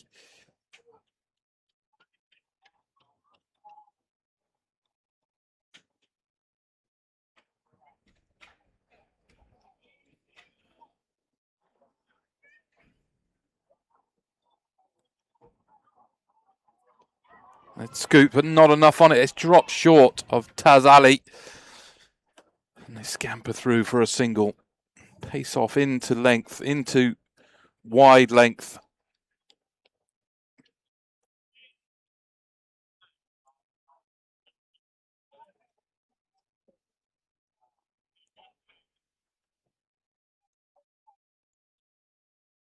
Boundary needed here for Somerset. 3 balls left in the over.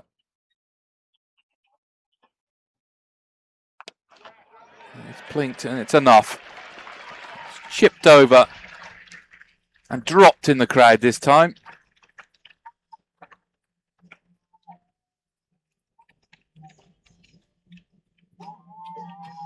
Just another slow ball almost into length and just helped on its way over mid-wicket.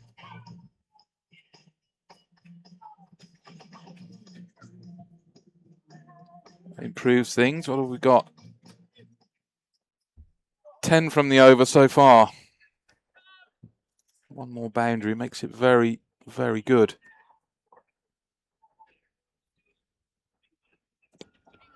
That's well bowled, well played.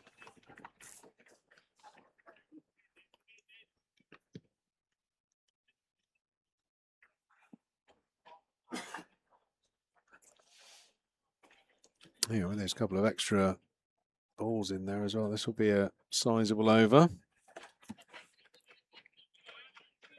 11 from it with a ball to go.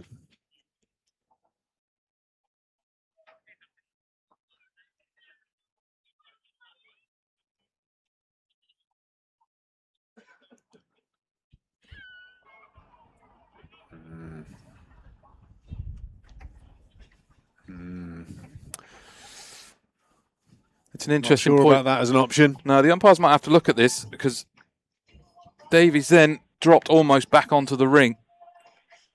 Is he allowed? I'm not sure he is. I think he needs to stay within a wicket-keeping position. I think there's probably room for a couple of yards, but he almost dropped right back. I think he would have saved it. Yeah, I think he would have been okay, but...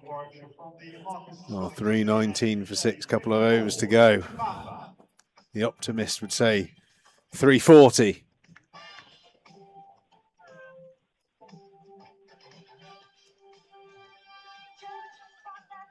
A couple of big shots I think you'll see, as we've talked about already over the course of today. Bamber will go probably short ball, slow ball bumpers into the pitch. 3 men out on the boundary, long on. Deep mid-wicket, deep square leg.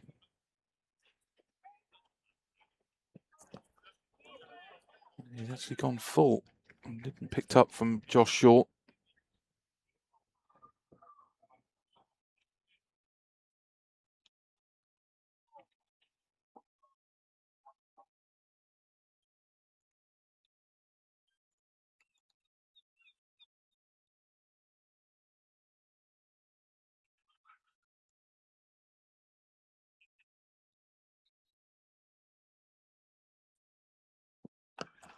This one into the gap. It might spin and tried to push for 2, but not with any success.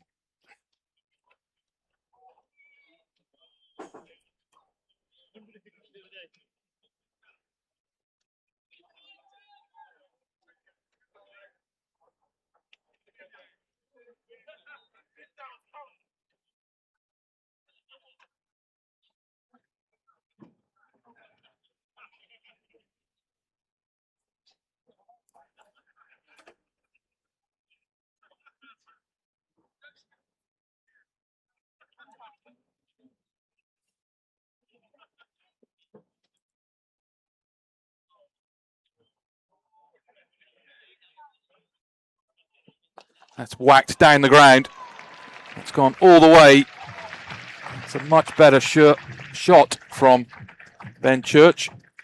Very much more happier with that one. Did you see that on the slow-mo camera then? He just hit that 6 there and went up to shore and said, Trez showed me that. God, wow. Great shot there from Ben Church. If you can do that, don't mess around with them little laps. Keep bopping it into the stand. Yeah. He's got 8 runs now off just 4 deliveries. Short ball down the leg side. Al Davis is miles back, as Trez says. I'm assuming that is acceptable. He wouldn't stand that far back if Brett Lee was bowling in his pomp. It's interesting. Well, obviously trying to protect the scoop. Yeah, that's exactly why he's there, I think. But still.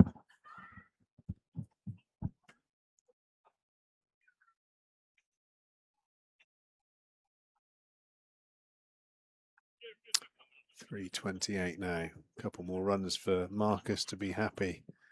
How many more can they get? Nicely bowled there from Ethan Bamber. Josh Shaw digging that one out.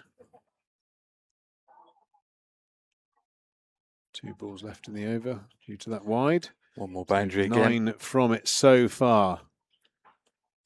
2 10+s will see us over 340, which I think Somerset will be very happy with.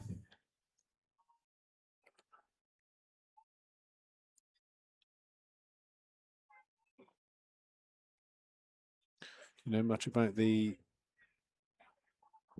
Warwickshire batters? And that short ball there, edged by Ben Church Bamber, probably deservedly gets his 2nd wicket. Ben Church goes for 8. It's very, very high. Probably could have left that and it would have been a wide, but pretty committed to that shot.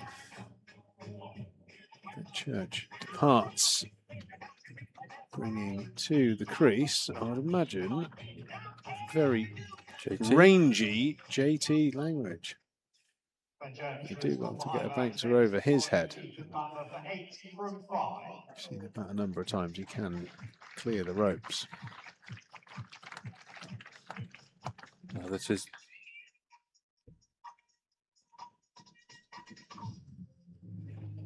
Theedham. Not quite tall enough for JT. Left-hander though. James Theedham coming in.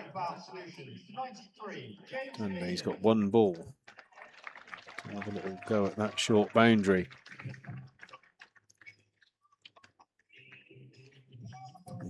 Ball beautifully up top and could have picked up a number of wickets.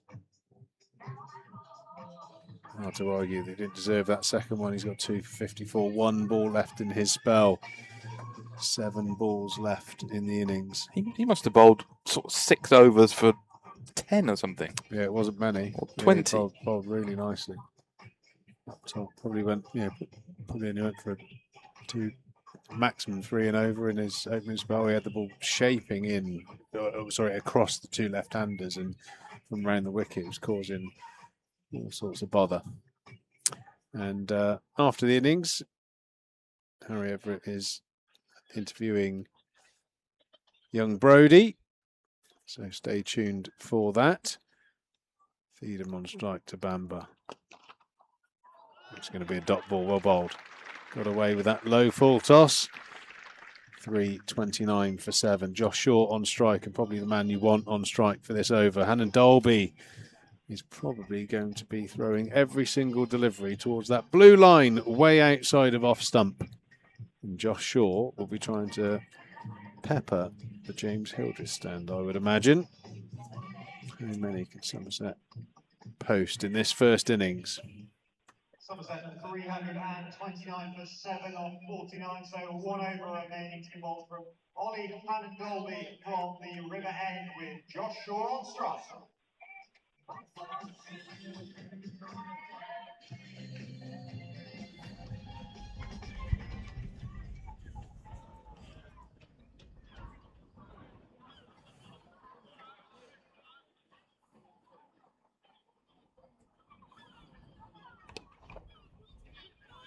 taking the single, wanting to try and get back on strike. Not possible this time around, too short a boundary. It's well bowled by Hannon Dolby, under the bat, nice and wide.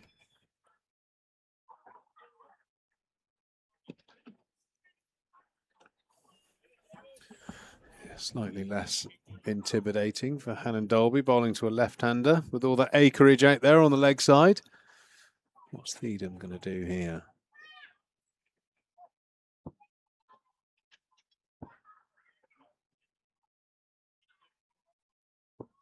Experienced bowler Hannon Dolby's brought mid-off up.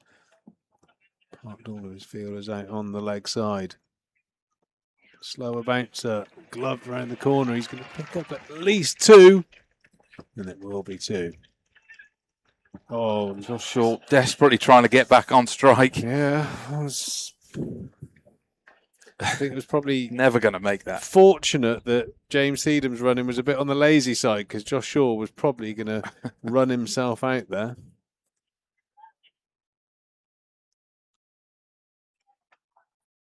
.332, so at least Marcus is happy. 4 balls remaining. Can Somerset find one more boundary? Josh Shaw on strike is probably the preference, being right-handed. Can he find the middle of the bat and the Hildreth stand a couple of times here? Once would be enough, wouldn't it? I think you'd be very happy. You'd just get one, get up to 340. One boundary in the last 3 deliveries.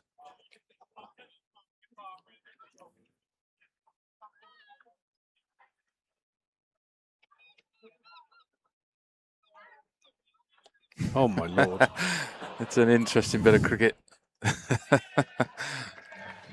What on earth was that? It's just a scoop. It's literally straight up in the air. Brilliant. That's not Josh Shaw's game. He's a step hitter. Brilliant. Brilliant experienced bowling there from Hannon Dolby. High risk to bowl that slower ball, because if he does set to park that over the stands, that's the perfect ball to hit. But Josh Shaw has, for my mind, rather confusingly gone for the, I don't even know what to call that. Scoop. Well, that was the attempt, but that was the have my wicket shot. JT Langridge in. Can he long handle a few? Look at that. Looks like he's got a tiny bat, doesn't he? Because he's 8 foot Looks tall. like he's got a size 6 in his hand. 333 for 8.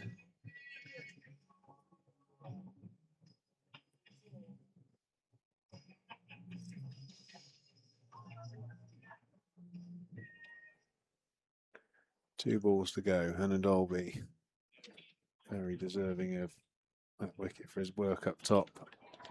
High bouncer to JT Langridge. Obviously a little bit of beef between the two giants.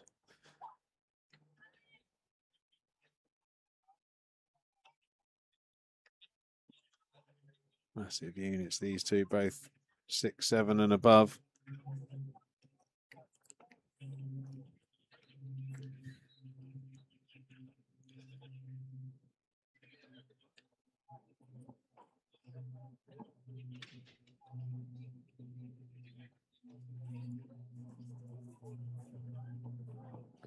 Last ball of the innings.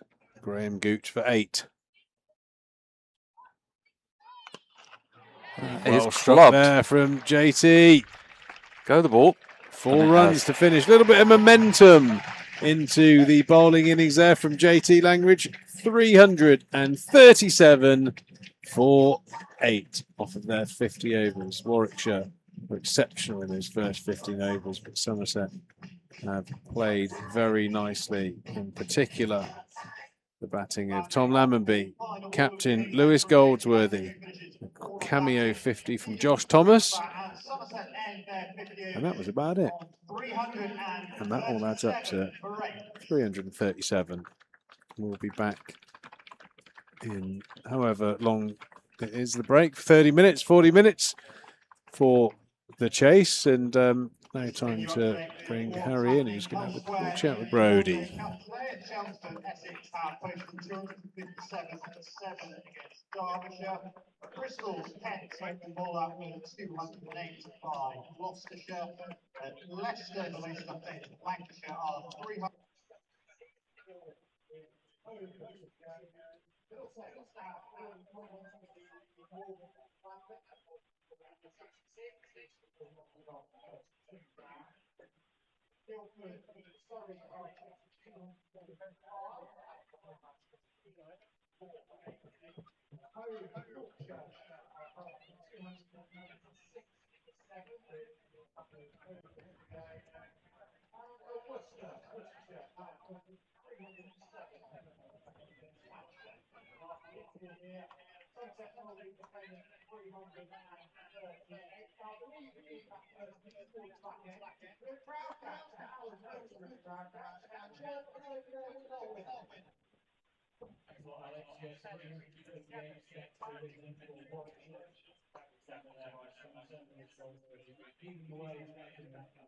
We get great reaction here in Somerset. That's very close to this side of the square. Means there's a lot of people getting into the stand. Great unobstructed view. And if you're like Chris here, like full park customers, but you will take a tap hand doing so, Chris. You are on a insert and banner of your car from Howard's Metal Group. It's on the big screen now, that's the prize. We're going to talk you through the replay in a second, but so what is with your perspective? Yeah, actually, it's got respect. I think it's the company. That one for the ball defending. So it's last year. And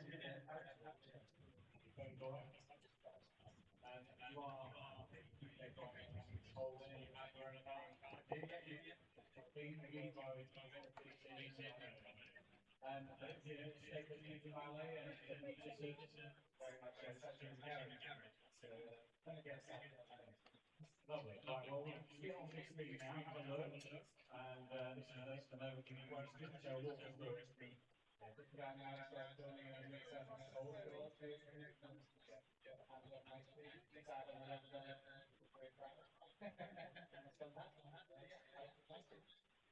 Standing ovation is the beating of vehicles in Somerset stand. Wonderful moment. Thanks, James. And from bar, well, outside the stands, yeah,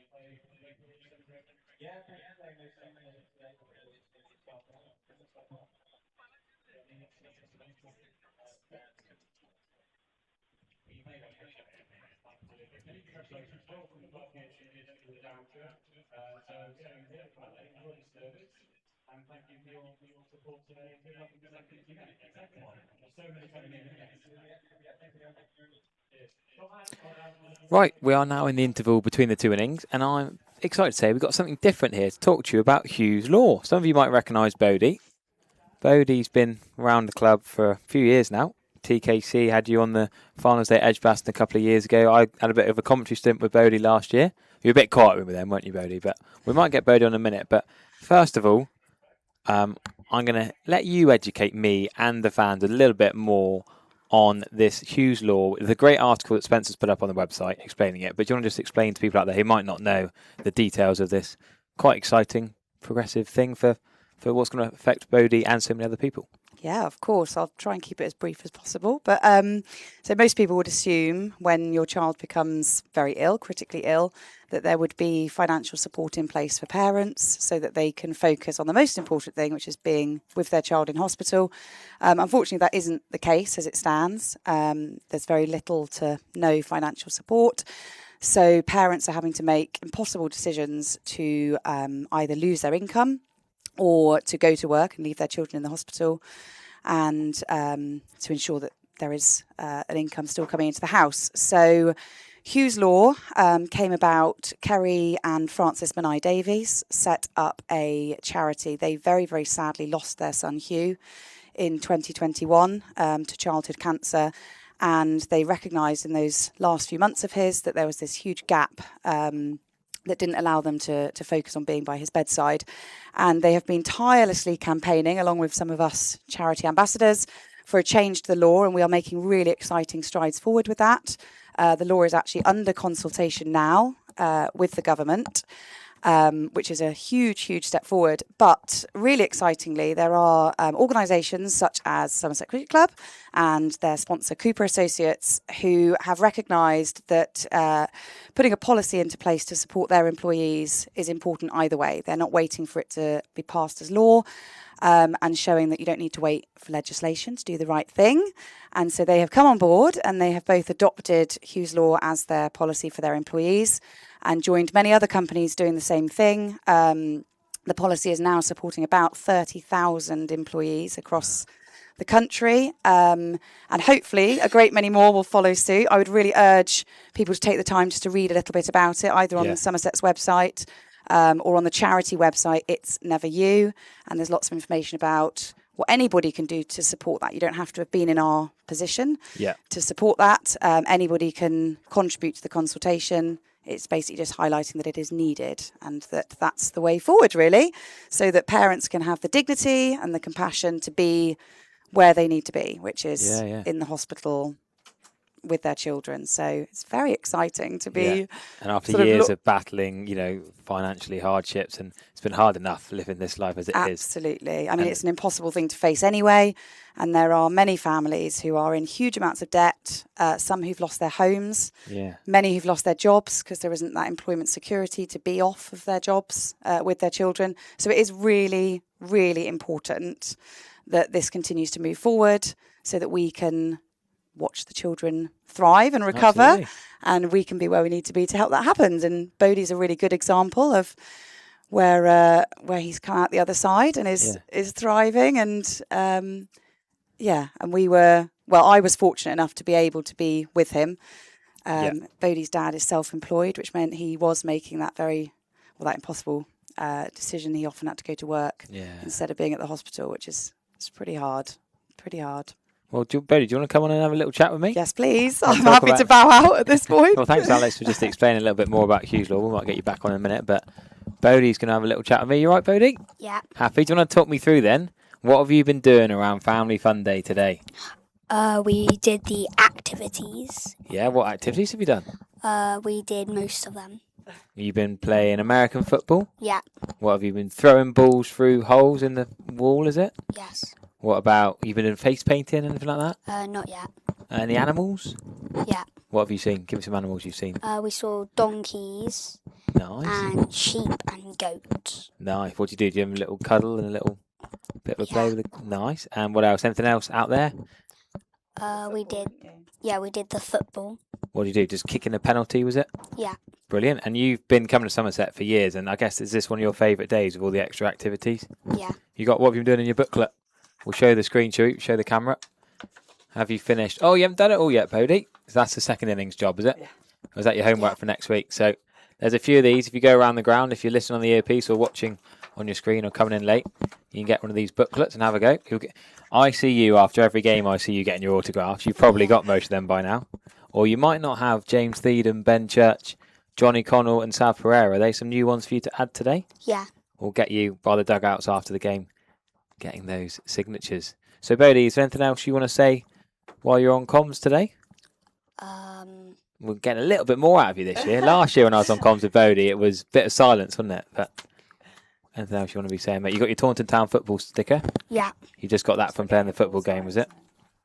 What about, do you think Somerset are going to go and win this game? Yeah. Yeah. Who do you reckon is going to take the most wickets?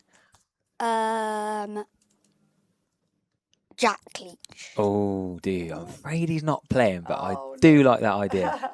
Maybe it could be Lewis Goldsworthy or Josh Thomas bowling left-arm spin instead. But, yeah, you can go and see Jack Leach. He'll be around and enjoying it. So, you got some games coming up? You been playing any cricket yourself? I do the under-11s in Taunton Vale. Yeah, is that finished for summer or you got some more? I had the first hardball game on Friday. Brilliant. And this Friday we're doing a festival, a cricket festival. Is that Taunton Vale? I think so, yeah. Yeah, nice. Wicked, have you got one of Tom Cadmore's bats? Has he given you one of his massive No. bats? No, it might be a bit heavy for you at the moment. You have to wait. Give it a few more years. I reckon he might give you one of his specials. Sophie Luff scored a lot of runs with them this year. But you looking forward to that? Batting and bowling? Yeah. Doing a bit of both. What do you bowl? I bowl leg spin. Do you? That's what I bowl. Do you spin it a lot? Yeah. How do you hold it? And do it like that? Is that what I you do? hold it like that. Do you? Lovely. Left arm? I'm Oh, you. Like Jake Lintop. We just saw that in the first innings. So left arm, that's pretty good. Not many left-handers out there. So that's really good. And then batters aren't used to facing that left arm leg spin. And then when you bat, do you like batting a bit as well? Yeah, I bat both. What number do you normally bat? Near the start or the end or somewhere in the middle? We've not had a game yet, have we? No. We'll wait and see on Friday, shall we? When you get your festival. And then if you can bat with both arms, right and left-handed, you can play these reverse sweeps and you can play all sorts. You can whack it to the short boundary. That's pretty good, mate. So this is Bodie. If you're just joining us, this is Bodie. We're talking through Hughes Law. Do go on the Somerset website. There's a nice article there explaining what Hughes Law does, giving opportunities financially to people like Bodie and mates who've been suffering, and it's amazing for your future and going forward. You got anything else to say while you're on camera before we no. give a break, mate? No, all done. Do you want to give your mic back to your mum? We've got a special video we're going to show. Hopefully, there's going to be a video ready at some point. Is this a tearjerker? There might be a little surprise. Is it ready? Is the video ready, guys? Apparently, there's a video. Jenna said there's a video. Yeah, on your phone.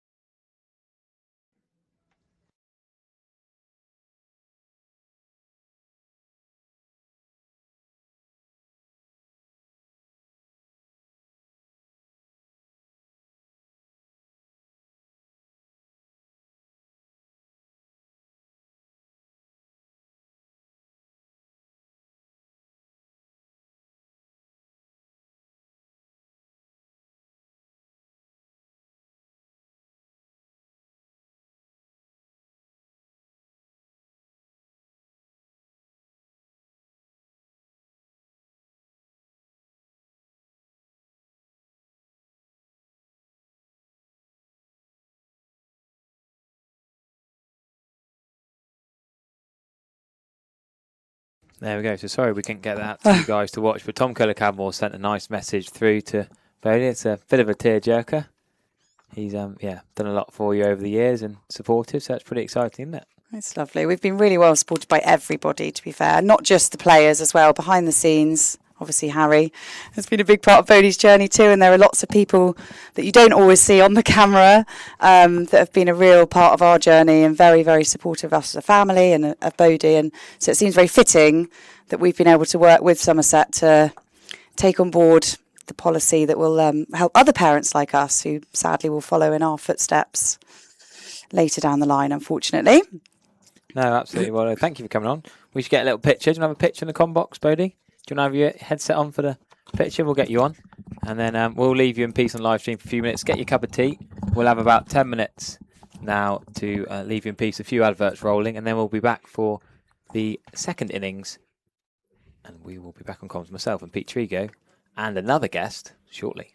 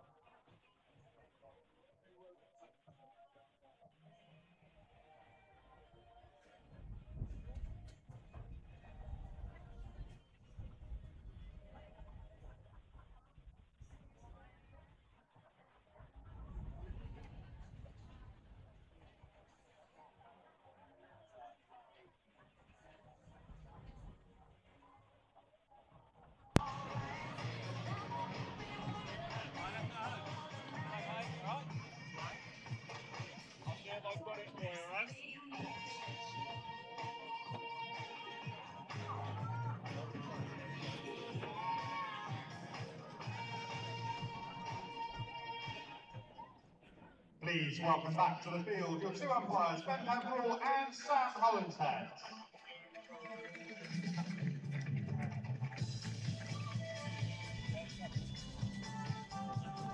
Led out by Captain Lewis Goldsworthy, please welcome back Somerset. And we're back, ladies and gentlemen. Somerset tasked with defending 337. Mainly thanks to Captain Lewis Goldsworthy's century. Ben Pembrell and Sam Hollingshead. The umpires on the way to the middle, followed by the Somerset team. And of course, the Warwickshire opening batters.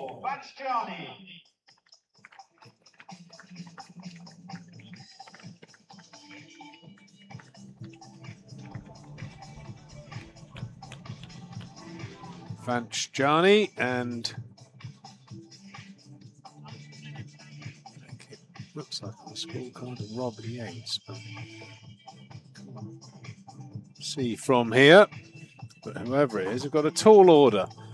One of those top four Warwickshire batters is going to have to get a substantial score.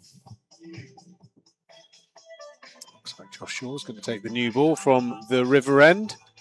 It's been a intriguing 50 overs to start with. Warwickshire certainly dominated the first 15 overs, then some calm batting by Tom Lammonby,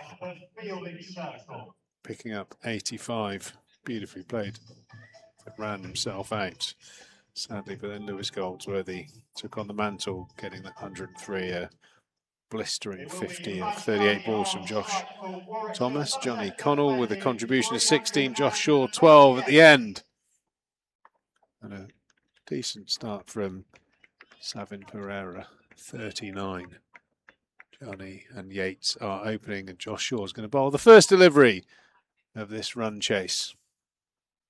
A big swinging delivery outside off, and big swing and a miss by Johnny.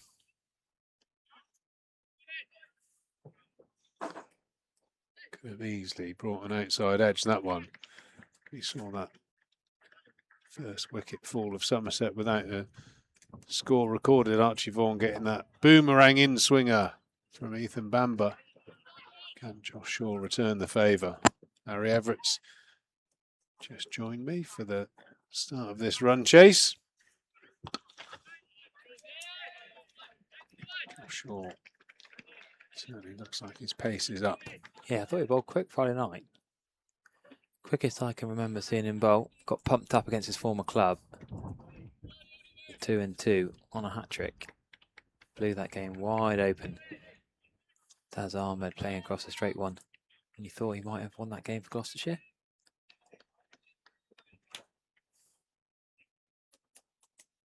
No Mickey Pretorius in the side today, so slightly different look to the bowling side. James Steedham, slippery though. He's got decent pace.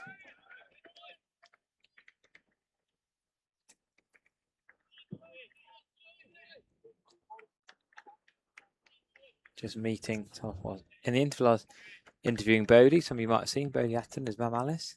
And then I was meeting a few youngsters downstairs on Thatcher's deck who having a go at announcing. A couple of them are going to potentially come on commentary with me later on. Junior takeover day today, so youngsters having a go at different roles. Oh, whoa! Wow. What's happened there? Oh my word! That will be a new bat. That is a clean break.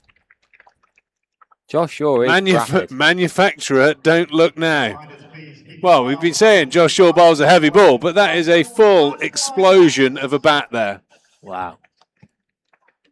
They like a handle that, you know, there's a bit of give in it. Where's that hitting on the bat? Oh dear. Not even in the dodgy part, really. Still got that hand. Josh Shaw nearly caught it. What he nearly about caught the that? bat. I think that's almost off the middle. The outside edge of the middle. That's not a breakable part of the bat, really. Well, it is. You wouldn't have thought, would you? Cool.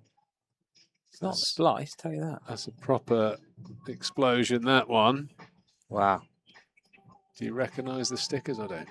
I do, but Oh, is it? Oh, okay. Local? I think so. Yeah. Maybe that particular one is not so class. Yes, that was my thinking.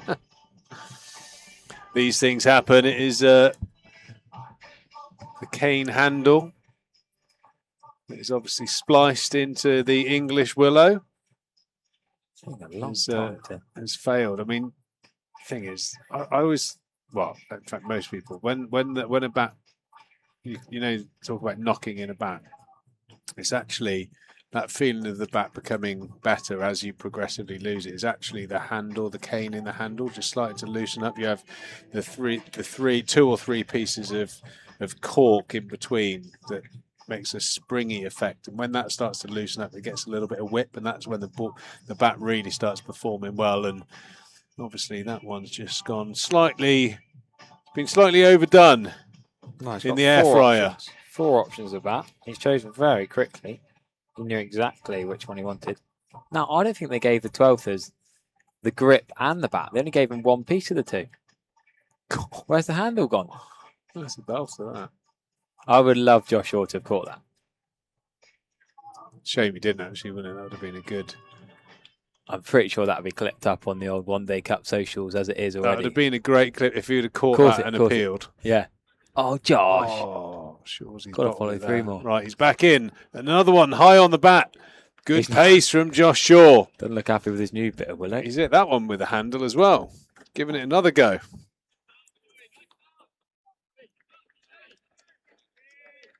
Wow, not Vance Joy sings Riptide, but Vance Jarney with an expensive, well, probably not expensive for him, but expensive for his sponsor.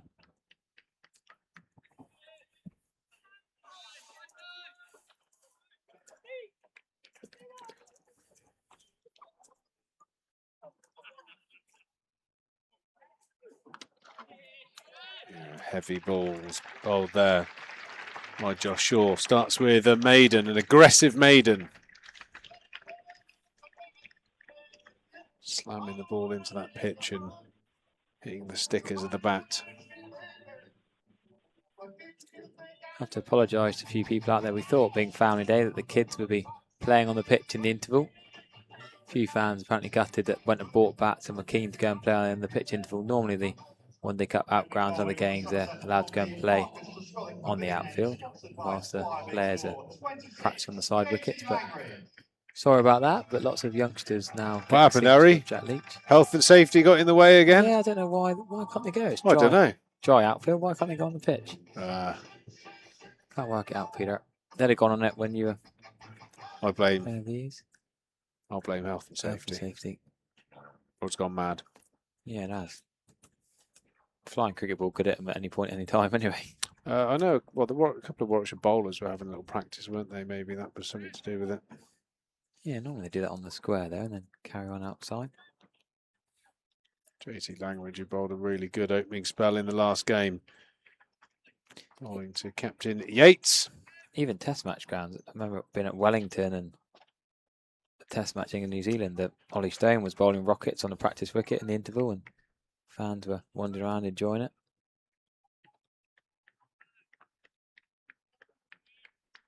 Well, Jack Leach is signing autographs.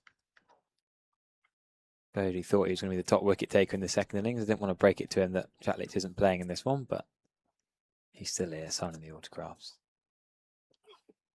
Oh, beauty. JT nearly sliding that Yorker through.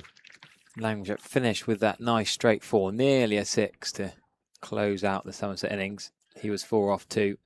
Now, I think there were 3 calls in that first innings that looked like they should have been wides for head height. Got to be pretty wide to be bouncing over JT Langridge's head.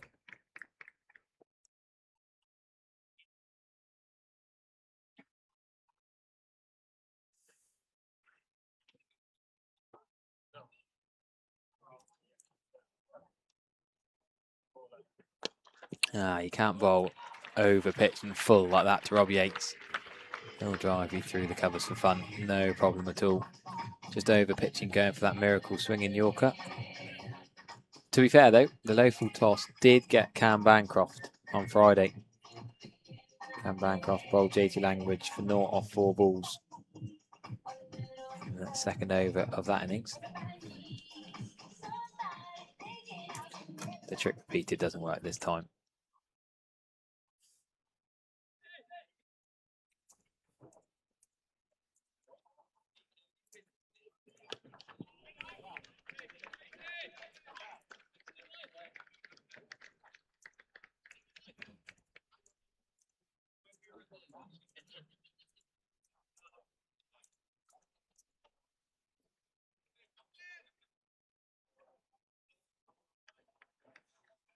Two slips in place for JT Langridge. You will swinging it away from the left-handed Robbie Yates as the sun comes out of the Cooper Associates County Ground.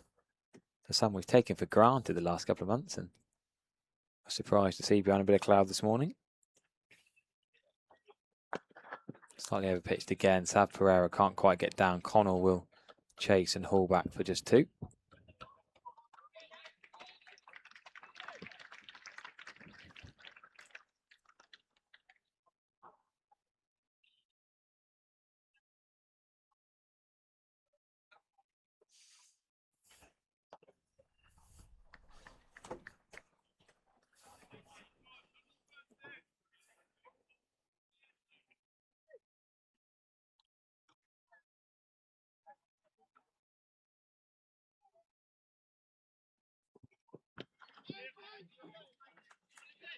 Good rotation of strike from Rob Yates. He's a dangerous player, captain for this One Day Cup campaign now. Sam Haynes injured.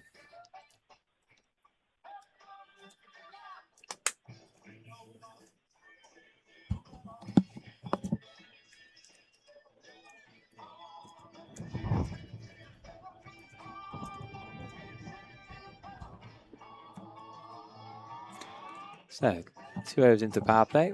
Between 10 and 20 overs in the chase, we're going to have some guests commentators are going to come and have a little stint to have a go. It's one of those days where we've got junior takeovers. So we've got youngsters having a go on the announcing, having a go on the commentary. In between them, having a bit of fun with donkeys and goats and face painting and activities books. All sorts going on at Family Fun Day today. And a free biscuit. Josh Shaw then with 2 slips in play, bowling quickly from the river end.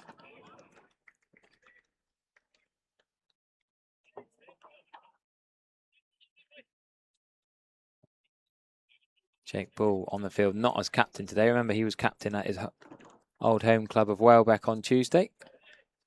Jake Bull's given the reins back to Lewis Goldsworthy now he's back from his concussion injury. Well, I'm going to have an early introduction of another guest commentator.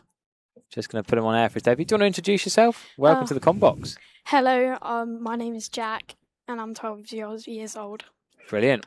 And is this your first time commentating on any cricket ever? Yeah, but I like doing it in front of the TV. Do you? Good man. Yeah. Me too. That's how I started as a kid 20 odd years ago. Do you sit and watch YouTube and watch Somerset live stream and commentate from home? Yeah, I do that sometimes, but also I'm a member, so I go to most of the games here. Oh, brilliant. So you have us on your earpiece in the ground. Are you listening in? Yeah. Oh, brilliant. And what, do you play club cricket as well? Yeah, I play for Taunton Dean. Taunton Dean, nice. Which team do you play for Taunton Dean? Under 13 Falcons. Brilliant, the under 13 Falcons. So next year you'll be playing men's cricket? Yeah, maybe.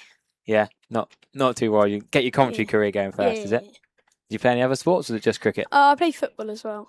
Oh, who do you play football for? Staple Grove. Staple Grove, yeah. I'm playing cricket there on Tuesday for Somerset Stragglers. Yeah.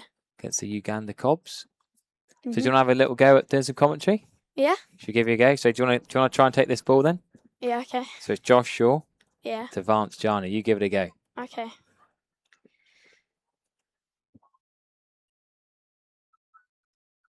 Right, he's steaming in now. All shot towards mid-off, no run. Nice. So James Deedon with the fielding at mid-off. Yeah. Nice straight drive for no run. Lovely. Yeah. Do you want to try the rest of the over? Okay. Give it a go, mate. Back yourself. Okay. Thank you. We've got a little field change here. Josh Thomas is coming out of the slip cord and coming into a close straight mid-wicket. Yeah, I first started commentating up here when I was about 15. I went to Rich Jewish College up the road and used to commentate up here. Oh, yeah. So I remember being in your shoes, nervous with Yeah. some of the older boys I was commentating with. Got to go Yeah. again. All right. Oh, straight back at him. Yeah. Collected by Josh Thomas after Josh Shaw parries it away. I don't know. Yeah, it's all right. Yeah, a bit of a parry and just follow through. Yeah. Lewis Goldsworthy, the captain at mid-on, just marshalling the troops, chatting with his bowler. Mhm. Right, last ball of the third over then with our first guest youthful commentator of the day. Johnny's still on a duck. Oh, shout for LBW. Not given. I reckon he hit that. Yeah. That's an ambitious appeal. It looked like it was going down the leg side. Went for the big slog Yeah. to the short boundary. Yeah. Do you reckon you'd be a good umpire? I don't know. It depends. Part of commentary, we sometimes have to pretend we're the umpire in the umpire's shoes, and that's pretty hard work. Yeah. Umpiring's a different skill. Yeah. So when you're playing club cricket, do you umpire and commentate and that as well? Not really, but I usually shout from the sidelines, which is eventful. I get told off when I'm playing games of cricket. I get laughed at. When I'm batting, I say, well bowled. Or Yeah. Yesterday, I batted for ages for not very many runs Yeah. and just kept commentating on, well bowled, that's a good ball. It sort of comes out naturally. I saw you on YouTube once. Which one was that? Backyard cricket. Yeah, done a few of them. Yeah. They're a good laugh. Is this a lovely cover drive from Ooh. Rob Yates? That's going to be 4. Yeah. Beautifully timed. Over pitch from JT Langridge. Yeah. Yeah, did a few filmings with the backyard cricket guys in Australia. They're a good bunch.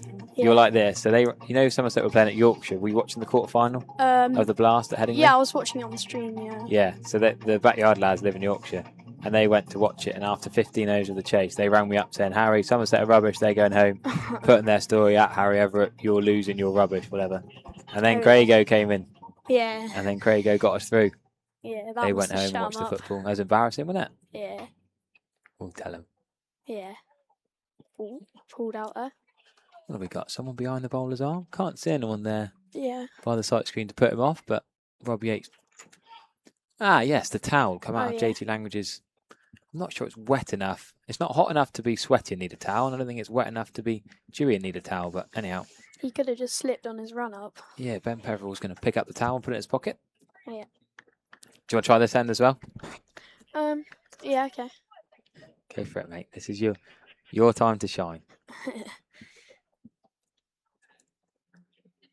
Oh, well driven. Oh, is that going to go to the boundary? That looks like. Is it Goldsworthy about to cut that off? Yeah. I think we're going to get 2 there. Now we're going to go back for 3. Oh, Good yeah, running. 3. Long boundary. Yep, left-hander gives a strike to the right-handed Vance Jarney. Yeah. Captain goes with quite a big chase out to the long side. Yeah. Poor old Sam Hollingshead's having to run from square leg to square leg. Could just hit a point, you'd have thought, but getting his steps in with the right left hand. Yeah. Jake Paul having a bit of a chat with Rob Yates at the non-striker's end. Both captains of their sides this week, but Yeah. Goldsworthy back in charge of Somerset today.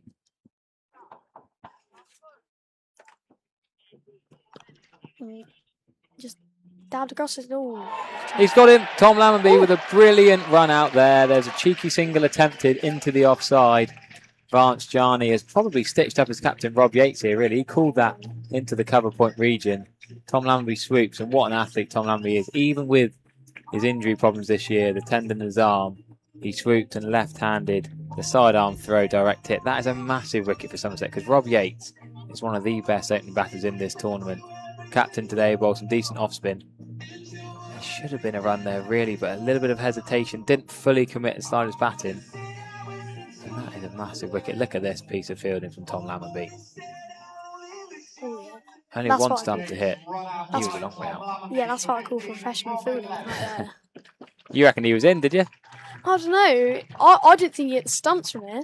I Ah. couldn't see. You got to have good eyesight up here, we've realised. Yeah, Get used to the angle. We're quite a long way away. yeah. But yeah, great fielding that. Picked it up cleanly. Just had that chance and took it. That's what you need to win games at this level is got to take these chances. Yeah.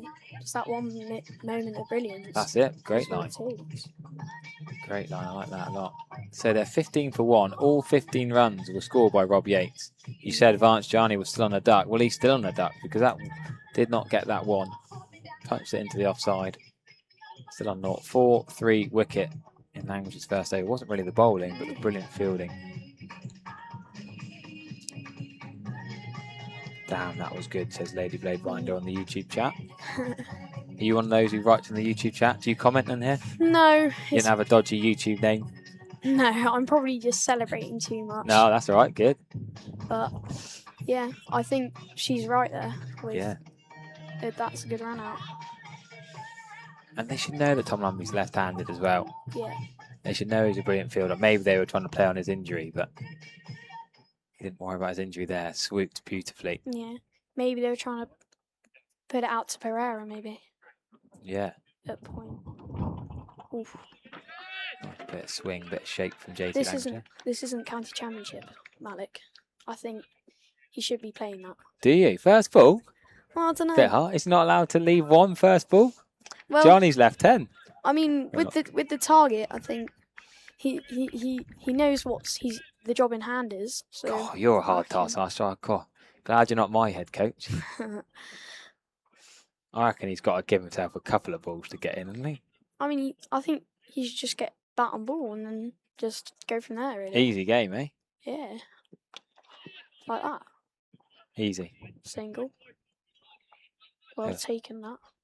2 slips in place and a deep third to the short boundary in front of the Hildreth stand. Where do you normally sit then? What's your stand of choice? I sit in the Somerset stand block 2. Nice. Is that your family favourite seats? Yeah, because we're members, so we basically sit there, and we get a good view. Is that for all 3 formats? I usually come to the Blast and the One Day Cup, but I go to like 1 or 2 championship games. Is it bad for school time, I suppose, county championship? Yeah, but I might go to some. There's one at the end of August, isn't there? You can come to that one. Yeah. Have we got the end of August? I should know off the top of my head. Got a fixed list in front of me. We've got Leicestershire away and Yorkshire away in September. Is it like Gloucestershire or something? Nah, we've got, let me just check. Glamorgan, we've got the 2nd of September. That might be still school holidays for some people. We've got Essex on the 20th. Yeah, I go back on the 7th. So Oh, nice. You can do the 4 days of Essex on the 20th. Yeah. And the 4 days of Glamorgan from the 2nd, just about before school starts again.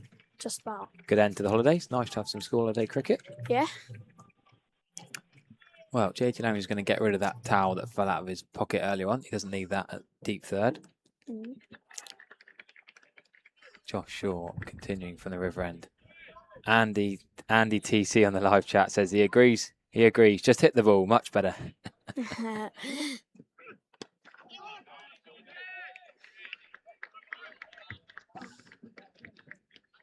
So if I was to say to you, what would be your dream job? Would you say cricket commentary? Yeah, probably. Nice. If I'm not on that pitch. Then. Yeah, you're the same as me. Yeah. I'm a failed professional, so I'm not quite good enough to play out there. So best thing is next is talking about it. Yeah. Would you commentate on other sports as well? Yeah. I can see you doing football. Yeah. You're a Taunton Town fan, I guess, then? I go to like maybe one game a season, but I'm mainly a Bristol City fan. Ah, okay. Yeah.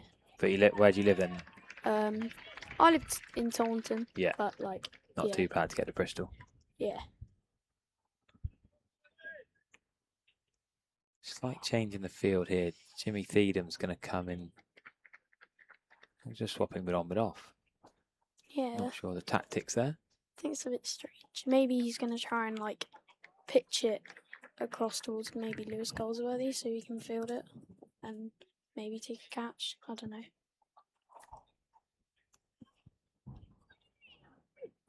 Oh, that's a lovely shot down the track. Yeah, got down early, didn't he? Yeah. Quick hands, flown straight past South Pereira and Johnny Connell at cover and point. That is a fierce boundary. Malik, well, you told Malik to get on with it. He's listened to you, mate. Yeah. Don't know how he could hear me from here. They got an earpiece. You know these earpieces, you've not seen them in their helmets. Oh, yeah. I always say that when commentators curse or Oh, we say something, they do it straight away. yeah.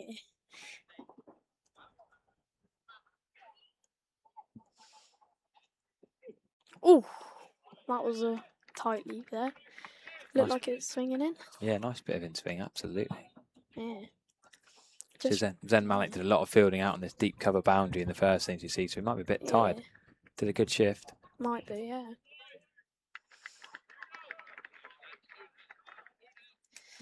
I just saw that Gianni's still on the duck. You tell him. Yeah. 0 off 11. Like, don't know what that's about. What's he going to do then? What do you reckon he's going to do this ball? I think he's going to just play it through the covers, maybe. Oh, short. Mistimed. So what year are you at school? What are you going into? Just finished year 7, going into year 8. Nice. So what secondary school are you at? Pearland. Okay, nice. Yeah. You enjoy school? Yeah, it's good. But not good when Somerset are playing while you should be at school. Yeah. That's a bit tricky, isn't it? Yeah. As soon as school finishes, I literally get on my phone and then check what the score is. Good man, yeah. just Break like- and lunch, do you ask the teachers, sir, can you just interrupt this lesson to tell me the Somerset score, please? If I had PE fourth, Yeah. then because most of my teachers like cricket, so Oh, you're good. That's yeah, Sometimes you find there's like a random geography or maths teacher who's there who loves his cricket. I've had a few Yeah. texts from teachers who should be teaching and they text me, Harry, I got the live stream on while I'm teaching the kids. Yeah. You never know. I have to subtly ask your teacher if they're watching the live stream and they're going to be teaching you. yeah. I saw this teacher. He had the Wimbledon tennis on when Arthur Ferry was playing his Did he? semi-final, and I was just like looking around the corner seeing what the score was. I do a bit of supply teaching and I think my teachers at school and boss quite know that I will have the cricket on when I'm doing a bit of teaching, and that's part of the deal. Come Certain supply at kids. our school. Yeah, okay. I'd love watching cricket all day. Yeah, absolutely. You've got I always tell the right kids in the class, I know if they're cricket fans, I'll give them a score update. Yeah. Just had a nice message here. Pete Trigo looks a lot younger on comms and he's far more insightful than usual. Mr. Couch. That's hilarious, that. Somerset's version of Benjamin Button. And someone else says, come on, lad, praise the batsman and curse him. Well said. There you go. Is this your first time ever come up to the com box to have a look around? Yeah. Yeah, first time Media ever. box. Is it what you expected? No, better. Oh, there you go. Oh, it's Swung a lot, that, didn't it? yeah. Down the leg side for a wide. That's the first extra of Somerset's bowling innings. Yeah. Just a tiny bit behind the rate, definitely. You're obsessed by the rate, aren't you? Yeah, 7 They're not allowed over. to get in. No. You want them to go at the rate every single over, do you? Well, it depends really. If they get a wicket, if they hit like a 6 or something, then get a wicket, I'm happy. Maybe you'll have to tell the Warwickshire coach. Yeah. Ooh.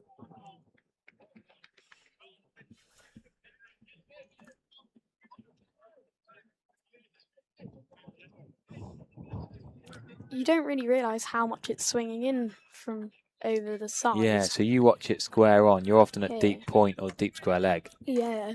To be honest with you, mate, normally we're right behind. You see where Josh Thomas is now? We're normally on one of Yeah. those wickets. Yeah. So this is actually, it's almost harder to commentate today and Friday because we're a Yeah. bit further over. Sadly, we're on quite a long way over. So short back, like it's Really short, really yeah. short over there, like probably about 30 meters. A little bit more. Little bit more. Oh, is that an edge? No, Flashed through it though. big swoosh. Got to remember, it's a 30-yard boundary is the white Yeah, markers, so a little bit further than I that. think that's what I was thinking. That's all right. Yeah, we had a couple of injuries in the crowd on Friday because Oh yeah. people heard didn't catch about him. Have you ever had near chance for a catch? that. But the one, there was one in the first innings, like not the one, like it was dropped literally like right next to me. Was that Tom Lammerby? Slog sweep? It might have been actually, but it was literally like a staircase away from me, and I was like, oh, I didn't know whether to go out with a one-hand grab or Yeah, go for it. You got to do it, mate. yeah, It's always worth it. or just get out of the way. No, But- even if you break your hand, it's worth it to get on telly with a chance of a catch, isn't it? Yeah, fair enough. Someone broke their arm once and got a signed Chris Gale bat. I think that was pretty cool. Yeah, Chris Gale being one of the best T20 batters of all time. Yeah, you were probably a bit young when he was playing here. Oh yeah. Do you remember that? Was that a bit before you were? Probably a bit before. Yeah. Yeah. What age did you start coming here? Can you remember your first match? My first match was the 2022 quarterfinal against Derbyshire. I believe. Wow, what a first game. That's a beautiful cover drive for 4 by Zen Malik. Timing, class. That reminded me of James Rue, that. Did it? Yeah, a right-handed James Rue. Yeah. So go on, that's unbelievable. The first game you ever watched was a record-breaking, highest ever T20 blast score, worst bowling figures. We did mention Matty McKernan earlier. Yeah. That Riley Rousseau knock. Yeah. I was playing Devon League cricket at Sidmouth, for South against Sidmouth, and we lost at 5:10. 10 past On a 5. Saturday, and this game was starting at 6. I said, sorry, Captain, I know I should be commiserating over our loss, but I'm legging it up to Taunton. Yeah. And I walked in just as Banton and Smead walked out the bat. Oh, yeah. Oh, that's an even better shot. That's an even, just timed to perfection, that. Is that going? Yeah, Jake Bull's not catching that, even to the long boundary. Yeah. 2 over pitch balls from JT Langridge. Malik just finding a bit of form here. I think it's Malik. So Zen Malik, yeah. Yeah. Nice couple of shots.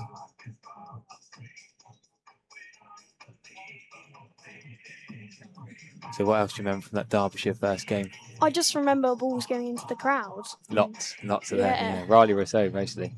I remember Ben Green hitting 25 for the last 10 balls or so. Yeah, big fan of Ben Green. I was at Leicestershire, Gloucestershire. I was doing the stadium announcing there on Wednesday, and I caught up with Ben Green and Josh Davey. Oh, yeah. They're both playing for Leicestershire now.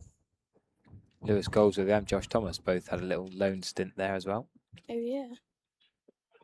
Oh, is that Chan? Oh, just over his head. Just over James Thiedem's head at mid-on, yeah. Not far away. I thought of that pull shot. Miscued. Bit top edgy. I thought it might have been a catch to mid-on. It could have easily gone to Church or Warney as well. Could have just over. You never know the pull shot, do you? Yeah.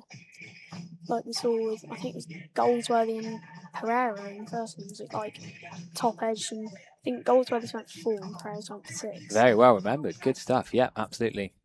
Pereira hit 6 down this end off Charlie Taylor. Goldsworthy at the far end for 4. Both top edges.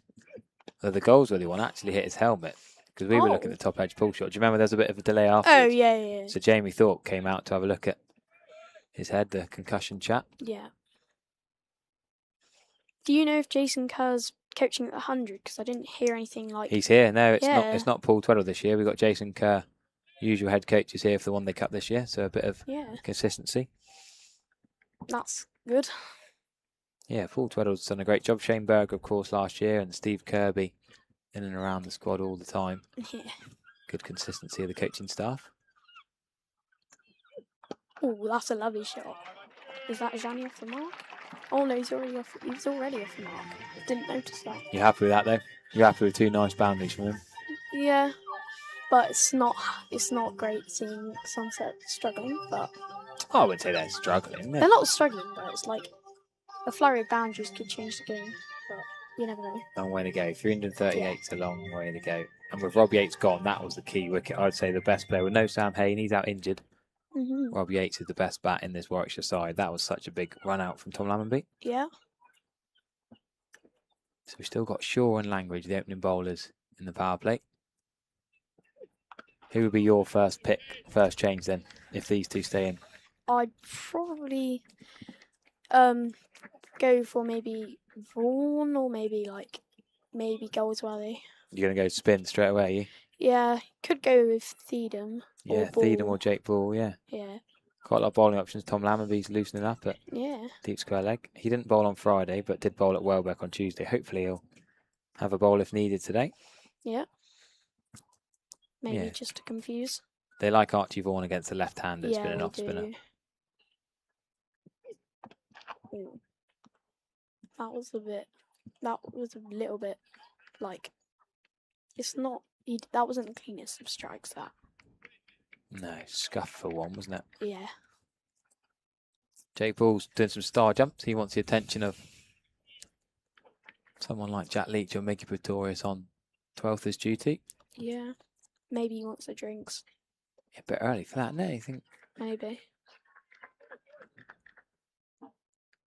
apparently on Friday, Finn Hill was bringing out the drinks. Yeah, how good's that with his hamstring injury? I didn't think we'd see him again. Yeah. I caught up with Finn after the game and I said, Phil, I didn't think we'd be seeing you in a bib and running on, but he said he's getting back to running again. He's not going to play cricket again this year, Oh, yeah. but he might go out to Australia, which would be good to get a bit more. It's not Jack Leach, it's not Miggy Pretorius, it's Kean Roberts who's going to come on as a sub fielder for Jake Ball. Very good sub fielder, probably one of the best fielders in the Somerset squad, so Yeah. that's a win. But is that an injury concern? No, I wouldn't panic too much. Jake Ball maybe just ate too much at tea. Maybe. Or drank too much. Yeah. He'll be back. Don't panic. Let's hope he comes on to bowl. I think we'll need him. Yeah, I'm sure he'll be bowling at some point. He bowled well in the semi-final. Oh. Really well. Yeah. He had a maiden in the power play, didn't he? Yeah, it's ridiculous. Was it 3 for 17, I want to say, off the top of my head? Yeah, something like that. Oh, is that an edge? I Yes! think it is, mate. JT Language with the snick behind. Vance Jarney has to go for 9. 39 for 1. Harry Everett here with guest commentator. Go on, what do you think of that wicket? I think it was a bit of outswing that did it for him. I think Shani didn't really get going, and I think Somerset deserved that. You weren't happy with him taking too long to get off the mark, were you? Yeah. Stuck on 0 for a long time. Had 2 boundaries and a 1. JT Language here with his headband. Just getting that to go away from him. Yeah. He's done that. He did that on Friday, JT Language. He comes down with his follow through, really long strides. Look how tall he is. Watch this. And he does a big old fist bump, and it looks like he's going to punch the batter. Yeah. He doesn't mean it in a bad way. Just out of camera there. We'll show you another replay. But watch him here. He goes all the way down, celebrating. He gives it a massive punch like that. Yeah. Watch this. He nearly hits the batter. It's a bit like how Van der Merwe used to do the 2 arms. That guttural roar Van der Merwe used to do. Yeah, from a different angle, it looks like JT Language is trying to punch him, but I promise you he isn't. Yeah. Easy catch. Yeah. Ben Church behind the sticks. Is this Alex Davies coming into that? Yeah, look at the size of him. One of the shorter guys on the circuit. I'm surprised he's a wicket keeper. Well, you often do find the smallest guys are wicket keepers because you think you're going to have a low centre of gravity, True, particularly against spin. You can move and get low and across. But if let's say for Warwickshire, someone like Mark Wood bowls 95 miles an hour, a bouncer. I don't think he's going to be catching that. I don't think he's going to join Warwickshire. I don't think he will, but because he's injured all the time and also England duties. Yeah, I don't think he'll be playing too much for England now with injuries and having come out of the Ashes. I was out in Australia when he pulled out after that Perth test. Oh, yeah. People in the chat saying, how do I get a go on comms? So, first ball then for Alex Davies. Batting at 4. Not had a great season with the bat in any formats, Alex Davies. He was keeping ahead of Kai Smith today. 2 keepers in the Warwickshire side. Ooh. Nice leave. Well, you wouldn't let, was it Malik? You weren't allowing him to leave it earlier. He's not allowed to leave it first ball. You going to tell him off? Yeah, I'm not letting him have that. I think. What should he have done? I think he could have played it out to deep third, but I don't know. Yeah, I think you're right. Late in the innings, I think you glide that past first slip down to deep third, but this stage he's not used to the bounce. Power play 2 down. Maybe you don't want to take that risk. Yeah. Duckworth Lewis par will be 87, so 39 for 2 is a long way behind that. Way. Oh, well, I think there was a chance of maybe a pull there. Second ball, but I don't know. A long way to the boundary at the leg side, isn't it? Is that one of your favourite shots, the pull shot? Yeah. It's the only one I really hit boundaries with. Fair enough. Except maybe the cut shot as well. I've coached a lot of kids cricket, and a lot of them like the pull shot. The go-to. Do you play on AstroTurf or grass, or a bit of both? Bit of both. It depends, really. On Friday we played at Castle School, which is like an Astro wicket, so because they reserve the grass wicket for the men's. Good fielding out there from those guys, really. Great stuff. Captain's job. So you happy with Lewis Goldsworthy's captaincy so far? Yeah, even though I think I watched the highlights of the Gloucestershire game actually this morning, but I saw Lewis Goldsworthy's. Oh, that's a pull shot. That's what you wanted. You asked for the pull shot, and it's going to be 4 as well. Yeah. James Steedham can't get there. Yeah. Lewis Goldsworthy stretching. I think that's Lewis Goldsworthy. You reckon he's getting ready? Or is it more hands on head at the bad ball? Oh, yeah. It could be either or. But Lewis Goldsworthy dismissed himself quite poorly on Friday. He just chipped it up in the air. 9 off 18. No need. And left Josh Thompson, I think it was maybe Lammonby for a bit, and then he got out, and Connell and Thomas had a good partnership. Yeah, you like the look of Connell? Oh, just like palmed. I think Church, it was just out of his reach, but he got a glove to it. It would have been a very good catch. That's flown, isn't it? Short, wide from Langridge. That's the thing with pace, the flick of the wrist, the express pace of Langridge. Yeah. Going across him, big edge. Yeah. Oh, just the fingertips. God, he jumped high, didn't he? Oh, yeah. Leapt like a salmon. He went with 2 hands. I wonder, could he have gone with 1? I would normally encourage 2, but you can go higher with 1. It would have made it more of a screamer as well. That's what you're all about for the cameras, you? Yeah. You like some of the content creators games I play and the YouTube games with all the cameras, and we have there was a Harry. Whatever you do, you got to make it look good. You got to make it look dramatic. You got to celebrate loads. You got to scream at the camera, whatever it is. The backyard cricket or can you cricket or cricket district, they love a good reaction. Is that what you like? Yeah, I watch quite a lot of backyard cricket and make it look good. Cricket district. Yeah, which is they're good lads. I was watching Jack and Toby doing cricket on ice in Switzerland. Oh, nice. Yeah. I played a bit of paddle with them out in Australia. They're good lads. Yeah. We're going to have a trip to Ibiza for a cricket tour in September, hopefully. So. Oh, yeah. Might have some videos you can watch in the future. Yeah. I've never played cricket on ice before, to be honest with you. Yeah. As I saw, their helmet cam, like, on the last game of the tournament, it was, like, just wet. It was, like, nothing. I'll give Jack a text saying that he's got a shout out in the live stream that they enjoyed his. Okay. I'll text Jack saying that he's got a shout out for the cricket on the ice in Switzerland, you like? Yeah.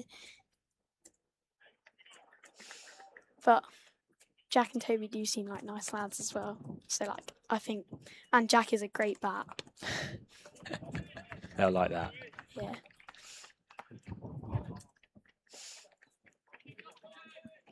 I saw this thing where it's like the cricket content creators cup or whatever it is. Yeah, I'm going to be playing that in a couple of weeks' time. Yeah, and I saw Jack hit like 50 of like 30 balls or something. It's ridiculous. Yeah, the only problem is it's the content creators cup's at Arundel, and I could be there playing in that or commentating in that, but it's also a Somerset home game. And you know me, I don't like missing Somerset home games. Yeah. So I think I'm going to be here commentating instead. But we have an indoor content creators cup as well. So the indoor content creators cup in October and November, I'll play in that. Oh yeah. I whacked one off my mate's shin last year and he had a massive bruise on his shin. Yeah. Someone gave me Joe Root's old bat and that was a bit powerful for me. I wasn't used to a bat being that good, and I actually hit a good shot for once and smashed his shin. I don't know whether it was just the confidence of playing with Joe Root's bat or Yeah, it's just Joe Root's bat. I think it's too good for me. But, indoor cricket, you're about 10 yards from the bat as well. There's not much space. I can't really see Root being a 100 player, but I think he's done all right. Well, he's pretty good in 50 over in T20 cricket. Yeah, I saw like Ravindra and him had a good knock, but I saw Ravindra hit like 98 for 44 balls, something ridiculous like that. Oh, I've been too engrossed with the One Day Cup, mate. I've been at 4 different 50 over One Day Cup games this week. I haven't really I just look at my phone and see what the 100 score is. I don't really I only watch it if it's like someone like Welsh Fire or like Trent Rockets, because most Somerset players play there. You'd rather watch this lot though. You'd rather watch actual Somerset, wouldn't you? Yeah. Good fielding. And well, good keeping from Ben Church. Yeah. Not a very nice throw actually. James Steedham slightly stitched him up. Yeah, a little bit there. Do you watch the other counties in the One Day Cup then, or just Somerset? Do you go on YouTube and watch highlights of the other counties? No, not really, unless it's like maybe like the Vitality Blast final or like Right. One Day Cup final or something. Would you watch some of the former Somerset players who play for Glamorgan and Gloucestershire and Leicestershire? Yeah, I watched Glamorgan because of Sean Dixon quite a bit. Yeah, was he your favourite player who's left? No, but I just always thought he was a decent player. Yeah, I agree. And Eddie Byram, he's probably a bit before your time. Eddie Byram Yeah. and Ed Leonard. I Sean think, Dixon. and also I think we had Joss Butler at one point. That Yeah, was like, not long ago. He's what, still. It's 2018, 19. Yeah, before that, something like even further ago than that. 2016, yeah. He, Josh Butler still, I played against his brother-in-law a couple of years ago. His family, he went to school at King's College and grew up in Somerset, played for Glastonbury. Yeah. He signed on for Lancashire, but barely plays for them, really. Oh, yeah. He's mainly with England. Lancashire claimed them as one of their own. But Yeah. Bit cheeky, really. They've got Livingston as well, which is like... He's Cumbrian, yeah, but Cumbria's a bit nearer to Lancashire. Yeah. We'll let that off. But Stokes is going to be playing for Durham a lot now. Which... Yeah, he's played the last 2 games. Have you put him in your fancy team? He's done a fancy draft, one-day cup team? No, I didn't know that was a thing, but I'll look into that. Yeah, I'll show you my team, shall I? Alright, I'll show See you. what you think. I had Stokes as my captain the other day.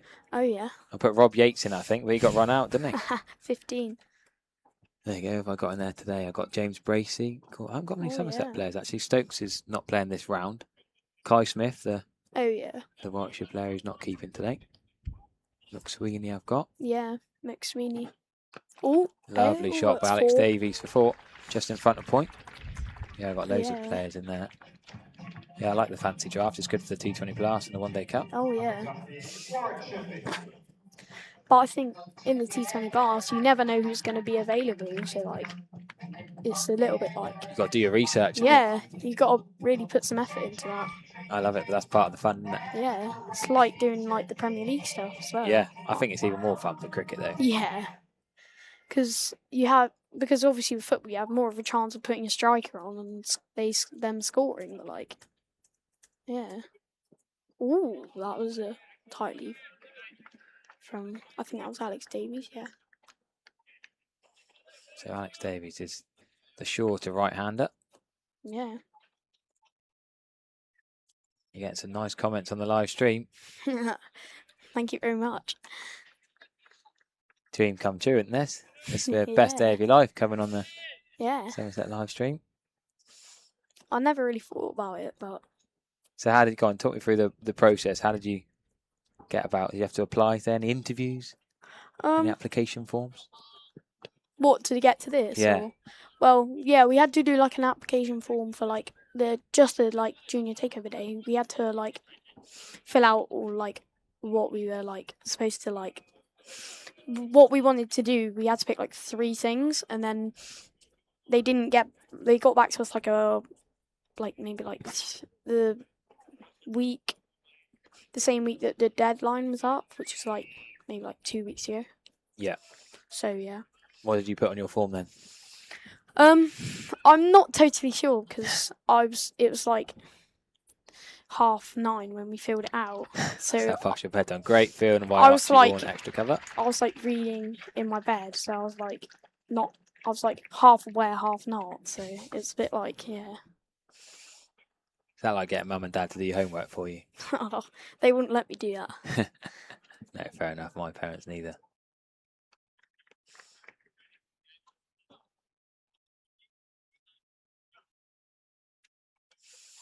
So we're in the last over of the first power play here. Will they go to spin first over a power play 2? We shall see. 5 overs each was what Bamber. Well, I've just noticed that earlier. Jake Ball's just come back. So is that a sign that he's going to come onto bowl? I wouldn't say. I'd say more what he's doing now is what's the sign that's come on to bowl. Look at him doing some warm-up exercises now. That's the sign. And he's having a chat with Lewis Scott, Lewis, the captain. yeah. So it might be like, are you going to give JT one more? Do you want Shawsy's end? Do you want to bowl at JT's end? Well, JT's had 5, so I think it could be that he has a rest now and then comes back maybe like 30, 40th over. So Ethan Bamber bowled 5 overs for 10 in the power play. Phenomenal. Yeah, it's ridiculous. Figures from him. Really good bowling. I was doing a scorecard of first innings, and it was like something like, oh, that's a lovely shot. Just by Sav Pereira's right hand. Yeah, can't get that. And it was like dot, dot, dot, dot. It's like dot dot dot. Do you have a scorebook like this, or do you have your own? What do you have? I have like my own, and it's like. Should have brought it up with you. Oh, I should have. I don't know where it is. Do you know where it is? It's in your bag. Yeah. Your mum and dad better be filling it in at the back. They're not. You'll be behind by the time you finish this. It's down there. Well, you'll like this comment. Beastie Baker says, "What's Pete Trieger going to do for a new job?"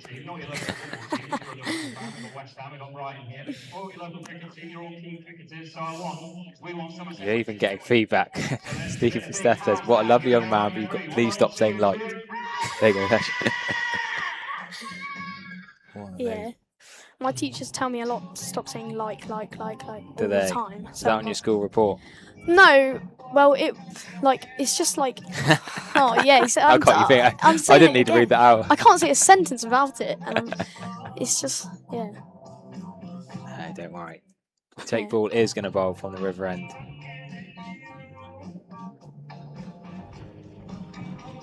Let's see. A deep square, a deep fine, a deep cover. No slips. Deep third. So I think they put the deep third out. Oh, that's the nice shot past. Oh, misfield from Not Josh good Shaw. from Josh Shaw. No excuse for that, really. No. I think I could have done better than that. Do you? Well, you tell him. Would you have gone long barrier? Yeah, probably in the pressure out there. Yeah, we're going to get the single anyway. He didn't time it perfectly, so yeah. Right, a bonus benefit 2 for Alex Davies. Oof. First ball from Jake. Well, that's a cheeky single. That shouldn't really be a single. Not the cleanest of pickups. Went straight away. Malik trusted Alex Davies. From the side, you don't realise how tall they are. Like, when I saw Archie Vaughan come into bat, he's like massive. Yeah, he's taller than you realise. He looks double my height. How tall are you, do you know? Don't know, probably just under 5 foot. You got a bit of growing time left, I reckon. Yeah.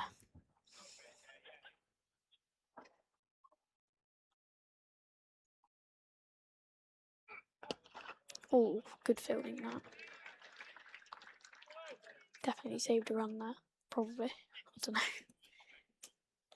Depends whether I think Goldsworthy would cut that off. But he is good in the field. Yeah, well, it's a good idea for the bowler to try and stop it if they can. Yeah.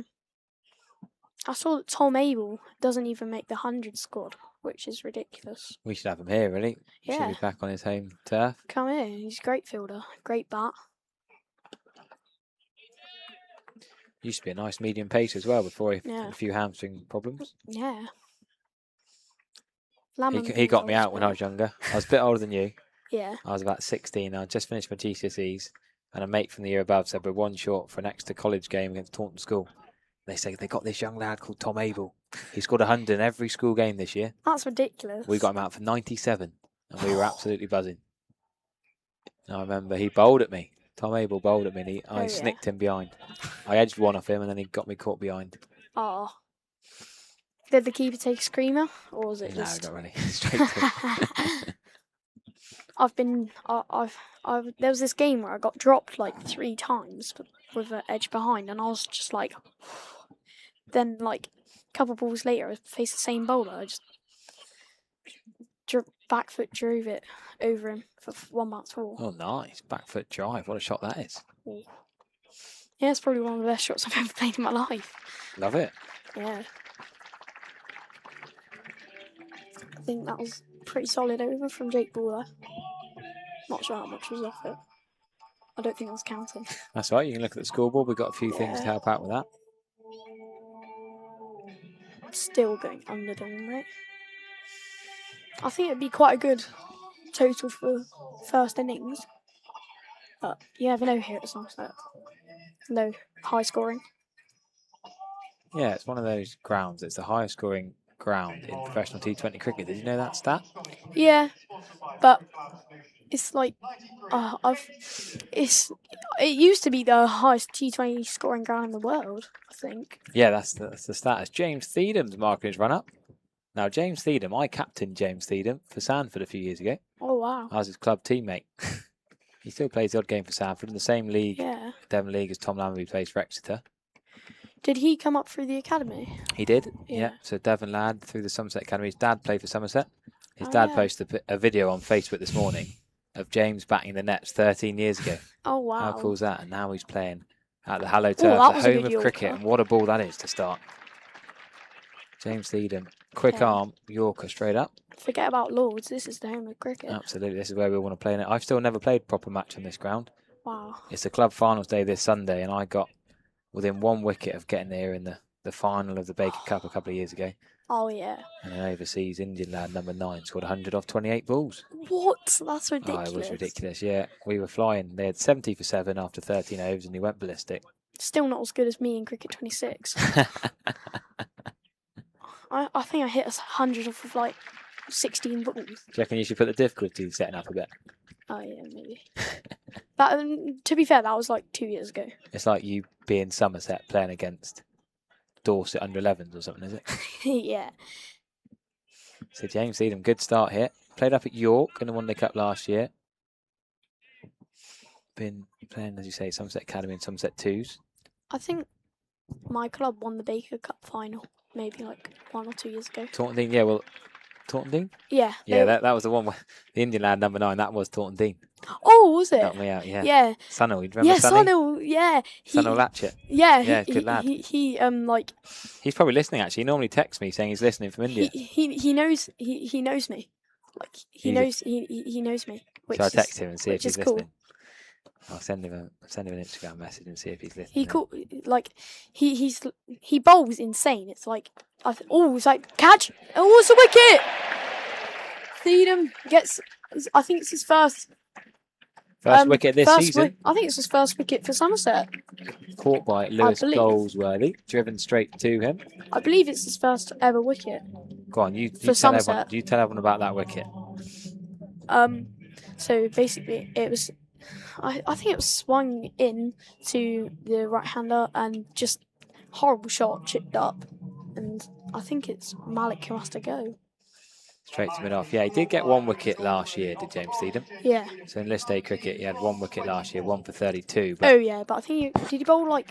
I mean, like he's only played a couple of matches Yeah. in list day cricket, so brilliant for him to get that breakthrough. Just Yeah. talking him out. Caught by Lewis Goldsworthy, the captain, the Cornishman. Oh, so- I think I was on about his first couple runs for he hadn't batted for Somerset. at the Yeah, time. it hasn't got a run in first team cricket Yeah, like for Somerset. yeah, which is. But this is what the One Day Cup's all about. Absolutely. Brilliant, brilliant tournament. We absolutely love it. Yeah. So Zen Malik has to go. Zen Malik, who, well, you were criticising him not getting going quickly enough, but Yeah. in the end he scored fairly quickly. Yeah. I think- 19 off 24 balls. Yeah, that's. I mean, it's. We like when Vaughan got out for a duck. It was like I think Pereira and Lammonby were a bit shook, so I think they just wanted to get the first 10 or so overs done, and then started going with the singles, 2s, and 4s, which worked for a bit, and then obviously Pereira got out, which wasn't great, but.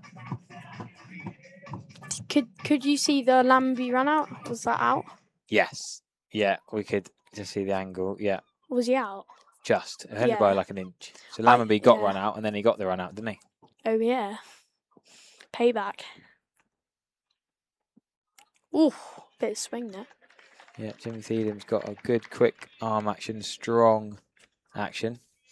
God, you're getting more comments. Do you want me to read out all the comments, positive and negative? You're getting a bit. Nah, they're mostly positive. Yeah, You'll sure. like this. This young commentator is pure gold. Okay, he says like too much, but then he is a child of his time.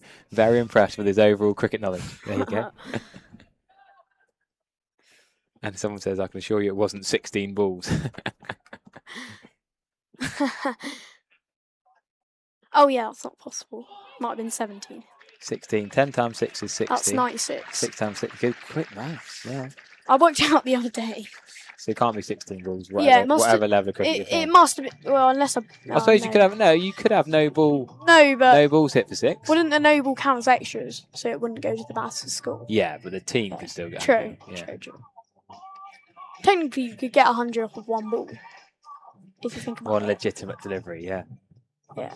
There's a game in the New Zealand Plunket Shield, I think. There was something kicking off about the draw and the rules or something, and then the keeper just went to fine leg, and the quick bowler just bowled 5 wides after 5 wides after 5 wides. So James Theedham, brilliant first over. Great to see him doing well in Somersetshire. I'm delighted to see. Yeah. Jake ball now. 1 for 1. From the river end. Ooh! That's Is that- painful. I think that's caught him on the glove. Ooh, fair play to run that. That looked uncomfortable for Alex Davies. Kai Smith calls him through. The 2 wicket keepers, 2 fairly short fellas, right-handed batters, both keepers. Kai Smith I think often keeps in the he looks in championship. a bit of pain, but Yeah, he would do. I mean, Jake Paul doesn't bowl slowly. yeah. Just, he's slashing that arm down, getting some real pace on it. Right, he wants fine-legged James Theedham to go a little bit squarer. Maybe he's just going to try and bowl it like right on the stumps.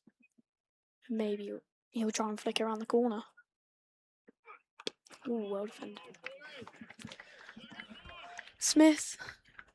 Yeah, he's got bat on ball, but still on the duck. You don't let batters get themselves in, do you? No, I think what they've got to do, a Tom Abel, get 1 off 1, and then get the better batsman on strike. Obviously, Davies is going well, 18 off 18.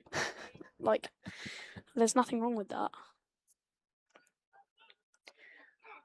Would you have the patience for county championship commentary, or would you be saying, nah, they got me scoring?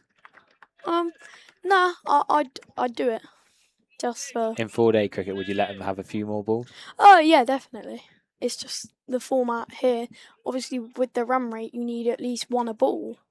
7.3. That's more than a run a ball. Do you not reckon, though, they could get 10 and over in the last couple of overs Oh, if yeah. they set themselves, if they get themselves in? It depends who's at the crease, really. If it's bowlers, then probably you're looking at 7 tops, really. Paul Lux on the chat says, run rate creeping up. The young co-commentator will be happy. Yeah, going down to 5 now. They're only going 5s. Well, I guess that's not too bad, but just got to keep themselves in the game. Ooh, in that. Maybe a single there. They'd have to be quick. And they do look pretty quick. So 4 seamers so far. No need for Vaughan, Lammonby, Goldsworthy or Thomas yet. So many Yeah. options in this Somerset side today. Church doesn't bowl. Oh, yeah. Ferreira's not going to bowl. Connell's not going to bowl, but any of the other options. Yeah. Oh, mistimed.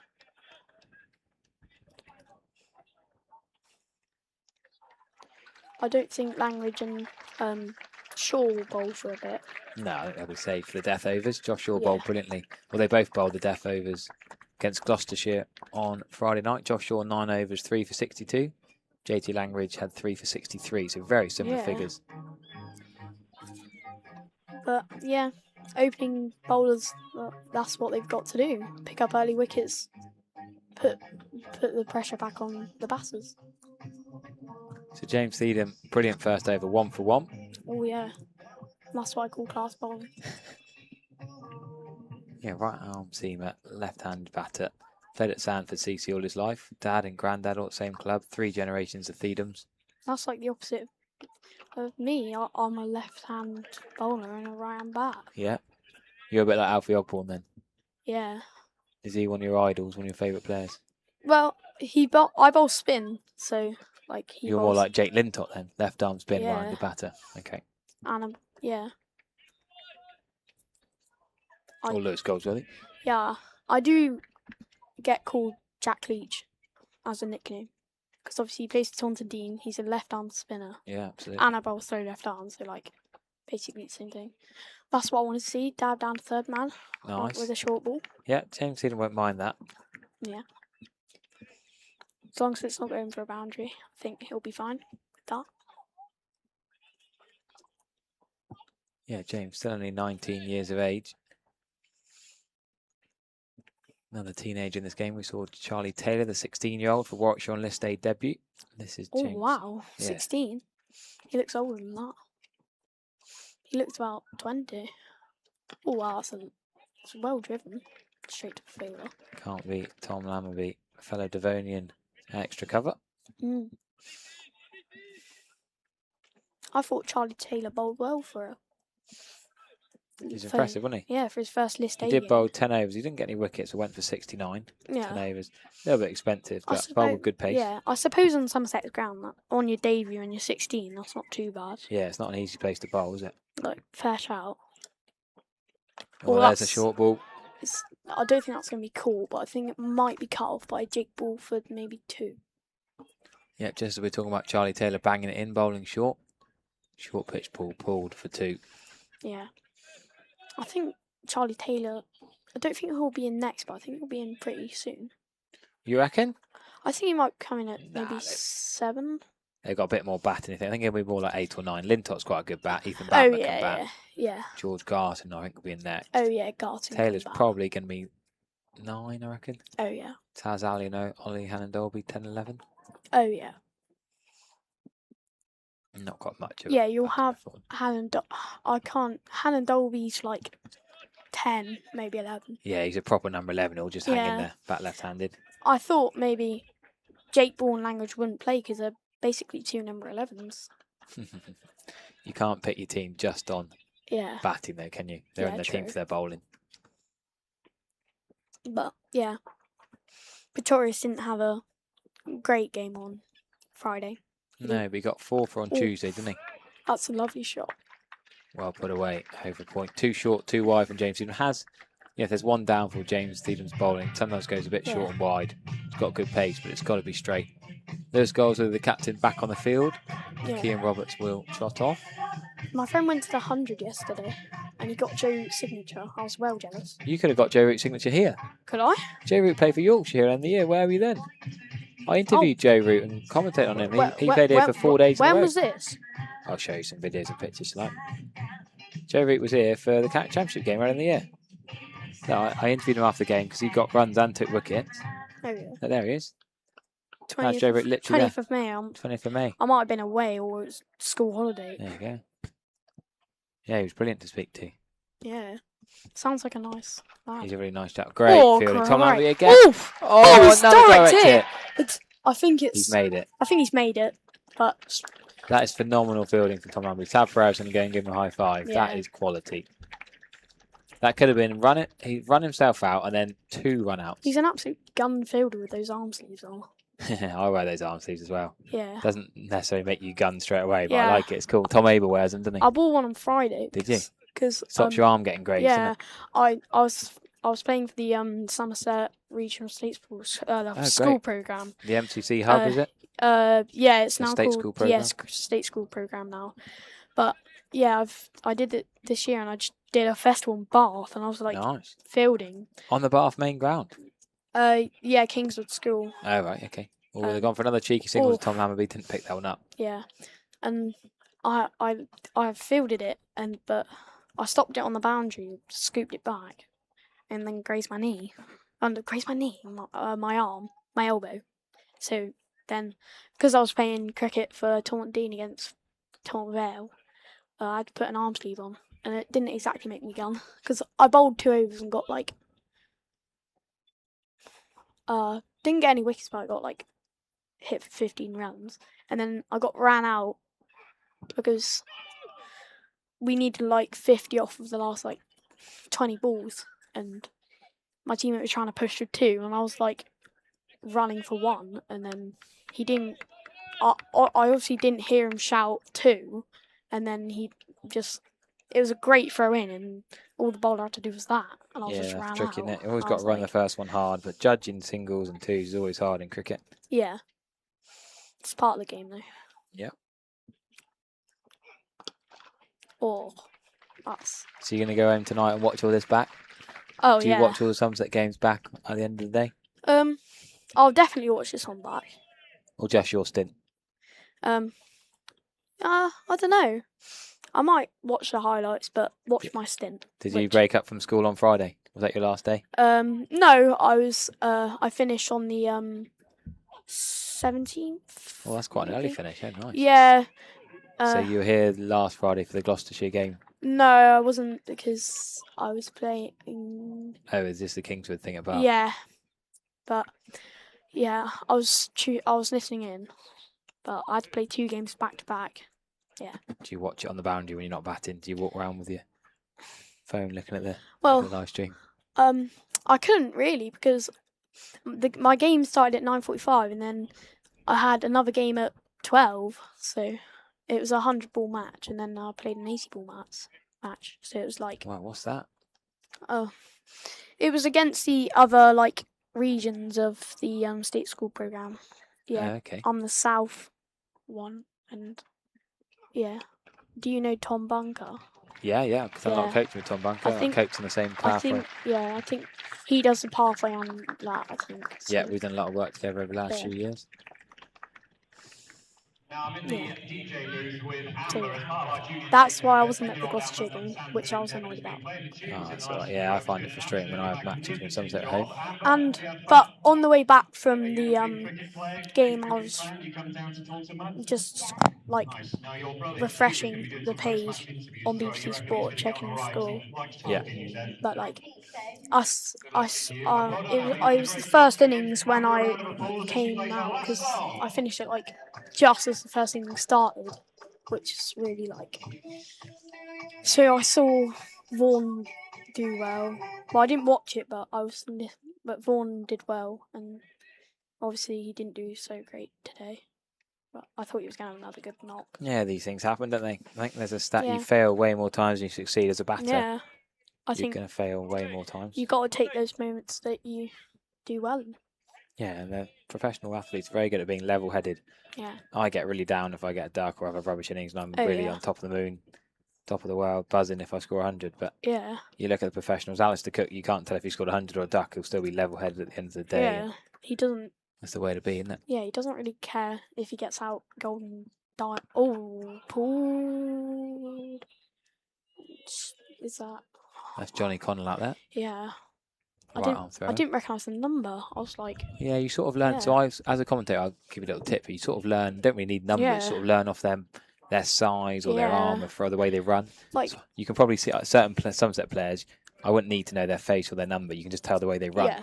Or the way they pick the ball up, you gradually. I can tell like who's bowling when they come in because obviously I've got the board to help me as well. So it's not like if I'm like miles away, I can like not like miles away, but like if I'm like at the top of the stand, I can still like know who's bowling and who's playing the shot.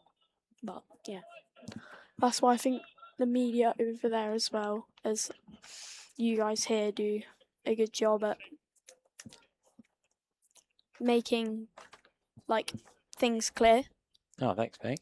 That's alright. Is it like flash? Bit of a flash outside off stump, wasn't it? A waft, James Theedham, excited there. You always get excited when someone flashes like away and misses it. You think there's an edge away from their body as well. Yeah. It's got Jack Morris alongside me here on commentary. I've had a message saying Oscar's on the blog on the Somerset Match Centre and live stream alongside Spencer Bishop. Yeah. We've had Freddie Candler doing some announcing duties. He's in my cricket team. Is he? Yeah. You know whose granddad he is? You know that then, do you? You know whose seat you're sat in? You're sat in his famous granddad's seat. Oh. I'm not 100%. I've only known him for like 6 months. So Legend of world cricket. I'm not 100%. England, one of the most famous commentators in the world. Yeah. Often sits where you're sat right now commentating with me. That's his grandson. Yeah, I've coached him a bit over the years. He's on crutches at the moment though, so bless him. He's struggling a bit this I summer. heard about that. Not ideal. Me and him had a good partnership against a team that we're struggling this season because it's our first season of like proper if you're out cricket. Yeah. So like we're like I think we're second bottom or something. So yeah. It was a good partnership, was it? Yeah, it was a game-winning partnership. We came in with like my friend Sam got retired, like not retired hurt, but you get retired at 30, and I hit like 17 and he hit 27, but we ran a lot of like wides and extras. So That's always important. They all count for the partnership, don't they? And I got out with 1 run to win, and then my friend Eddie got the last run, and we were all going mental, which was fun because that was our first win of the season, I think. Right. Okay. Yeah.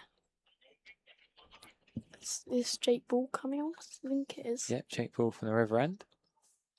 Oh, he stepped down a little bit there. Yeah, Smith, I think that comfortable was. stride. Oh no, that was Davies.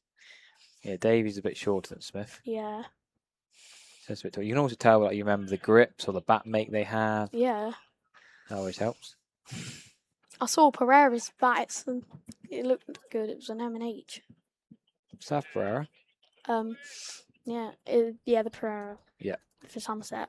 I don't think there's a Pereira for Somerset, as far as I'm aware. But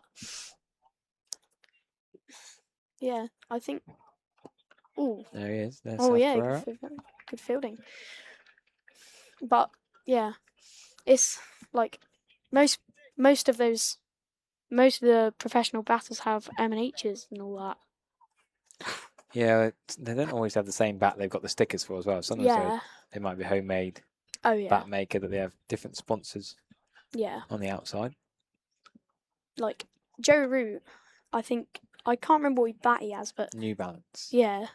But it's like I think he makes a wood or something by himself. I don't know. Oh, I don't think he's in the workshop. Don't think Jake Ball. I think he's too busy on England duty. Yeah. Jake Ball thought there might have been run out there. Nearly hit the non-striker's end. I think it was a good stop from I think it was Shaw or Goldsworthy to save it from overthrows. But Davies kind of forming a little knock here.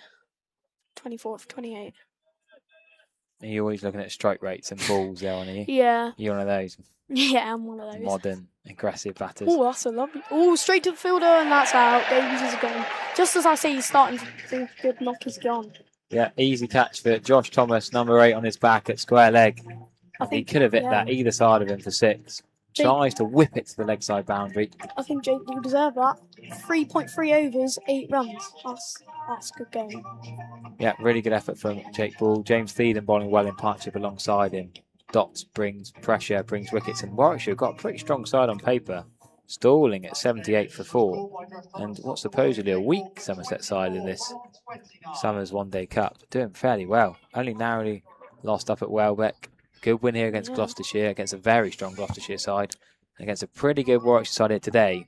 But they are bringing in a recent centurion now, George Garton, better known for his left arm seamers. Yeah. George Garton He from didn't Sussex. Hasn't been bowling, no. He's out injured for the season, bowling wise. Oh, okay. Got a duck at Wantage Road and 117 at Welbeck. The same place Somerset played on Tuesday. Warwickshire played against Notts on Thursday. Yeah. And he had 117.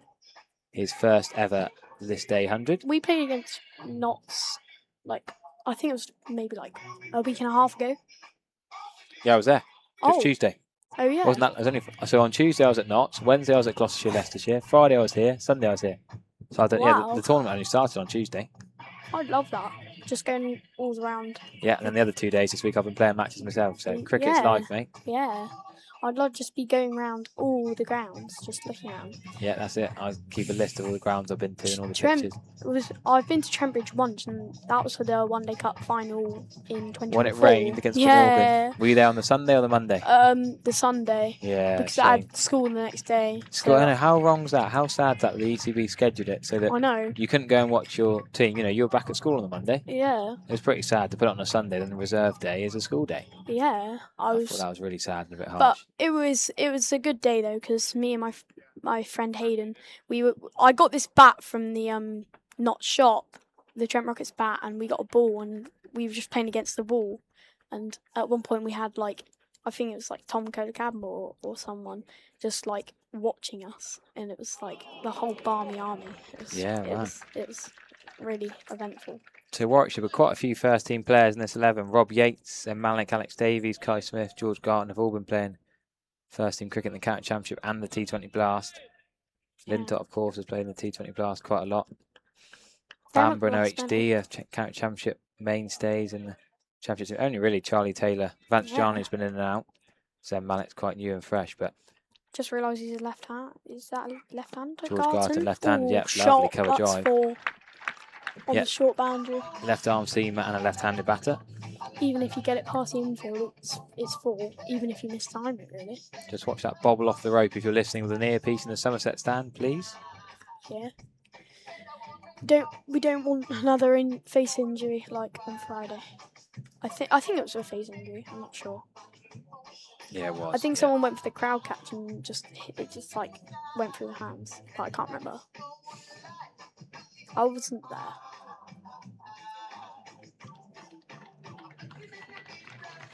But Somerset just restricting Warwickshire to 82 for 4 for 17. James Thiedham continuing with his decent start to his Somerset career, really. Yeah. Had a few niggly injuries over the last couple of years, but still a bright future ahead of him. absolutely. Sometimes he'll play for Sanford on Saturday, not allowed to bowl certain games. He's opened the batting a few times for the Kingfishers this and last year. Oh, wow. Trying to tee off in the power play as a left-hander, but Yeah. wasn't at 9 today. I saw the other day for Taunton Dean first, Jack Leach hit like he came in at like 5 or something and hit like 32 off of 30, not out. Yeah, so Jack Leach, you like this story. So Jack Leach was playing for Taunton Dean Yeah. the other day, right? And Jack Leach obviously got Somerset whites, he's got England whites. Oh yeah. But he didn't want to look like a big timer on a Saturday. Yeah. Even though everyone knows who Jack Leach, everyone in the West Country who's playing cricket Oh, knows yeah, who Jack yeah. Leach is, and Yeah. he's quite recognisable. But he's such a modest chap. He didn't want to wear those whites. He asked one of the Taunton Dean lads to bring him some whites. He doesn't play there that often. Oh yeah. But then they forgot. So Oh. Jack Leach went to Sports Direct And bought some whites. and bought some whites. Slazenger Wow. Sports Direct whites. How cool is that? What a story that is. Yeah. Too modest. He didn't want to wear his Somerset England whites. I think it'd have been No. okay if he had, really. Yeah, but I think he would have been a bit cocky doing that. But I think, yeah, he was so scared of people thinking he was cocky. Yeah. Even though he's Jack Leach, everyone knows who he is, and he's Yeah. the most modest, down-to-earth local guy there is. Yeah. He is really nice though. Yeah, lovely chat. He'll sign your autographs. Yeah. Played against Yeovil in the Whipple last year as well. Mm. Played a couple of games with Taunton Dean in recent years when he's not picked in the team. Yeah. Could just be saved for Red Bull and Whites, really. You know, he could play in this 50 over one day cup, but with Lewis Goldsworthy and Josh Thomas bowling left arm spin, you don't mind seeing Jack Leach having a bit of a rest or playing a bit of Taunton Dean cricket. Yeah. Saving for what's going to be a really important run in August and September. Yeah. Big chance for Somerset to get that first championship title. You'll be watching in your ICT lessons at school. Yeah. Oh, didn't tell your teacher that, did I? Oh. Lovely take by Ben Church down the leg side. Yeah. It's a lovely take. Yeah, Rustic Dive in the chat. Chris Thiedham, Grumpy they call him. He's been the groundsman at Creedy Park for years. He's stepping down this year, doing less work on the ground. Oh. Matt Thiedham, of course, dad and head Oh, yeah. honcho of Devon Cricket. And this is grandson James, the 3 generations of Creedy Park Kingfishers. Sanford cricketers in Somerset. Yeah. Oh, it's a the lovely stump. shot. He's drilled it straight at the stumps. That's an absolutely smashing That would straight drive. that would have been a lovely shot for 4 around the stumps. Like, don't think anyone's cutting that one off. Even if they were right in front of it, it would have hurt. Yeah, save 4 though, really. The ricochet off Yeah. the stumps. I Lewis think- goes with it mid off. Yeah, I think Somerset will be happy with the stumps there. They They're might the want to best see. field, aren't they? Yeah, they might want to see it rattle again. South Ferreira's trying to get around to stop that one, but it's an easy one to deep third. Yeah, don't think the one would have been stopped there, No. but still, Garton has only faced 2 balls, which since he's come in, which seems like a long time ago, but Played a lovely shot for 4, didn't he? yeah, It's a lovely squid. There you go, there's your mate Jack Leach. there he is. You got his autograph? Yeah, He's always signing I autographs. got his autograph in 2022. He's the most popular man for autographs here, I reckon. Yeah. Did you see the testimonial game at South Devon for Lewis Gregory? Jack Leach was on the field, right? He was Yeah. fielding, and in between balls, he was bowling at kids in the net. How cool is that? Oh, yeah, He was that's at deep mid wicket, let's say. Yeah. And then he was quickly between bowls, bowling at little kids in the net with plastic wimbles. Oh, yeah. What a lovely bloke he is. Another run out for Lammerby. No. Ooh. Could have been 3 run outs. You don't take on Lammerby's left arm Yeah. without risk. Lethal left arm, that. I think that was a bit of a risky run with Lamby already having a run out to his name. Well, 2 run outs, if you think about it. Yeah. One to his name in a positive manner, one in not so positive. That's a cracking old retro shirt in the background behind Jack Leach that young lad's got on. Yeah.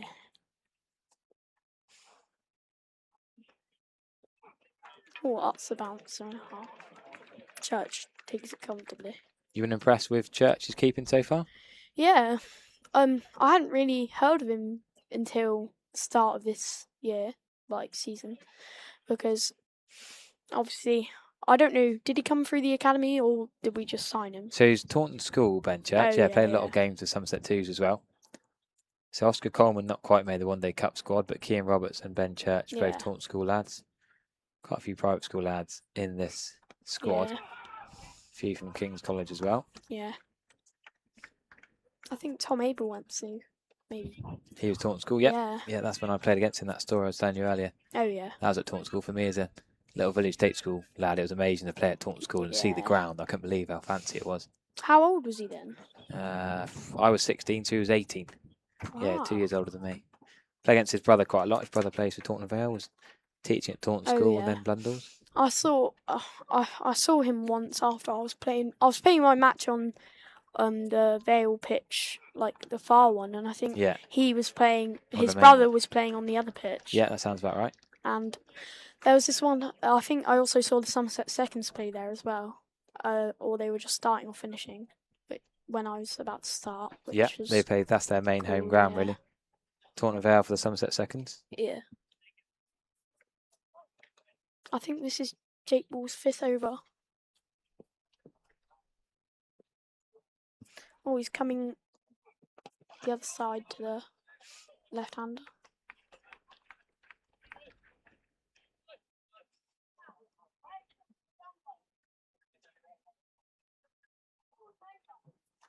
Yes, we were going to have Sophie Laff on commentary today, but she's been called up to the other tournaments are not around for the next few weeks. So I have myself, Pete Chirigo, Marcus Gothic. Yeah. And it's junior takeover day, so we've got some different fresh-faced voices. You're listening to Jack Morris, who's... Oh, chance of run out. Lammerby hits and he's got another one. Another one, Tom Lammerby. That's 3 run-outs. 2 positive ones, 1 not so good. Look at that celebration. And I think it's Garson has to go. The Centurion. From the last game, yeah, got a century up at Welbeck, and he's got to go. You can't take on Tom Lammerby's arm in the ring. Saying what we said 2 minutes ago, we said he might have had 3 run-outs. One of them was himself, 2 of them in the field. Tom Lammerby, what an athlete. He's hit every time. Do you remember? He's had 3 throws. One of them he was in. Yeah. Look at this. Garton's only taking off his helmet, going back to the dugout this time. Not for his We'll try and 100. get you a replay of the right ball for that to show you that Here we go. run out again. Here That we was go. just a I straight think this is drive. it. This is the one, yeah. This is Garton. Oh, the only slight Is that thing obstruction, is... maybe? Yeah, I was about to say, Jake Ball is right in his way. I think it's all right though because it's, Jake Ball stay on his line, in he fairness. stayed in line, so I think he's fine. Oh, it's a bit tricky though, because Jake Ball's turned around to watch. I don't think Garton will be happy with that. No. Jake Ball staying in his line, he's turned around so early. He'd have to either rugby tackle Jake Ball and appeal for obstruction. I think that's with Tom Lamby's weak hand, you know. I think, yeah, it is. I think it's with his right he's hand. thrown it with his right. That is phenomenal from Tom Lamby. I got a run out like that early in the year with my right hand, but not with my weak hand. Yeah. We were talking about that on the stream earlier, the Torquay chat was talking about that. But that was, yeah, it is his right hand. Look at that from Tom Lamby. Face in the dirt. Jake Ball's got the assist for just turning around in George Garton's way, but not giving us obstruction. It's crazy. He's got one with his left and now one with his right. Great, great The work. Seagulls are loving it. The Seagulls are celebrating, are they? Yeah. It's that time of day, mate. You wait till 5, 6 o'clock even. Yeah. All the chips from the kids leaving at Family Fun Day. Yeah. Well, Jake Lintott come back. We know that. Scored multiple hundreds The Whipple Prem one just up the road for Bridgewater. Yeah. For Taunton St Andrews before that, for Stamford Peveril, for Kent, for Warwickshire, for Somerset Twos. He's not a bad number 7 No. in 50 over cricket, but he's got a lot to do. Yeah. Still 250 to get off of 30 overs. Climbing up to 8 and over now. We're going to see spin. I think we're going to see Archie Vaughan. the first bit of spin of the day. Archie Vaughan, the right-handed off spinner. Looking to turn it in, I think, into the right-hander. I'm pretty sure. Depends what he's bowling. He's going to bowl off spin. Yeah. To the right-handed Lintott though. Lintott actually bowls spin himself. You often think, Yeah. do spinners yeah. play spin better? Lintott bowls leg spin, so he might not be able to play off spin. But Well, yeah, left arm wrist spin of Lintott, I guess, does the same movement though, isn't it? Coming into the right-hander. Unless he balls like an off break or something. I think what Smith and Lintott got to do now is hold it together. Otherwise, it's looking at a quick finish. Yeah, it could be an early finish. Cut-off time is 6:46. Don't want to shortchange any ticket purchases. We want a full game. What a shot by Jake Lintott. He reverse sweeps well. Gets off the mark with it. I think it overpitched slightly. Was it overpitched? Yeah, I guess. And he's able to get there. Yeah, I guess if it was overpitched, then yeah.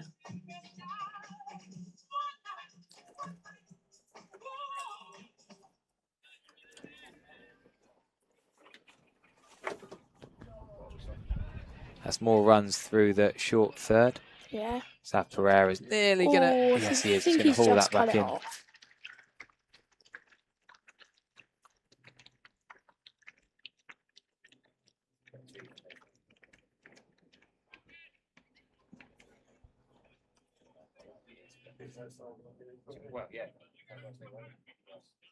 Yeah.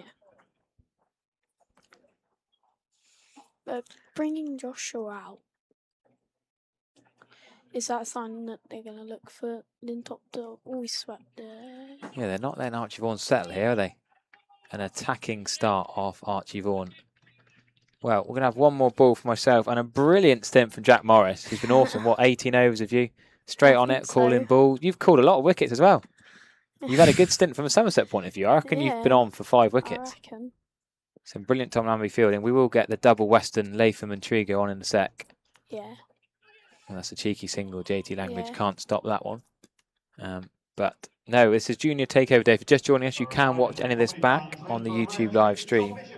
So you can re-watch any of this brilliant comm stint. And that lovely fielding for South Pereira. Just got that in before he touched the rope. Lewis Goldsworthy is going to come on as a double spin, double change for Somerset. He brings Archie Vaughan on from the MTP. And he brings himself on from the River End. But yeah, I will say thank you very much to you, Jack. We're going to get Richard Latham and Pete Trigo on. Do you want to let Richard in and I'll just introduce Richard and then I'll come out and have a chat with you outside if you like, mate. But great stint. Thank you very much. Thank you. That is Jack Morris on Junior Takeover Day. I'll let Richard Latham come in. I'll come and say thanks to Jack. Oh, there's a birthday. Whose birthday is it? Oh, I didn't even know there was a birthday. Well, I think Pete Trigo's going to come on and join Richard Latham in a sec. As Lewis Goldsworthy is going to bowl his first over from the River End. Slightly over pitch to the right-hander. Sorry, half the commercial media team are not even watching the cricket. They're getting distracted. Spencer Bishop's birthday is having a bit of a sing-song in the background, bit of cake. But Richard Latham, I better turn you on. Thank you. 5 down. Didn't expect this. When I said to you maybe after 20 overs, I didn't expect it to be 5 down. No, I personally think Warwickshire made the wrong decision to field because this is a used wicket from Friday. And quite often with used wickets, they get harder to score on as the day goes on. And Somerset, I thought, played it really well. They didn't score very many off the first 10 overs, but they assessed the pitch. Lewis Goldsworthy played particularly well after a slow start. And they're ended up with a total that's going to take some getting, I think, the way the pitch is playing now. Yeah, I think you're dead on with that. 242 to win. DLS says 217 because of the 5 wickets down. That's how the Stern is calculated to such a high score there, but gives a bit of a reading to how far behind the Bears are in this. And we say Lintott can bat, but you're looking down to Charlie Taylor, the young lad on this day debut, and then Bamber, who's okay as an 8-9 batter. The championship, that push maybe, but Ollie Hannon Dolby's the wall. He'll block it, but there's a lot of pressure on Smith and Lintott here to get them anywhere near this, and that's a good shot for 4. You're never quite sure because this is such a fast-scoring ground. Yes. But I think it's the sort of pitch you've got to get in before you can start hitting, and probably no Warwickshire batsman's really been in long enough to actually get to time the ball properly. That's what it takes. I think you need to just take an over or two to get in. And then probably you can score, but they're under pressure to score quickly from the start, obviously now, and that could be another wicket. Yeah, and it is. Oh no, it's goodness me, that's a very poor piece of fielding. That is an easy catch. Wow. Jogging to his right, Josh Shaw. There's no excuse there. He can't believe it. He's angry. Lewis Goldsworthy's shocked, really. In second team club cricket, you'd expect that to be taken. An easy catch running to his right. Well, I'll write that down. Yeah, that was Lintott, wasn't it? Lintott on 9. Yeah, and sometimes matches can turn on a moment like that. He's holding his head, and quite rightly, because an experienced player, particularly, that's meat and drink really a catch, and it would have been another gift wicket because they've picked out the fielders pretty well on the boundary with some catches, and that was another one driven straight at him really, and he didn't hardly have to move maybe a yard to his right. He'll be glad he's not playing away because he's now going to long on in front of a load of fans. And if that was away, he'd be getting absolute pelters. Yeah. Every time he touched the ball. That really would have sewn it up, you'd think, for Somerset if they got the 6th wicket. Well, no excuse for Josh Shaw, really. Can't defend that. But hopefully Somerset can take 12 wickets, 11 wickets, whatever they need to do to win this game. As Kean Roberts on the field at square leg. Sub-fielder.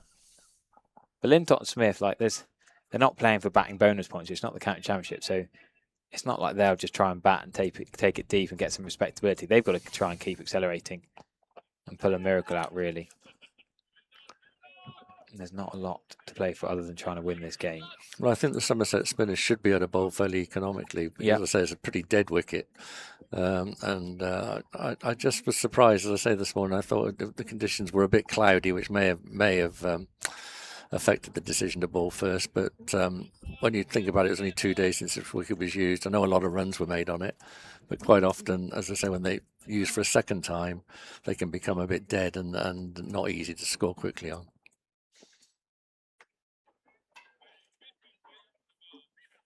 Yeah, Josh Thomas might get a bowl. Quite like to see Josh Thomas bowl. So 1 down to JJ Langridge. Yeah, but Goldsworthy, Thomas and Vaughan don't need to risk Lammonby, really. If he's not fully fit, it's not worth it. He might win Somerset some games with the ball, but he's probably already man of the match today with his runs and his 2 run-outs. And they've got a left-arm option with Langridge anyway. So it's nice if he offers variety. No, I wouldn't bother with bowling Tom Lammonby today at all. I think he's done his bit with the bat. Let him enjoy that, and I'll keep spin on for a fair time now because I think it's saying the same on Friday that it make the batsman go for to hit the ball rather than deflect it off the seamers. Absolutely. Well, that's a flick into leg side. You don't take on Kean Roberts' arm, a bit like you don't take on Tom Lammonby's.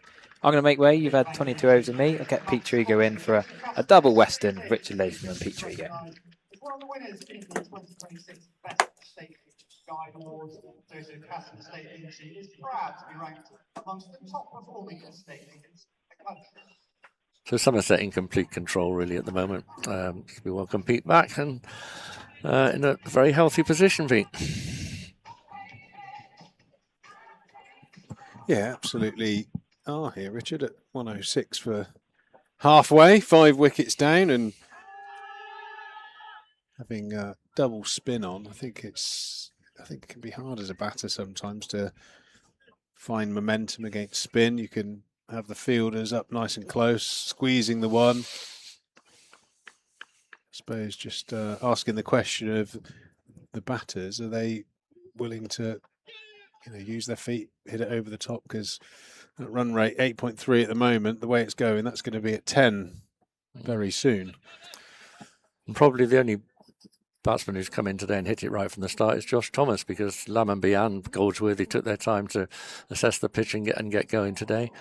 And there's a little bit of turn there as well, which is encouraging for Somerset as Goldsworthy goes past the bat. But it doesn't seem to me the sort of pitch you can come in and hit out straight away. You take a bit of time to assess the pace of it.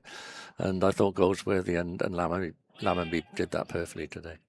Yeah, it was a really good performance, and myself and Trez were debating on whether the pitch, obviously having 100 overs on it Friday night, was deteriorated. I kind of felt like the way that the seamers were able to extract movement and bounce out of it early on made me feel like the wicket hadn't really slowed down. But then, obviously, now it's 150, 170 overs old. You're just seeing signs that it's just starting to break up a little bit. So, yeah, I was just with that Harry, context as well, actually, maybe a little bit of a surprise.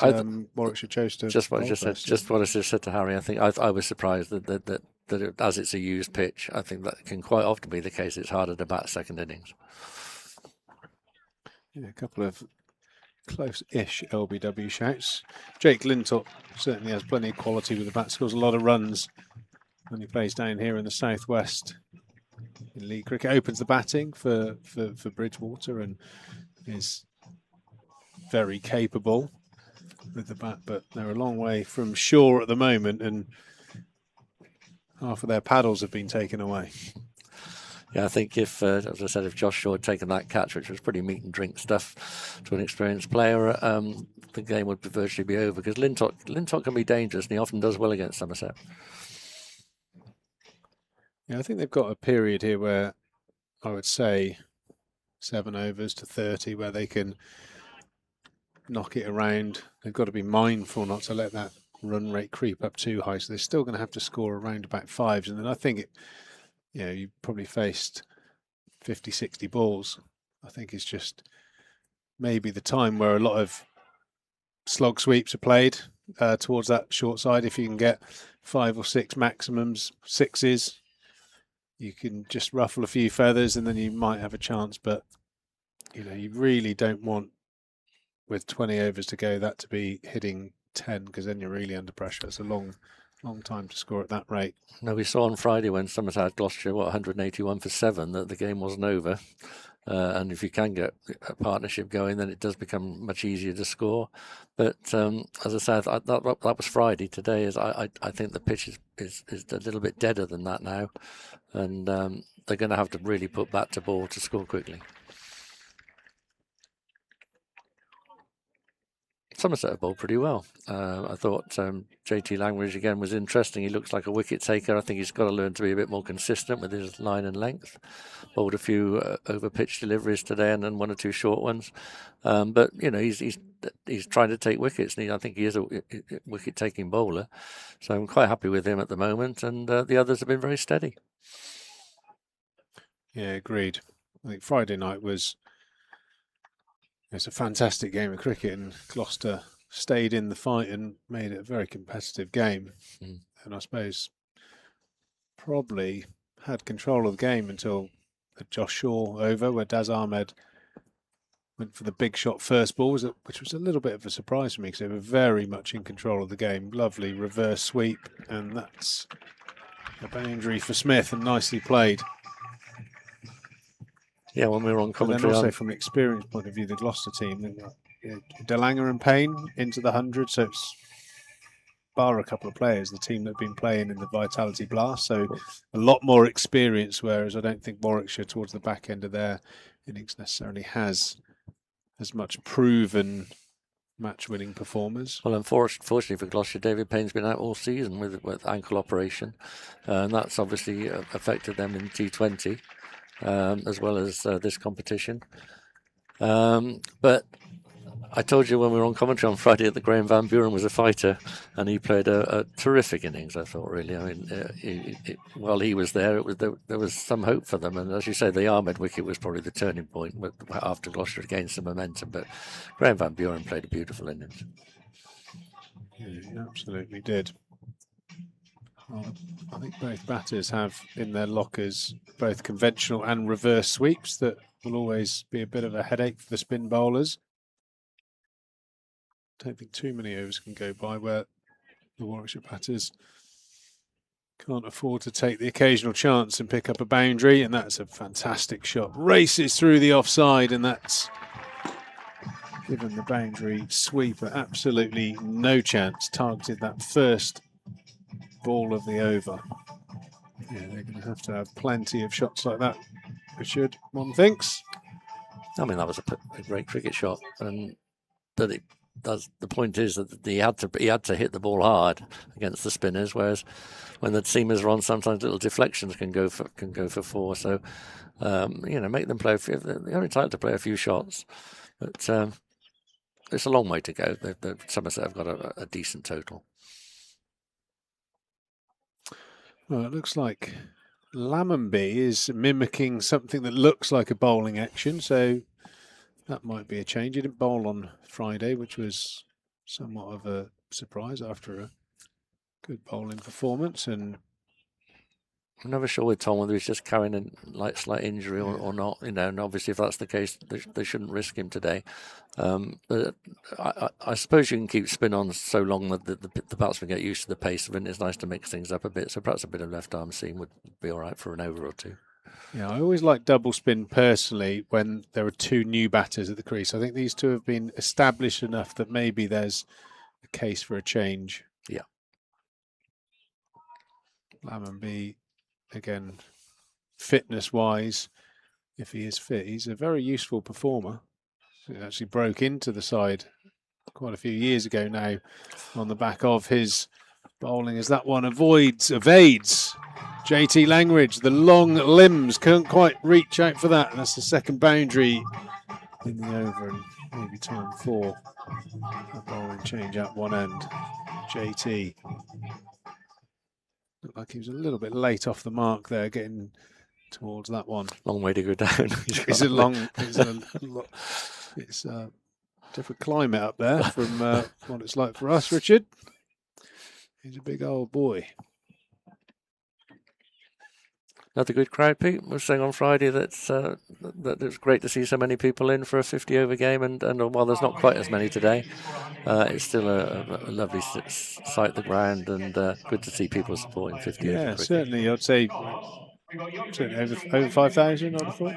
I think it was that on Friday. Whether it's that today, I'm not quite sure. But it's good. But it's a healthy crowd. It's very hard to tell, isn't it? Because they're in so different from my stands. adding up, Richard, we've had 5,000 people, 1 goat, 2 sheep, 3 donkeys. Not many counties can boast that sort of attendance for a Metro Bank 50-over match. It's a family day here. Day with a difference. All the kids are bouncing around. They've been up here having a look at the media centre. You've obviously heard a bit of commentary and the pitch report I did this morning with Freddie.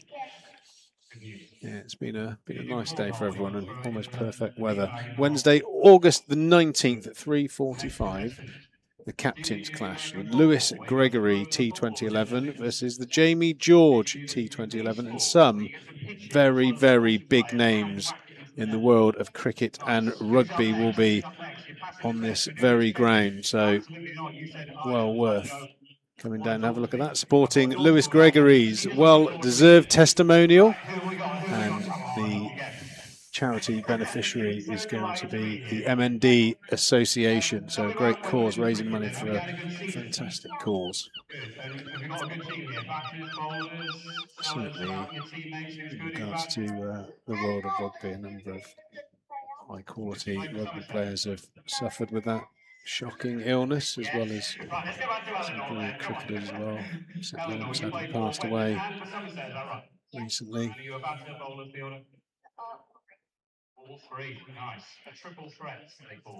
So if you're at a loose end, come check it out. It's the one time where we'll see if those big strapping rugby players are really as tough as they look when that ball comes hurtling down at them. Now, we had a net years ago with a couple of the Bath players, and they are absolute brutes and fearless, but they actually said, fair play, lads, that ball hitting you on the thigh or in the ribs, that is not pleasant. Yeah, a few of them didn't really didn't fancy it. Get ready in the Somerset stand, get ready at the speakers. 1, 2, 3. It was amazed me, that. players, the rugby players I do know, they maybe back away a little bit from someone bowling 80 miles an hour, but would happily try and stop a 19-stone man running at the speed of light. Oh, down I was the going wing. to say, on the other hand, would you run into them on the rugby field? Well, you know what, Richard, I would, but I reckon I'd only do it once, and my next move will be waking up in Western General. Fair chance. Yeah, they are proper athletes. I think you've got to go to a rugby match these days. It's on TV. You get sort of some idea of it, but it's the weight of them now and the athleticism of the big chaps. You know, when I was watching rugby internationals as a kid, you used to have the fly half was a little guy, wasn't he? And the scrum half was pretty little, and the wingers were certainly little. And nowadays they're all built like the old proverbial and crash into each other at amazing speed. And with the replacements that they make, with fresh players coming on after an hour and crashing into ones who've been playing an hour, it's a wonder that they don't get more injuries than they do. Yeah, one of the first wingers that was a force of nature was obviously the New Zealander Jonah Lomu, but I'm good friends with one of Bath's best or highest try scorers in the professional era, Matt Banahan, and you know Banners is what 6'4", 6'5", probably weighs 18 stone and could run a 11-second 100-meter. And watched him play a few times, and when they contact each other, it's like it almost thuds around the ground, doesn't it? The wreck. It does. I think doctors have likened tackling rugby like a 40-mile-an-hour car crash, and you're doing it hundreds of times. And as someone who's always covered much more football than rugby as a reporter, it embarrasses me the way footballers throw themselves around these days and roll over and hammer the ground when they've just been touched. And they ought to go to watch a few rugby matches and see really how men sportsmen should behave. If I can say that in this day and age. Trying to scam the ref all the time. Absolutely, trying to con the ref and also they'll pay for it in the end, because when I first started covering football, if somebody hammered the ground when they'd been gone down or put their foot in the air or anything, you knew they were badly injured. And nowadays it's done every time someone goes into a tackle. So one day the referee will play on when somebody is badly injured. And you've got to feel some sympathy with the match officials, because it's every tackle now, roll over, try to get the other guy a yellow card. And it's embarrassing, to be fair. So that's another subject, but it's totally embarrassing.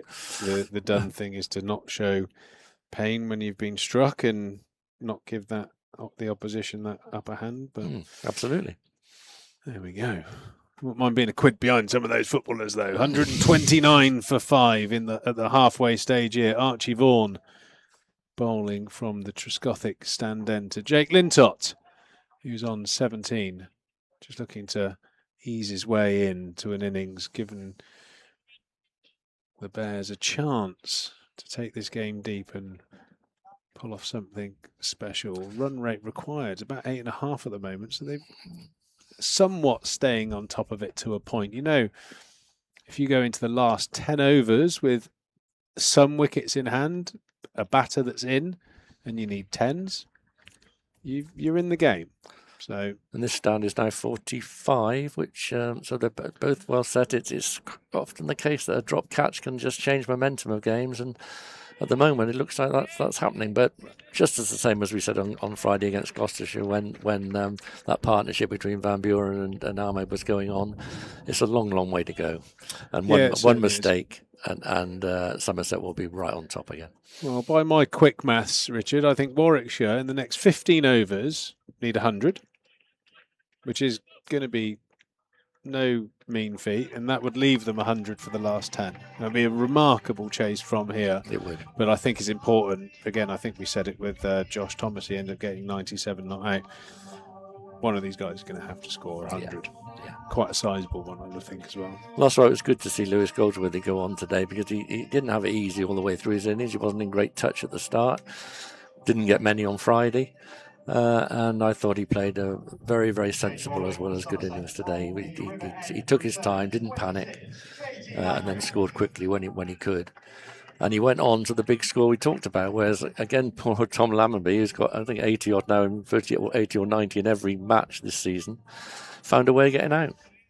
Yeah, run out this particular time. But 3 3 games, 3 scores, good form, bodes well, and I think as a batter as well, even though you'll be pretty happy with where your run tally's sitting, you'd probably be quite motivated to get in one more time and convert, get a nice big 100. It was a strange dismissal today because as soon as the ball was played, you thought surely they're not going to try 2 there. Were you on commentary at the time? It was a suicidal second run, really.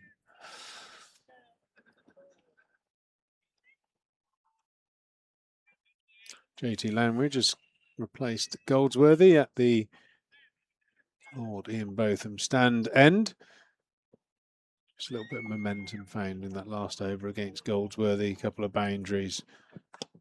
So JT's being tasked with just changing it up a little bit. And on Friday night, his second spell was expensive. He'd taken 2 wickets early on, and what we're saying was going to have good memories of the game, and then came back on and went for a few, and then finally got his 3rd wicket, which was a good thing because it again left him with good memories rather than. But he's just, to me, got to find a bit more consistency with his line and length. Yeah, in some ways, I think consistency was his downfall in the second spell because he bowled at this end, the Trescothic stand end, with the big boundary, and it was too obvious that every ball was going to be halfway down. And the batters, Daz Ahmed and Van Buren are good pullers of the ball, and it was a bit too prescribed that he was going to be going short. Whereas here, with his left arm angle, hiding the ball outside off stump, the natural angle of left arm over to right-handed batter is going to be taking the ball away from the short boundary. I think this is a good ploy. He can be a little bit more unpredictable. That's the length he's just bowled there that I think he should be concentrating on. Top of off stump length, his height, it makes him dangerous with that sort of length. Just short of a good length, but no need for him to bowl halfway down because he's got the height anyway to get the ball to lift. And bowling short on these Taunton pitches, going right back to when I first come here and everything, and when you played, Pete, there's these good batsmen don't mind short bowling on these pitches because they're true, they know what the bounce is going to be like. With his height, he's going to cause problems bowling on a good length or just short of a good length. Yeah, agreed. Especially with the ball aging now as well. There's no hardness or lacquer in the ball, so halfway down, don't really get. But this is great because he needs to be playing. That's the biggest thing. And this competition allows him to play regularly, 2 games in 3 days. Fantastic. Let him, bowl all the time in the nets. You like, get out there and get match practice. And, he's gaining great experience from this.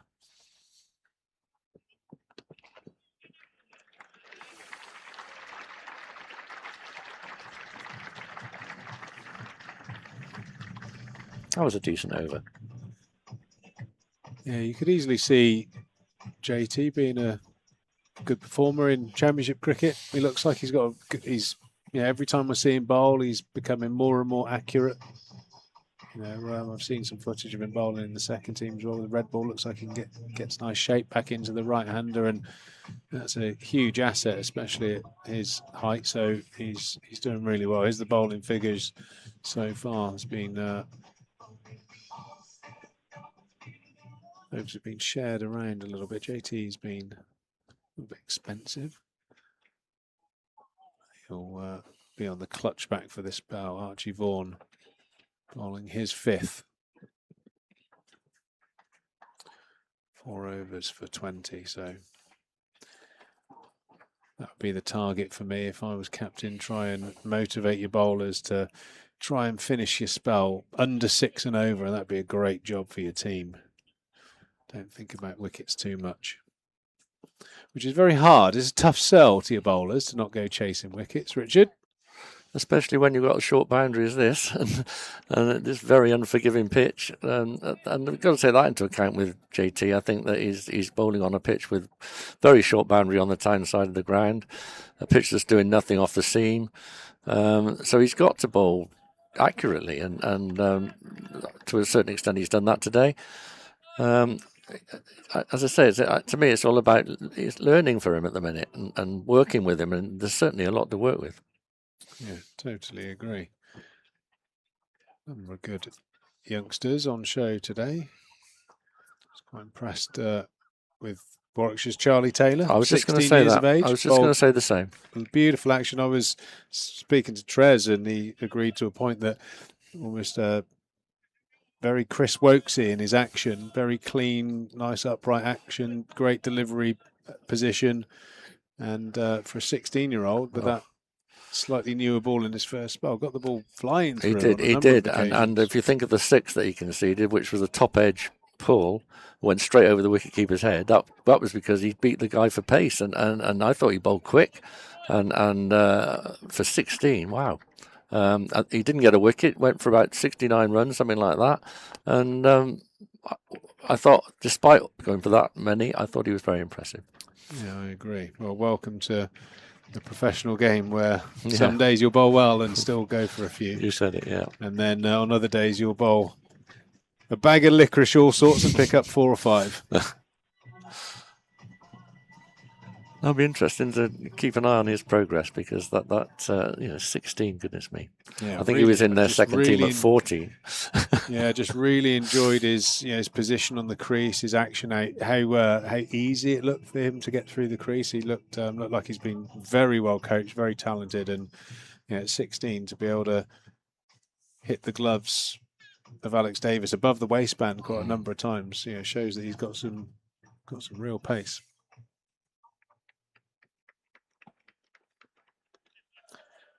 Langridge continuing from the river end. Smith on strike. Bowled hard into back of a length as Richard Latham is calling for Guy Smith. Doesn't really have a choice but to respect that one.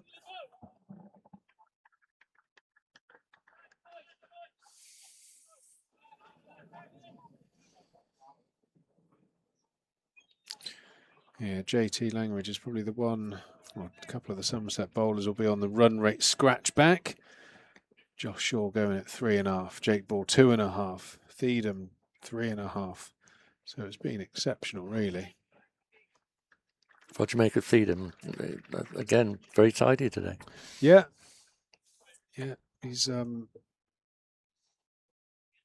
a short spell, 4 overs, one for 13.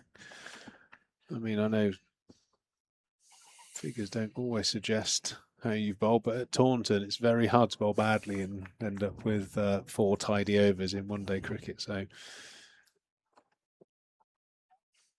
excellent stuff.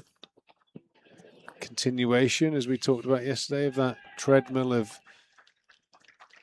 talent that we find around the southwest and bringing them through into first team cricket. If I was Steve Kirby, I'd be thrilled to bits at the prospect of having these to teach, wouldn't you? Some of these youngsters coming through to teach. But what more can a bowling coach want? You want the blank canvas to work with, don't you? And there's plenty there, as I say, with Langridge in particular to work with. Yeah, I mean, Steve's no doubt doing a really good job from the bowling side of things. One thing that is noticeable, like we mentioned with Charlie Taylor, when I watch these bowlers, there's nothing in the actions that look like much can go wrong. I mean, you're always going to pick up injuries as a fast bowler, but they look very safe actions. And then you've got that phase of drip feeding in the skills to move the ball both directions. I think it's a key skill to have a ball that shapes away from the bat and can move in some way, either off the seam or with swing, to beat both edges of the bat. I think that's what takes you from an average bowler to a really good bowler. And then the final hurdle for the coach is the tactical side of the game, knowing when to bowl the one that goes the other way and how to set a batter up. And I have no doubt with Steve's experience as a player and a coach, he'll be doing a great job of that. Mad as a brush, but Oh, yeah, mad as box frogs. But I mean, you think about, as a young cricketer, you're going to spend a few hours, multiple hours on multiple days throughout the whole season with your coach. Yeah. I mean, you want flamboyant characters and guys that tell good stories and people that are good company as well. I mean, that is one of the great things that Somerset have in spades, is all the staff members that help players get better. They're actually good people to be around as well. And I think that's, certainly in my time, we had Darren Van Ness, the strength and conditioning coach, and when the era was changing and the demands on the players were so much higher, it was actually just a pleasure to go downstairs and do your hours work with Daz. He was brilliant. He knew what music you like, and you'd have great chats while you're doing your work. I'm sure that's the same for Steve. Go out there, bowl for an hour, but you spend most time laughing as well. Do you know, the first time I came across him was at Bath Festival, bowling for Yorkshire against Somerset. And nobody had ever heard of him. And there's this fiery red-headed guy running in and beating the bat and going right into the batsman's face. People like Trescothick batting, and went up and was straight in their face after every ball virtually. And afterwards, I made a point of saying, I think it was to Marcus, what about this bloke Kirby? What's he all about? And he said, it's nothing. He said nothing he's saying is nasty. He said he's just competitive, and he certainly was that. Yeah, he right was. From the He start. was out there. He would get close to the line on a number of occasions. Obviously, played at Gloucester as well, and there were some fiery games. Theedham into the attack from the Trescothick stand end, building on from that brilliant first 4 overs. Great fun though, Steve. Always been to interview and talk to, and never a dull moment. Yeah, the amount of times he was stood about a yard away after bowling a ball at me, and he'd be obviously running in and trying his absolute heart out as well. He'd have a little bit of dribble down his chin, a couple of bogeys hanging out of his nose. He was an absolute mess. But he'd be, come on, Triggs, I know you want it. Come on, lad. Yeah, well, that's what they said. It looked aggressive from the sidelines, but there was nothing that he said was over the line. You know what I mean? No, that would generally be his sort of demeanour. It would be all about he'd talk up, the bouncer's coming, Triggs, the bouncer, it's coming. Which one's it gonna? It was all very much about the game, and it was aggressive, but not over the line in any way, shape, or form. You want characters in sport, and he's certainly a character. Absolutely.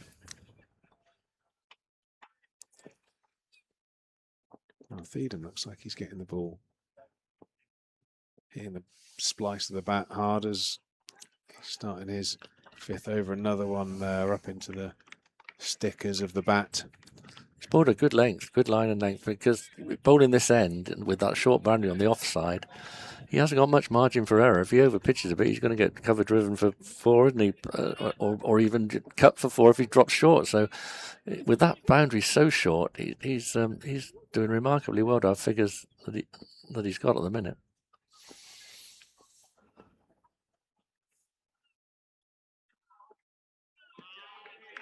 Yeah, looks like he's just keeping it simple at the moment. Just playing a game of, I'm going to hit hard length, top of the stumps, bottom of the thigh pad. If you come after me, I'll rethink it. But until you do, I'm just going to camp in, and hence why he's got a ball left, and he's only gone in his 5th over, and he's only gone for 14 runs.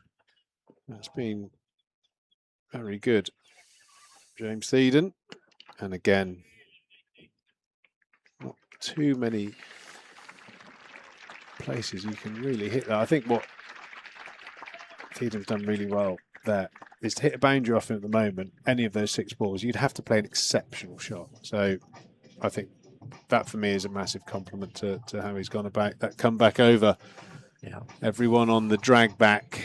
Langridge is dropped into 6.5 from over 7, so doing a good job. So bowling 44 this end. off 58 balls. Lintott 33 balls for his 23.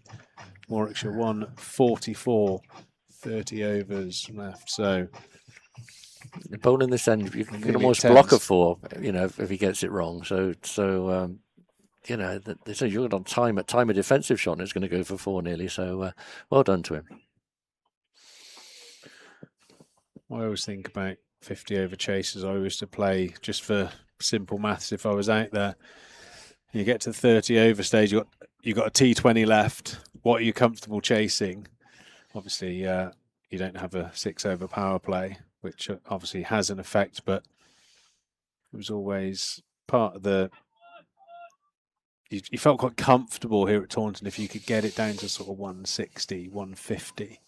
And I still think you've got to play well, but at the moment it's best part of 200. Somerset very much in control. It's going to take something exceptionally special from Warwickshire to get over the line. That's out. And that is a very good catch at mid-on. JT Langridge is struck. Hard length delivery. Again, asking the batter to do something exceptional. Guy Smith hasn't quite managed it. He's holed out at mid-on. I think that's Jake Ball, reminiscent of peak Neville Southall, one of his favourite Everton goalkeepers.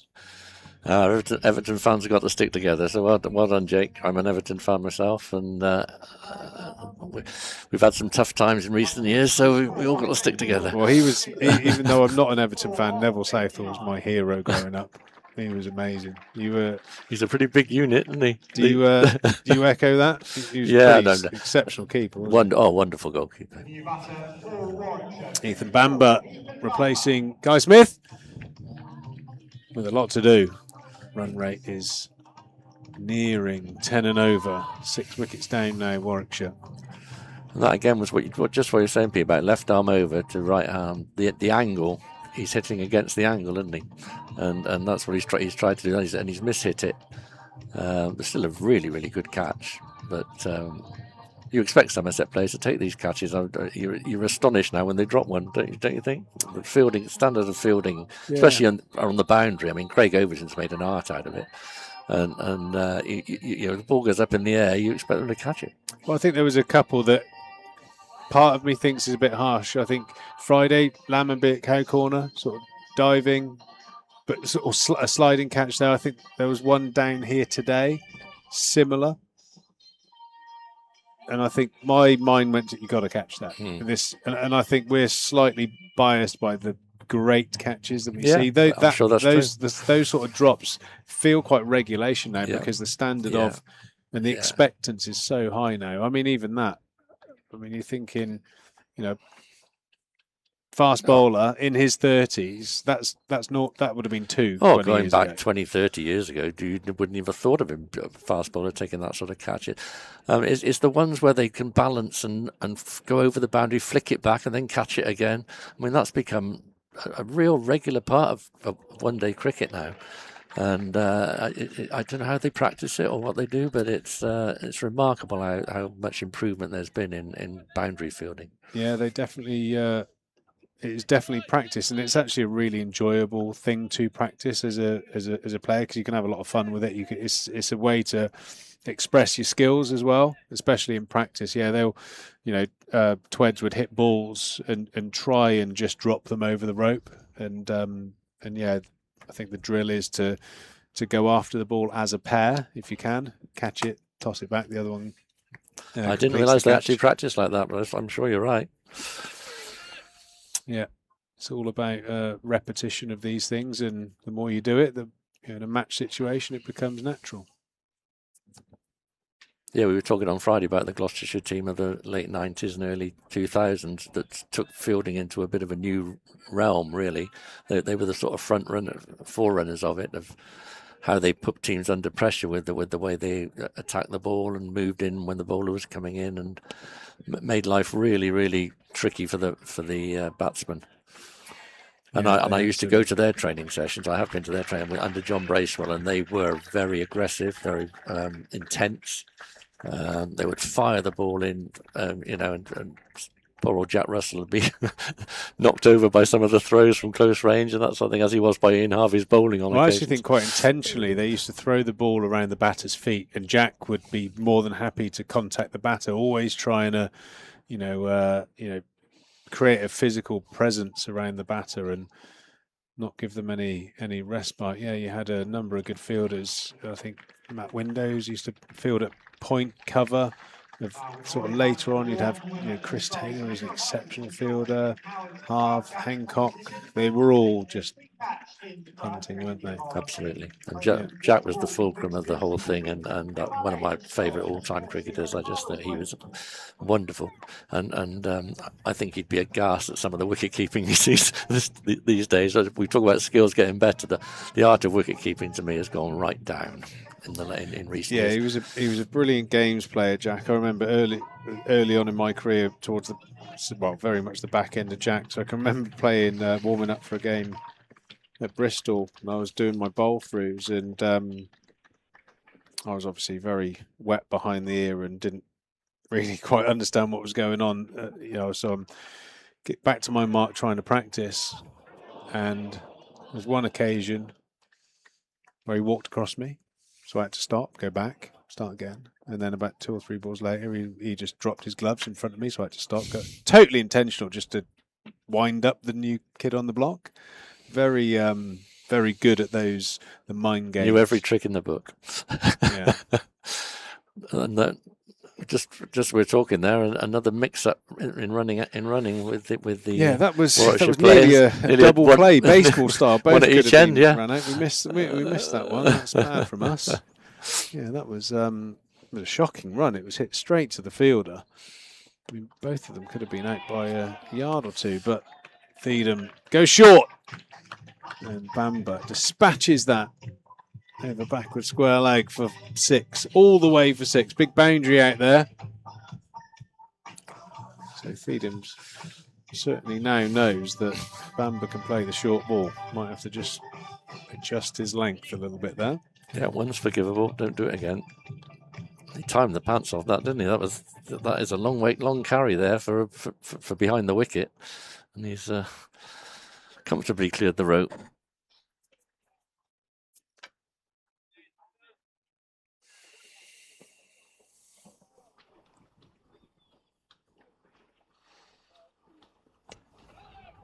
Good though, good response.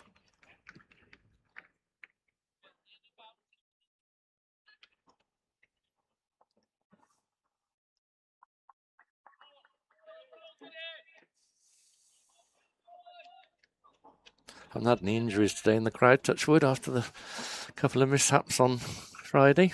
Well, we actually had a Howard's crowd catch. One of the 6s that did make it into the stand was well caught by a ignoring gentleman. Your advice from Friday when you told them to let the ball drop and you'd go and buy them a pint. Well, you can only try, Richard, can't you? I think I spoke to Paul Tweddle before the game, actually, and he made a really good point that when you, especially if many people in the crowd play cricket themselves, when you take a catch in a cricket match inside the boundary, they are normally the balls that aren't timed. The ones that make it to the stands are the ones that are, and do you know what I mean? So they're going Absolutely. at a far higher velocity. And that particular 6 from Kean Roberts was an absolute missile. It's a shot. That is a stunning ramp shot there by Ethan Bamber. Maybe he's just going to give this a little bit of a red hot dip. Someone's got to. Yeah. It's going to the stage now where that run rate's going to get too high. One of these batters is going to have to take a chance and try and hit a lot of runs in a short space of time.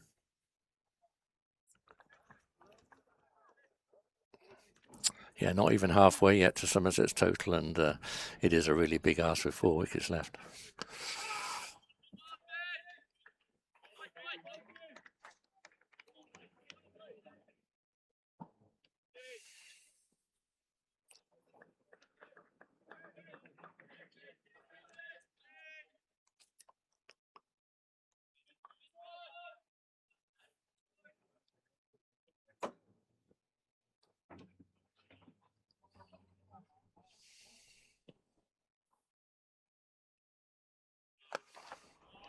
Funny, I was just saying you can block one to the boundary on this this side when the bowling's from the Marcus Trescothick Pavilion end. It's such a short offside boundary, and I always thought the man who did that best in all the time I've covered Somerset was Jimmy Cook, who would block the ball, and you'd think, oh, it's defensive shot. Next thing will be wrapping up against the boundary boards. I just wonder what he'd have made a boundary that close. I think virtually every defensive shot he played would have gone for 4. Such a wonderful timer of the ball, and I loved watching Jimmy bat. Well, I know obviously Somerset were blessed in that era with world class players, but even Jimmy Cook's Somerset record over that short-ish period of time, sizable amount of games, just on a different level. 74, isn't it? Average 74, 1100s in one 3,000 in 3,000 in 1 year, yeah, 3,000. I mean, his record for the club is incredible and fantastic moustache, highly rated, and a wonderful human being, lovely. Yeah, I really enjoyed Jimmy Cook when he came to. Brian Rose brought him over as batting coach for the academy, and he would work with the professionals. And he had an amazing knack as a coach. You'd obviously talk technically, and but most of us were at a level where it was just little conversations and some tweaks and some thoughts. But without fail, you would walk out of a session with Jimmy, whether it be for half an hour, hour and a half, however long you needed to bat for, you'd always walk out feeling $1 million. He's had a brilliant knack of making you feel super confident about your game. And he would, specify drills, even throw balls to you in an area where he'd know you'd gain confidence from it. I think that's really underused. He was a dream to deal with for the media. Well, for media, for me, I absolutely adored the guy from the minute I met him. And one little story about him was that it was the time we were asking Somerset players to do a weekly column in the Bristol Evening Post where I was working. And I thought, can I ask Jimmy to do it? And came to the end of the season, and I thought, well, I'll broach the subject for next season. And he said, yeah, just remind me about it, during the winter and all that. And I thought, well, I'll wait till he obviously gets back from South Africa. And he wrote me a letter from South Africa without prompting, saying I was so honoured or privileged that you asked me to contribute something back to the game by doing a column. And I've still got his letter. And it's signed Jimmy Cook. And I thought, a bloke like that is, the talent he is and everything. And such a gentleman. He's a real gentleman. Yeah, absolutely. Josh Shaw opting for what looked like a slower bouncer. Ethan Bamber just swatted that over mid-wicket, which has brought a field change. Third man's coming up, and got an extra fielder patrolling that inviting Somerset stand leg side boundary. Back to that Yorker that Josh Shaw hammers on a pretty regular occasion. Did you bowl many Yorkers, Pete? Did you find it a difficult ball to bowl? Maybe. Yeah, I was terrible at bowling Yorkers. I think because I bowled so much in a season in county cricket, just honing top of off, I was almost over grooved and found it really hard to bowl that longer delivery into Yorker length, and also because I didn't have a huge amount of pace or height or any attribute for a seam bowler. My margin for error was just so small. I was much more comfortable. If you can, I would open the bowling a lot in one-day cricket when it swung. It's like utilising those skills. I always felt very underskilled for those last sort of 4 overs in 2020. Gave it a go a few times, but I think as a bowler, a lot of bowlers find difficult to bowl, isn't it? Because you don't see as much of it as you think you would in T20 cricket and things like that. I mean, you bowl a decent Yorker, hit that for 6, you're not going to do it. But just go a fraction short and it's a half volley, and go and fraction full and it's a full toss. So I guess that's why it's not risked that often. Darren Goff's the bowler that I always think of when I think of Yorkers. He used to bowl Yorkers brilliantly for many years. Absolutely did. Somerset taking on Surrey Friday, August the 7th. And there will also be Supersonic Queen playing. So all of their remarkable catalogue of songs will be pumping out here at the Cooper Associates County Ground, including Joey Taylor, Hawaii, and the Warblers. Tickets available at somersetcountycc.co.uk/buy tickets. Partnership with Brown and Brown, so take a look. Until you hear a Queen tribute, you don't realise how many hits they had. Oh, well, yes. I saw them once after Cheltenham races, a Queen tribute band, and it was just one song after another. I thought, well, I know that one. Oh, that's a famous one. Oh, I know that. And I didn't realise, that how many that became what everyone recognised. There was hardly a song we didn't recognise. Oh, what a shot that was. That was travelling like the speed of light. Nearly made a supersonic man out of Sam Hollingshead. Very good. That went like an absolute tracer bullet. Jake Lintott looking to cut loose.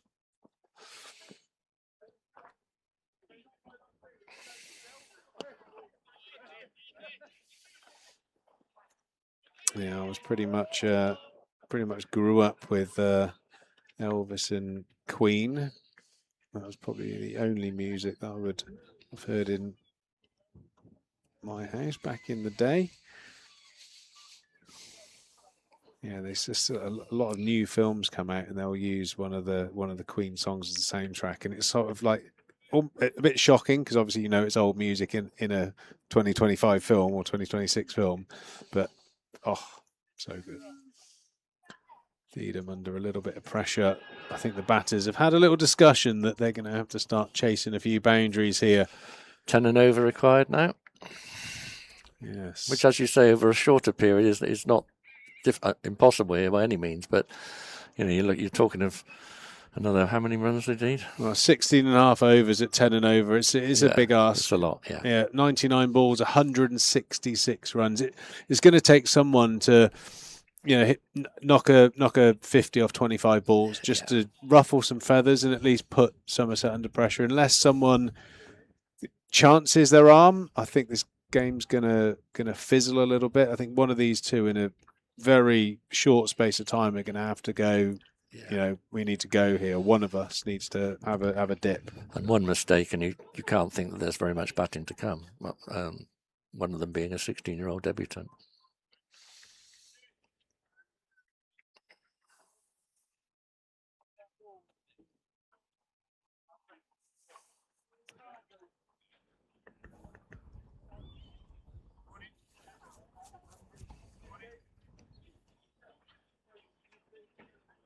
I've loved these two games. I thought it was a great game on Friday. And today, again, in Somerset's innings, we saw some really, really good batting. Recommend 50 over cricket to anyone. I know you told me on Friday was your favourite form of playing, so we're in agreement. I think 50 over cricket is a great competition.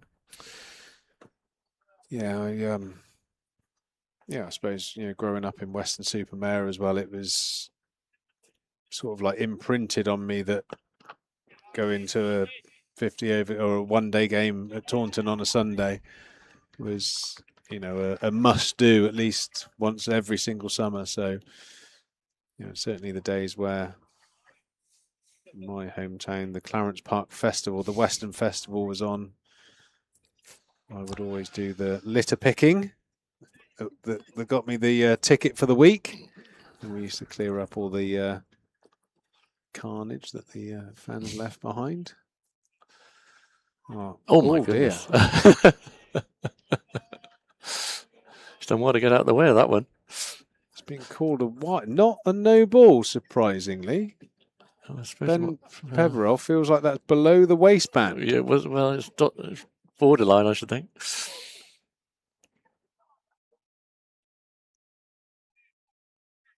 I feel like that's a pretty bad call.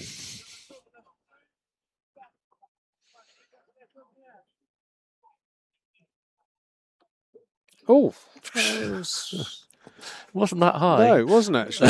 Yeah, no, benefit. I think stood up. That's just below the waistband. I think just. Yeah.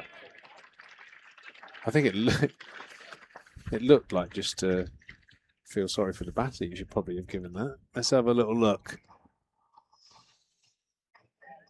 Yeah, I think he's got it. He's got that spot on. Yeah. Yeah, I think if he stood in his natural position, there we go. Just on the line of the A, and it was just a fraction underneath. I mentioned dear old Clarence Park, and that's where I developed my love of cricket. As a 7, 8, 9-year-old going to watch that every year. My dad would take a week's holiday from work when the cricket festival was on, and Used to watch Don Shepherd trundling in and bowling about 30 overs in a day, and took my scorebook along, scorebook, duffel bag, back to play on the pitch at lunchtime. Wonderful times. Well, it was very much the same for me. I think mine would have been sort of the early 90s, which would have been sort of early Caddick, Mushtaq Ahmed, Lathwell, a very, very young Trez. Yeah. Yeah, so, yeah, fantastic. Neil Mallender. Well, I don't want to say my age, Pretty but sure- mine was pretty Fred sure- Rumsey, pretty Ken sure I Palmer, was, Graham Atkinson, Roy Virgin, Mervyn Kitchen, Peter Robinson. We are of a slightly different vintage, Richard. But I'm afraid I'm catching you up, true. pal. I'm catching you up. Yeah, it was good. And then second time round, because I was doing all right as a 14, 15-year-old, I get invited to play this charity match, and it was a game that Brian Rose was captain in, and I saw Brian Rose bat. He'd have been getting on a little bit there, but he peeled off a magnificent 70, 80. He was a superb batter. It was amazing, though. I mean, the Somerset. park was used as the outfield was used as a public park, wasn't it, all the year round? So there'd be all sort of dog muck on it and churned up, and it's no wonder the players weren't totally enamoured with playing there. And the pitch was usually sandy. Well, those the changing rooms that are still up actually now would they must have been pretty horrific to change in, but the ones at Bath back in the day were pretty bad as well. Yeah, that little shack in the corner. Yeah, the shack. Yeah. Josh Short steaming in, and a pole shot timed bad enough. It didn't carry. Jake Linton onto 35 now. Ethan Bamber 18. Someone's going to have to take a chance here and hit some big shots. I would imagine maybe just target batting from this end. Try and park a few in the Somerset stand. What do you think, Richard? Yeah, I think Makes that's sense, doesn't it? I mean, it's the option, isn't it? Yeah, it's the most obvious option. I think Goldsworthy did it to bring up his 100, didn't he? Just stepped across to his off stump and hoiked the ball into that stand. I don't see why you'd be trying to late cut the ball. But Somerset would be aware that that's the only way out for them, you'd think, at the minute. So you've got to keep the ball in a position where it's very hard for them to find that short boundary. Easier said than done, of course.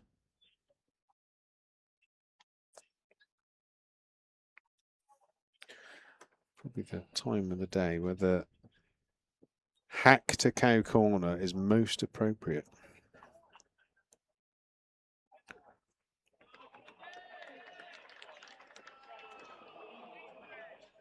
Good idea. Bit of a gamble there by Joshua. Hasn't paid off as it's been given a wide. And rightly so, just over the helmet of Ethan Bamber. He's 18 off of 16 deliveries. Who's going to be the Warwickshire batter to put their hand up and swing for the fences? You'd think a couple of 15 plus overs are needed pretty soon.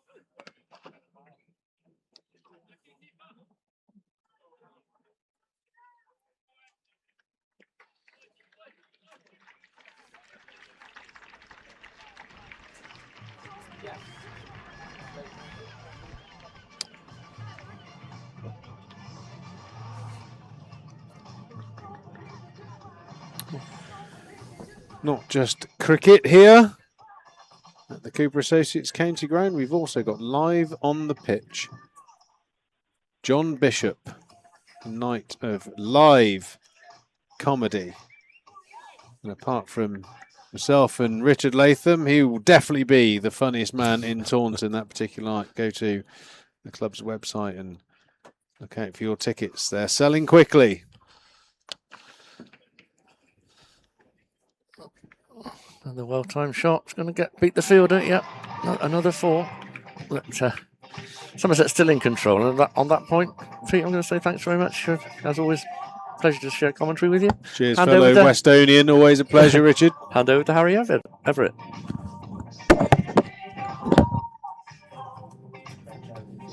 Yeah, if there's anything you need to know about Somerset County Cricket Club, Richard Latham's your man. Known Richard and his, as I call him, partner in crime, Richard Walsh, for many years, covered thousands of Somerset games, and Thiedham has found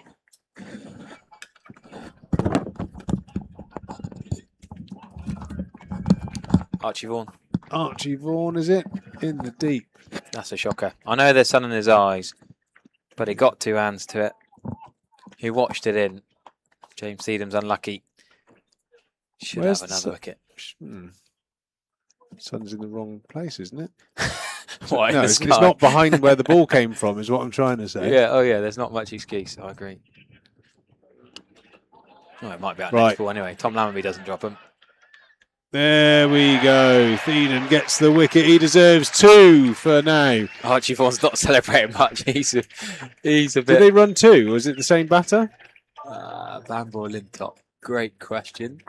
Well, Ethan Bamber is the man that is dismissed now, and Archie Vaughan can breathe a little sigh of relief. I'm assuming they would have only got 1, so it must have been Lintop. Either way, they are in that realm, aren't they? They're going to have to start going for it if they want any chance of winning this. Will they think run rate, try and get as many as they can? And I don't know, that would make the next hour pretty dry for us up here, Harry, and anyone else in the crowd. But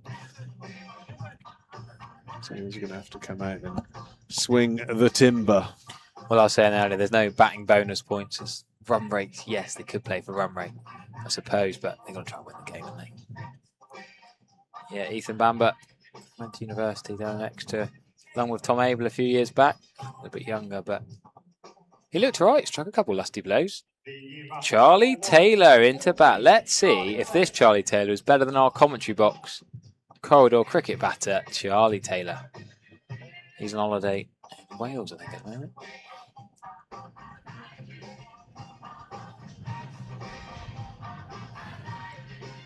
So 41 for Lintop. I said we know he can bat, but he needs heroic innings. 153 off 87 is a big ask, even with a short boundary here.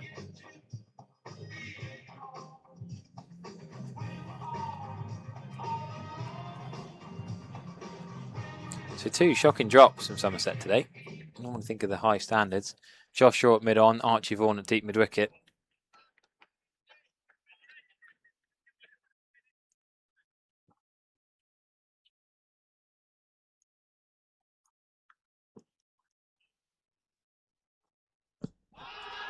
It's an ambitious appeal by James Thiedham. He wasn't as convincing as he could be. So 85 for 5 became 145 for 6 with a decent partnership.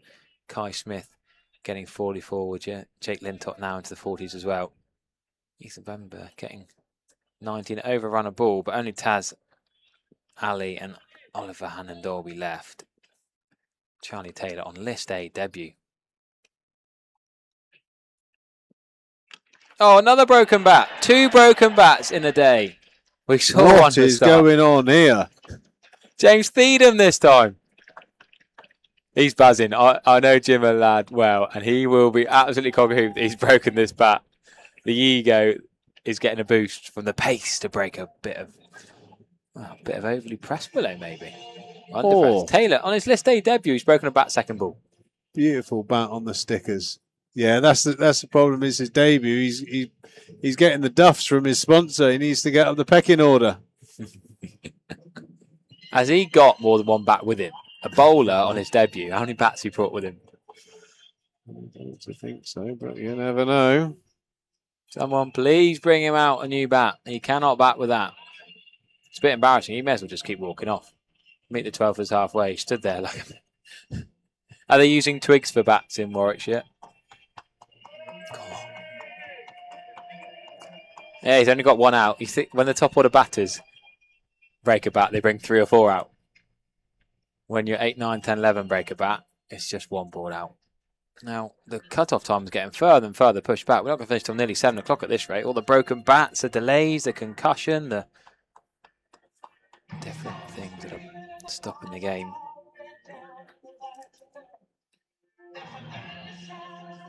Charlie Taylor. Yeah, that's one for the log burner, that one.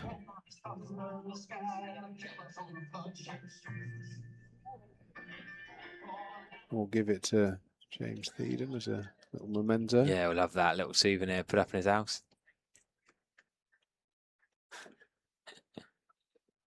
Lady Bladebinder says, need to check the dressing room for termites. M&H are loving this. Sat around the corner. They might be offering bat repairs. Not on a Sunday. The bats are weaker than Trigo's commentary. Those lads would be... There's Mr. Couch. They'd be in the pub on the corner, I reckon, on a Sunday. Yeah. The ringer.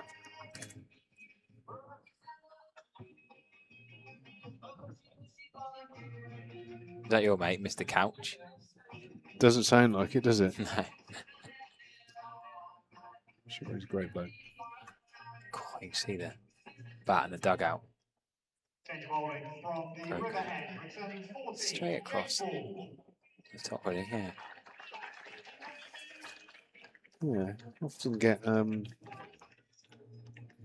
storm damage on bats that you can't see once you've made them, but little, if a bit of lightning, I think it's a lightning strike, can hit a tree and create a little fault line that you can't see when it's cut until something like that happens.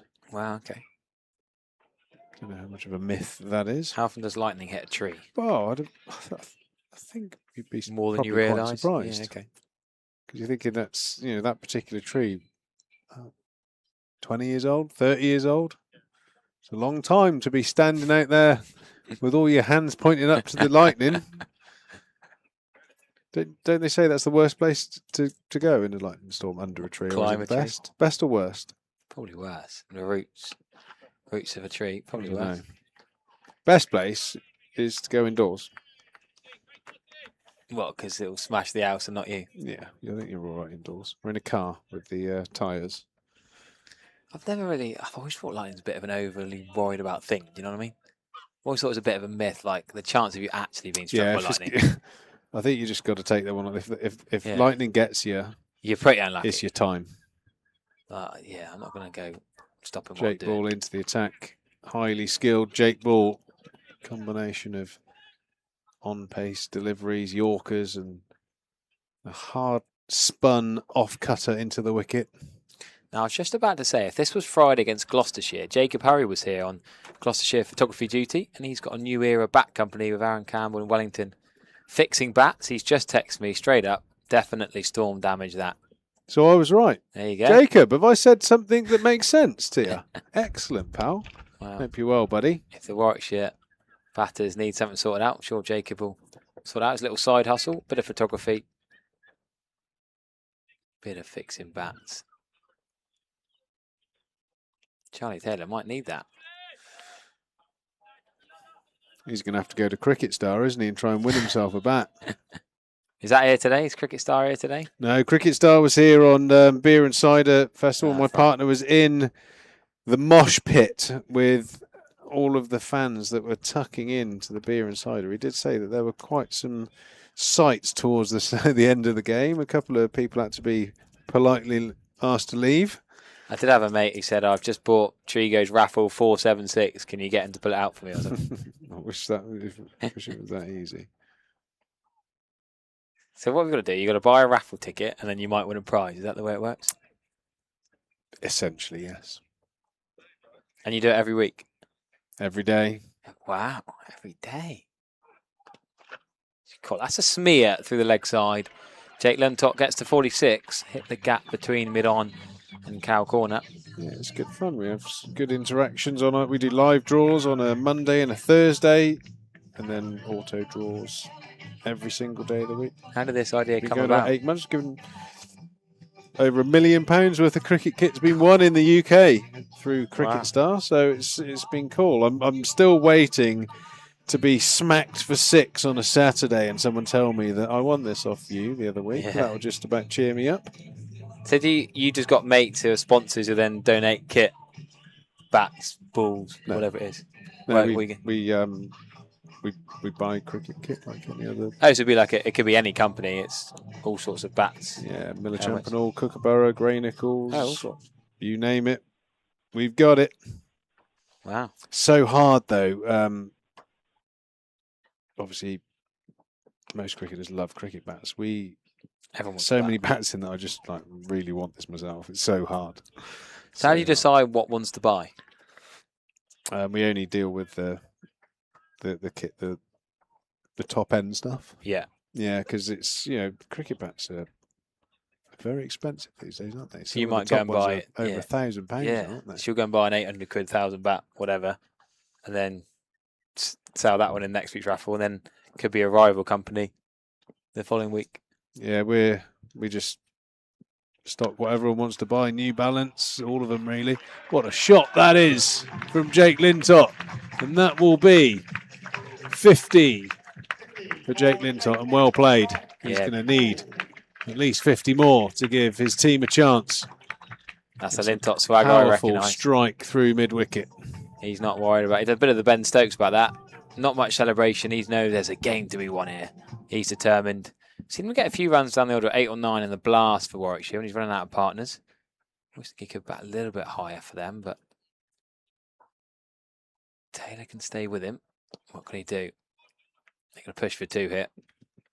I think they've got to take on the arm. Yeah, got to come back for 2. Lintott's safe. If the throw was the other end, it would have been a little bit closer for Charlie Taylor. A long way to throw from Johnny Connell out there. Please have a word with the draw master, Pete. My Grey Nichols bat went to bat heaven yesterday. I've entered plenty of raffles, but with no luck so far for a new one. Well, I would love to have control of it, but it's randomised, but hell of a bargain if you strike it lucky. Lintott on the charge, straight to JT Langridge. Good catch that. Somerset have put down 2 catches so far. 2 catches that were much easier than that. And Jake Lintott got to his 50. Really good knock here. Back at his club that he's tried to play with the 2s a bit over the years. And James Theedham gets another wicket. A brilliant first list day match of the season for James Theedham, his 3rd wicket. And Warwickshire start the car. Taz Ali is going to come in at number 10 with just Ollie and Dolby below him. Yeah, that's a top catch for the opening bowler, JT Langridge. He's obviously not struggling for reach to be able to get to those sort of chances, but that's a really good catch, diving away to his right. And as Harry said, a really top performance here from Theedham. He's got 3 for 49 now. Yeah, delighted to see youngster and James Theedham getting his chance today. No Jack Leach in this 11, no Mickey Pretorius, no Cian Roberts. They're on drinks duties.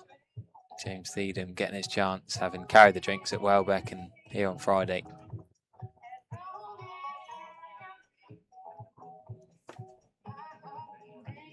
Making it count. David Bumble-Lloyd was very impressed with him when he saw him up at York last year. You know, the famous Lancastrian who lives in Yorkshire. How's Trigo Jr. doing for Gloucester today? Did his inspiring commentary stint, we didn't say a lot, did that help him with his cricket today? He's not playing today. Not playing now. He's got a 2s game in the week. Next week. Sorry, Michael Or it Bailey. might be an academy game. Michael Bailey thought he was playing today. No, not today. I think he's playing at Bromsgrove in the week. Might be a Gloucester Academy game actually. Worcestershire under 18s or something. Yeah. Yeah, Bromsgrove. No, sorry, that's near Barnt Green where the Banton lads are from, isn't it? Yeah, that's a nice part of the Midlands. Right, James Theedham could wrap this up for a 5 foot. Can he take the last 2? James Theedham I would be so happy if he did, because my stress fracture of my ear, having these headphones on most of today, is starting to kick up a little bit. Has not been allowed to bowl the last couple of Saturdays for Sanford in the Devon League, James Thiedem, saving his workload management to allow him to bowl in the One Day Cup. Worry about stress fractures and too much bowling on young bodies that are still growing. But he can get through 10 today. One more after this, if needed. Lovely, strong action. Part of me is glad I don't play for Sanford anymore and have to face him in the nets. He can still rock up to indoor nets, ex-university or pre-season nets outside when he's not playing county championship cricket and there's no stress on him bowling too much. And pretty slippery. Fire it in. I wouldn't want to be Jake Lintott facing that beamer that nearly hit him. Well, it's just below waist high, wasn't it? Yeah, Jake Lintott. He did well to get under that. He'd be good at the old limbo, wouldn't he? Yeah, he did actually. Didn't look too happy, fair enough. Yeah, it was actually a really good marginal, but good call from Ben Peverell, the umpire at square leg. It was just under the waistband.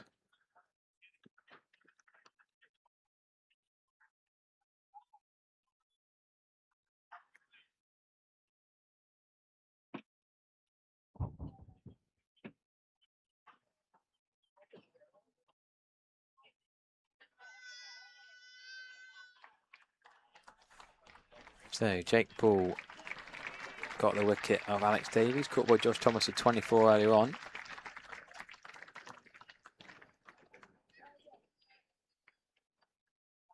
Back for his 7th over. That's a good catch from Church, and another one has to go. Warwickshire are falling to pieces here. Taz Ali caught behind for a duck. 201 for 9. Just the wall, the Warwickshire wall, Ollie Hannon-Dolby. Will he be the wall in a white ball 50 over game? No, let's not have any of that. Taz Ali caught behind. GFI, Harry. Go for it. Not off 2 then. Jake Ball's 2nd wicket. Nice air outside off stump. But I keep saying this. Warwickshire on paper look a good side. You look through their 11. Other than Charlie Taylor, it's a pretty experienced 11. So many first-team cricketers from the County Championship and the Blast. So many runs and wickets in that 11 in first-team cricket. And they've been really disappointed today. Against the Somerset side with multiple injuries and a couple of new signings who aren't used to the squad. Somerset doing well at Fortress HQ, the Cooper Associates County Ground for Family Fun Day. Plenty of kids waiting for their autographs, ready to go, ready to be signed in the local family stand. So James Thiedem cannot now get a 5-foot. Jake Ball could wrap it up for 3 alongside Thieves, but it's been a good bowling display from the Somerset Seamers.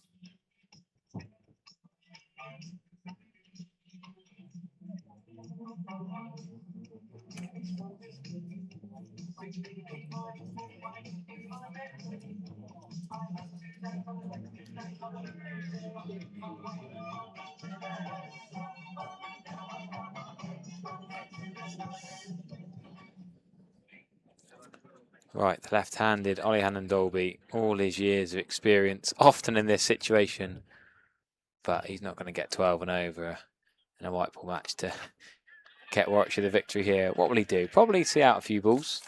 Taylor might have a swing at the other end, is my guess.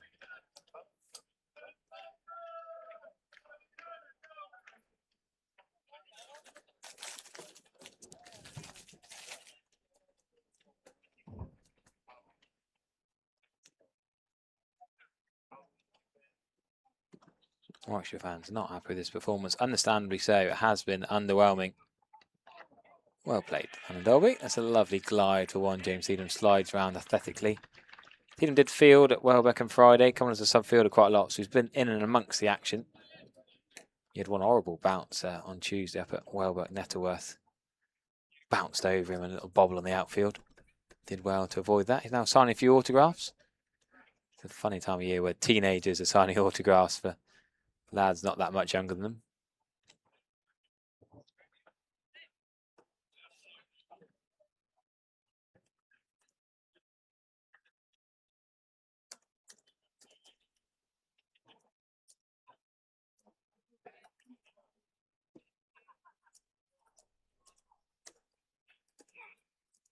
Very early swing through from Charlie Taylor. They're going to get 4 runs for it. 4 byes through Church. Very early through that.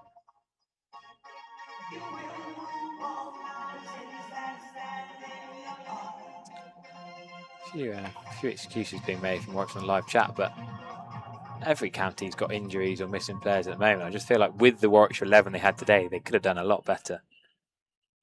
Really, they got some quality players that could have done a lot more with bat and ball. Big appeal from Jake Ball, but it's just going to be one into the leg side.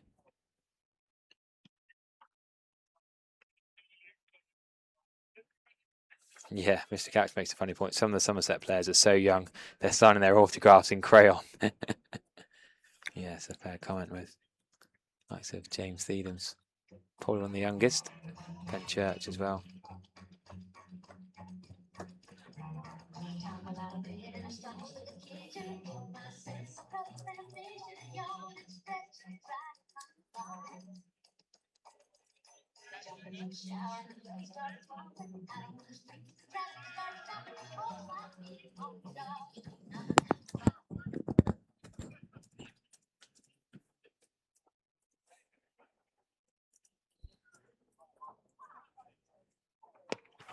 This is high into the leg side. Should be an easy catch.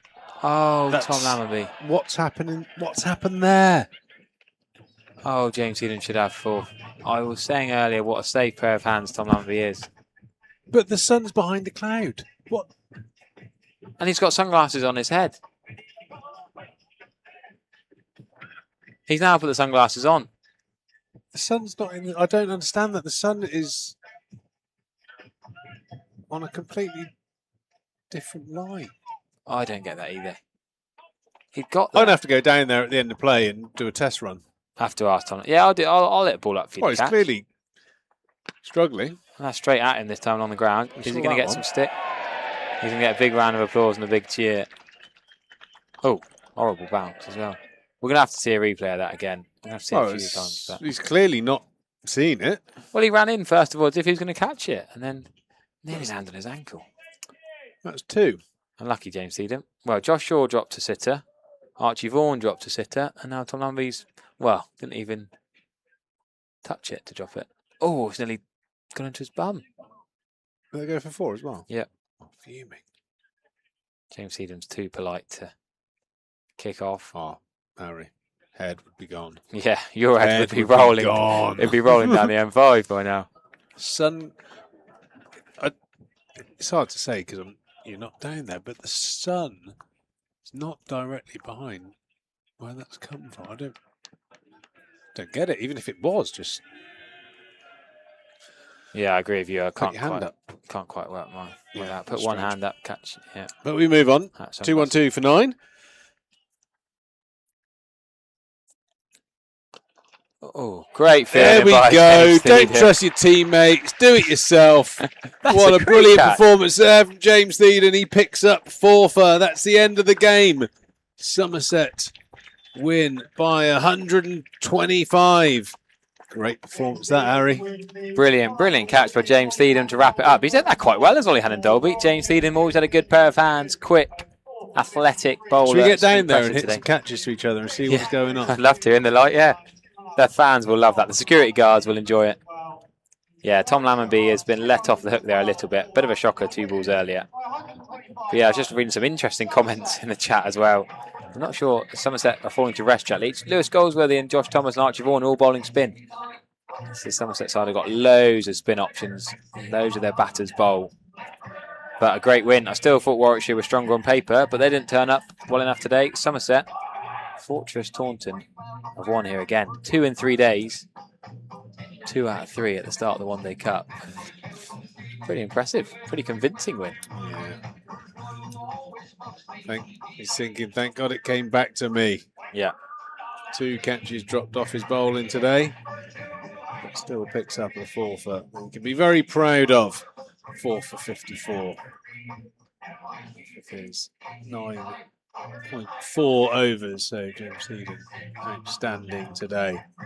And great performance from the captain, Lewis Goldsworthy, chalking up 100 for himself. Lammonby continues to be in great form. Pereira looking good at the top of the order, so all bodes well for this Metro Bank 50 over challenge for Somerset. When are we back, Harry? We'll be back soon. Yeah, we've got a few days off, a few away games. Somerset at Canterbury on Friday. We've got a Tuesday, another Friday game, but a few days away from Taunton. Well, exciting times here. And Somerset and Metro Bank returns to Taunton. We'll be here. If you can't make it in person, please tune in. There's the match summary. Goldsworthy 103, Lammonby another score of 85. Josh Thomas continuing his good form with 50, and Pereira solid again at the top. Lintott 3 for 69. The standout bowler for the Warwickshire Bears. Lintott also the standout batter with a 52 made off 52 deliveries. Smith 44, but not much else. Star of the show, James Theeden 4 for 54. And good performances by Jake Ball and JT Langridge. All in all, Somerset men win by 125, so very convincing, and back-to-back victories in this competition. Stay tuned. I'm sure we've got some post-match interviews. We may have. If not, we'll see you again very soon when the Metro Bank's back in Taunton. A week Friday, Surrey at home.